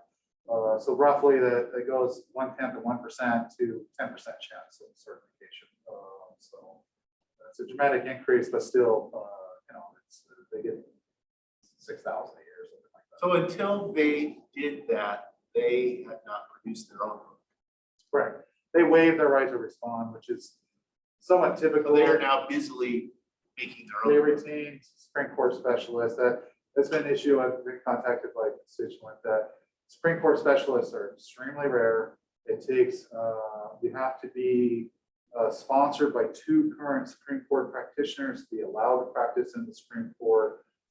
There's only a couple hundred in the country. They are considered generally the best of the best, and they're reflected in the rates they charge. So what happens if they couldn't find someone to take it? You know, the Supreme Court said. They need offer more money. Because that would Somebody would Somebody have will do to it for the right price. Tribes have very little difficulty finding people to they tend to view that as a charitable equivalent. Do we know how much did our pretty little book cost us now? The cap was $100,000. It was 100, did we use it all? Yeah, the petition, but yes, Okay. the actual fee got far in excess. All right, do you have anything for executive session? No. Okay. I have one quick question. You said you, pertaining to our Western Rural Kansas Charitable, you said you were gonna have a meeting with your counterparts later to discuss. Can you give me an update when you're planning on doing that or when you're gonna be ready? I have spoken to several people. I definitely come up with a conclusion. I'd rather not get, I'd rather talk to you individually. Okay. If not, I can. No, that's totally fine. We were just waiting on your input. Sure. So if you have input, we'll just schedule some time to sit down and have a conversation. Okay, all right, sounds good. Yep. I've been meaning to reach out all 3. I think I'm only, actually, I don't even think I talked to you. So that's on my list. All right. That's all All I right, thank you for your time. Sorry for being a bonehead when I walk out of my office. Do you Have an update for me? have an update? Yeah. How did it go? Well, the first citizen to speak. Because of the shortage of time, they did everything out of order. Because of the shortage of time, they limited it to 1.5 minutes. Miss Cypress Creek talked, and then she turned it over to Mr. Cypress Creek on the same 1.5 minutes. His time ran out. He continued to talk for probably another 1.5 minutes when the screen was red. And nobody stopped him. And then I was the first, I guess I would say, other person to testify. There was issues with them hearing my mic the whole time the camera's going or the clock's going. So I essentially got a 1 minute and 20 seconds. In the minute it turned red, they kind of stopped me and said 11 seconds. Halfway through that sentence, they pretty much said that. Okay. So I thought it was a very fair and equitable way to handle the amount of time given to an issue. But they seem to be very open to the idea of tax shift, tax burden on other issues that they were doing. But they looked at this kind of as correcting a tax shift by going to the open or going to the cost method of taxation would fix the tax shift. That was the way, essentially the legislative liaison that read the bill in kind of worded it, that by going to the cost-based method, it would repair tax shift. But I didn't get all the way through the tax shift.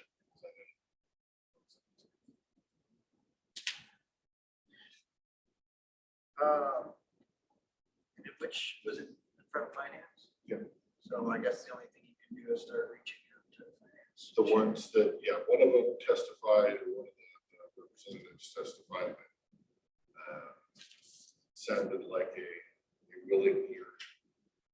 So I will probably go ahead and turn in my entire testimony.